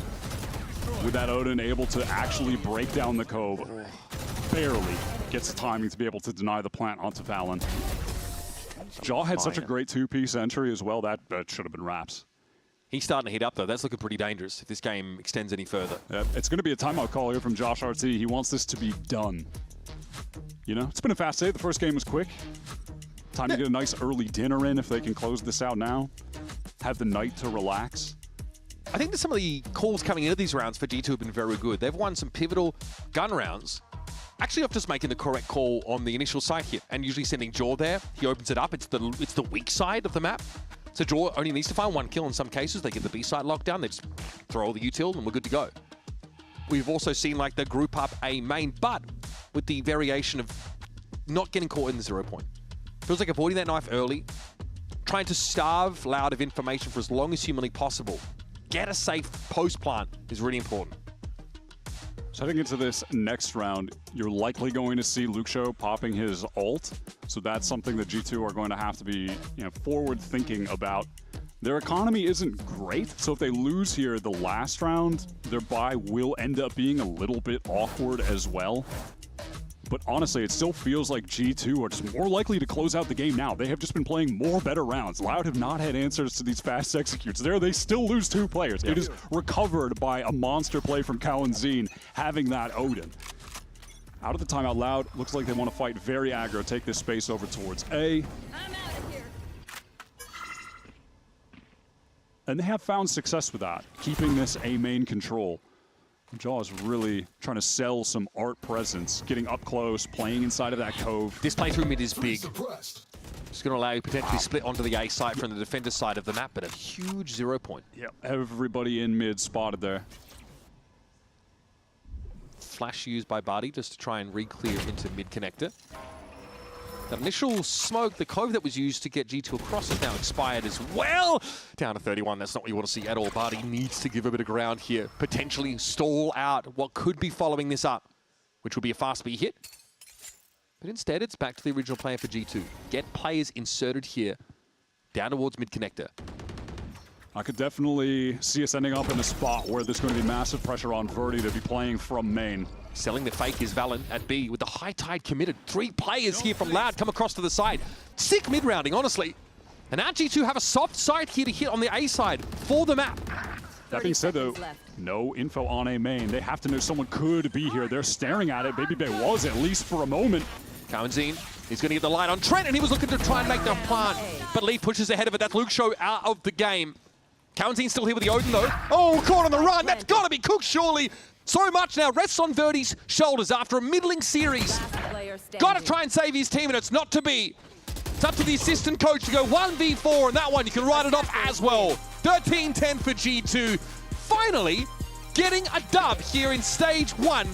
Keeping those playoff hopes alive. It feels good to get a W as well when you won no pistol rounds in that game. They still have 2 dominant map wins. That's crazy. Also, nice to see on that final map that Valen and Leaf come away as the 2 top fragging players on G2. Baby Bay was obviously great this series, but those are the 2 players on G2 that have had the most distinct difference in the stats they were putting up in kickoff into this stage so far, where it didn't feel like Leaf was super comfortable switching over to this smoke roll. Valen hasn't been able to put up the numbers on Harbor just yet, but they are both able to show out there on Pearl. They had some really great hard-hitting executes on G2. They were playing some nice post plants, especially over towards B. Loud had no answers for how they were playing the game.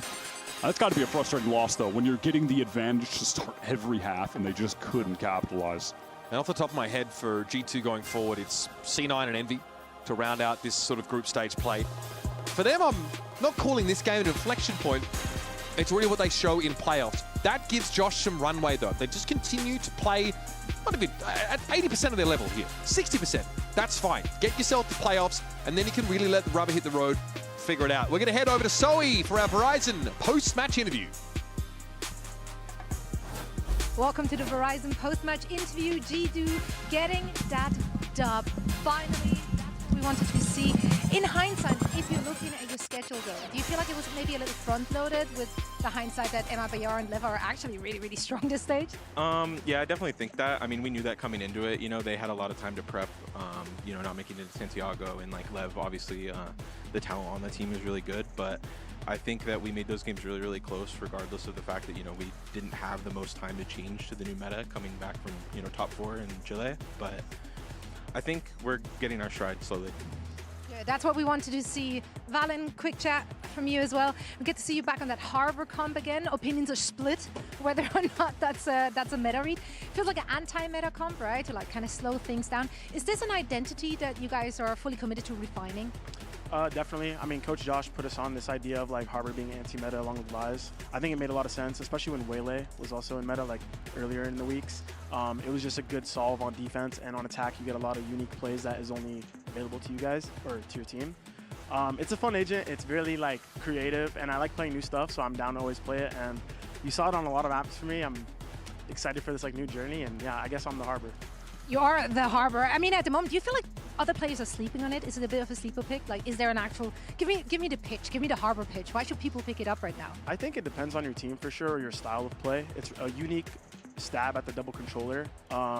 It's just really dynamic, and I think people are sleeping on it. Like, you get it's a bit overtuned with how much information you can get on like the ult and the flash too. So it's really fun to play. I have a lot of like unique tech on it. I can still show more, and I'm excited to show more. We're excited to see it as well, and we're now ready for our match point with our special guests, Jogamo and Baby Bay. Welcome to Match Point, and the silliest guests we have on the show, Jogamo and Baby Bay. Hot dog. Hot dog. Okay, I've got to ask, what's the deal with hot dog? Yeah, I mean, I brought up this idea of like, you know, in China they say Jiayo. And I was saying like, yo, we should just say Jiayo. You know, like China is like a lot of our bundle sales. Like, yo, like let's do this. But no, we want hot dog instead. But hot dog's kind of fire. Yeah, it's like a let's go, basically. Yes. I like that. Fighting. I like that. Fighting. It's great. It's great. All right. Hot dog. Hot dog. It feels hot dog. liberating. Hot dog. Hot dog. Hot dog. That's very Americas of you. Of course. We needed the hot dog. Yeah. We needed to put the dog in the bun. Hey, well, you know what? Let's go ahead and play a different thing that has nothing to do with hot dogs or buns. We're going to play a game of this or that. The game is simple. I'm going to give you 2 options, and you choose this or that one. Easy. Easy enough? I don't get it. All right. You know what? That's tough. That's tough. It's a good thing you can shoot. That's why you're on the team. Okay, first one. First one up. We got Phantom or Vandal. This should be an easy one. Wait, which one's that? The first one is this, and the All right. Phantom is this, Vandal's that. Easy. Yeah, no, I'm on that. I'm on that. Oh my God, I'm on the this. Oh yeah. I mean, Really? Okay, I'm a smokes player. Smokes player. All right, you got to spam kills. Get all the spam kills. I get Yeah. 140 in that entry. I'm like, yep, we lost the round. My bad, guys. My bad. 140. So it is what it is. Feeling. 140 is the worst feeling.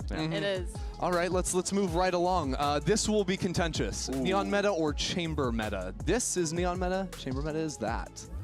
I mean, it was the same meta if we're really thinking about it. It's both. No. When wait, chamber meta was, we played Chamber was chamber. OP. Remember, it was chamber and neon. That was like the combo. okay. Yeah, but Fair. neon wasn't the egregious thing back then. I mean, for you it was. You were the neon, the goat, the man. legend. Oh, yeah. Actually was. I was doing 360s. Wait, both of them were. They are no? the meta. Wait. Both of you guys were. Yeah. We did our best in it, but dude, with the chamber meta, that had to No, be that was the worst. That The was chamber the and best. Astra meta. That's my favorite meta. That made people work so was hard. I didn't awful. like that. Well, you might have won a big tournament during that meta, so. Yeah, that's great. I was playing you know, Astra. I was double sucking people. You know, it is I was what it actually is. watching that in the crowd, and I was crying, bro. When they won. I was like, this is amazing. And now this year, you're going to be chamber meta. It's back, and you're going to be the one on the table? Yeah, bro. All right, great. Yeah, Love it. I literally, I will pull a max. I will pull a max. I swear, when he did that, I was like, that's cold. That's fine. That was fine. That was fine. That's sweet. All right. How about fracture or split? Easy. Oh, which one's what? This? Which one's better? Fracture's this. Oh, man. Come on, man. I think it's got to be a that. No Yes. way. Yes. You guys don't like Fracture? No, I haven't touched Fracture since 2023. Whoa, I'm whoa, still okay, not gonna. Don't leak your stuff. Me personally, none of us played it. The whole it just came back in the Hey, pool. we played it today, Lev. Oh wow, Lev did play. Yeah, it one too. team has it. You were We like had a pizza dominant party. on that map with that Sova. You got You know, Sova that's on true. Fracture. That is Hey, true. Remember that's that? true. That's Oh, true. that- I that was was going all the way back, and I was remembering you running into spawn on attack on the neon. I know. Yo, that was fire, but I'm on the split wave now. Yeah, I used to split too. hate split. I used to hate split. What changed? I don't know. I think it's just a good map now. I think the Hey. noggin Damn, that's crazy. domain expansion, bro. And I just realized, yo, it's fun playing good maps. Yeah, I love it. I love it. All right, let's do another one. How about this double duelist or that double controller? I'm gonna go with this, bro. I like double It's duelist. so I like the double fun. duelist. Fun. Yeah, I can't, like, I'm telling trying you. to cast you guys, and it's I like if we're know. spectating a neon player, I'm like, we're looking at the floor half the time. I'm Like, looking at the floor it's now. ridiculous. Sliding around. We don't know what's going on. Jerry's flashing somebody. I'm getting flashed by the other person. I don't know what's going on. I'm happy to be alive if I'm inside. That's it. Actually, But we prefer the double duelist? Yeah, I think so. It's I so like fun. it. I like All the right. pace. That chaotic is fun. If we get rid of the judge shotgun stuff, I think Okay. it'll be even better. It'll be perfect. Shotgun nerf? Yes, Hopefully. please. Ooh. Sick of All this right. stuff, Need man. All right. We'll see. We'll see if that's on the cards in the future. In the future for us, though, we've got games throughout this weekend. Let's check out the current standings first of all. As G2, we've claimed our first win Got a there. first dub. We got one, brother. Did you guys see? Hot dog. How about Lev running away 3-0 on the year? Were Yeah. you guys expecting that? Honestly, kind of. We knew they were going to be really good. We had a close game against them, so I mean, yeah, I definitely saw it. Whatever coming. you do not check my predictions today. I saw them. You should I check. trust me. I already You saw should them. You see. Or voted the board. Do you see the wrong both whiteboard? ways. I saw it. Do you see the What? whiteboard? What? No. Birdie. What was Oh, that? It's she ridiculous. had no. Wow. It- That's it crazy. was It's really actually good. why That we was kicked fire. her off the Yeah, next that's what I'm episode. standing so like here. when you do your predictions, like do you like just wait for everyone else to put theirs in, and then you're like, yeah, I just want to be different? Like, No. Or did you pre-fire that? I wish that's what it was. I cannot You believe that pre-fired it? She had the one off. Envy and Loud won today. In your heart, maybe. In her heart. Yeah. That's crazy. We're gonna be back again tomorrow, guys, with 2 more matches. We have FURIA versus Crew. Winner qualifies for playoffs, and after that, NRG versus 100 Thieves. That's gonna be great. This or that, 100 Thieves, NRG. Which one is it? Hold it up. They weren't paying attention. They have no idea. Absolutely no clue. Thanks for watching, everybody. We're going to see you tomorrow. Here's the Samsung OLED Fast Replay. Hot dog. Fire. Lev versus Envy. Lev looking to get themselves into playoffs with a good win here, but Envy, they're going to look to put their foot in that door and say, not just yet.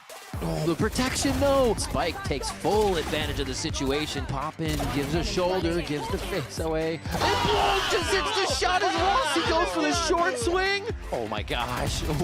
What did they eat this morning? Flash for me? Sure. Wait, yep. Leviatan in control the whole time.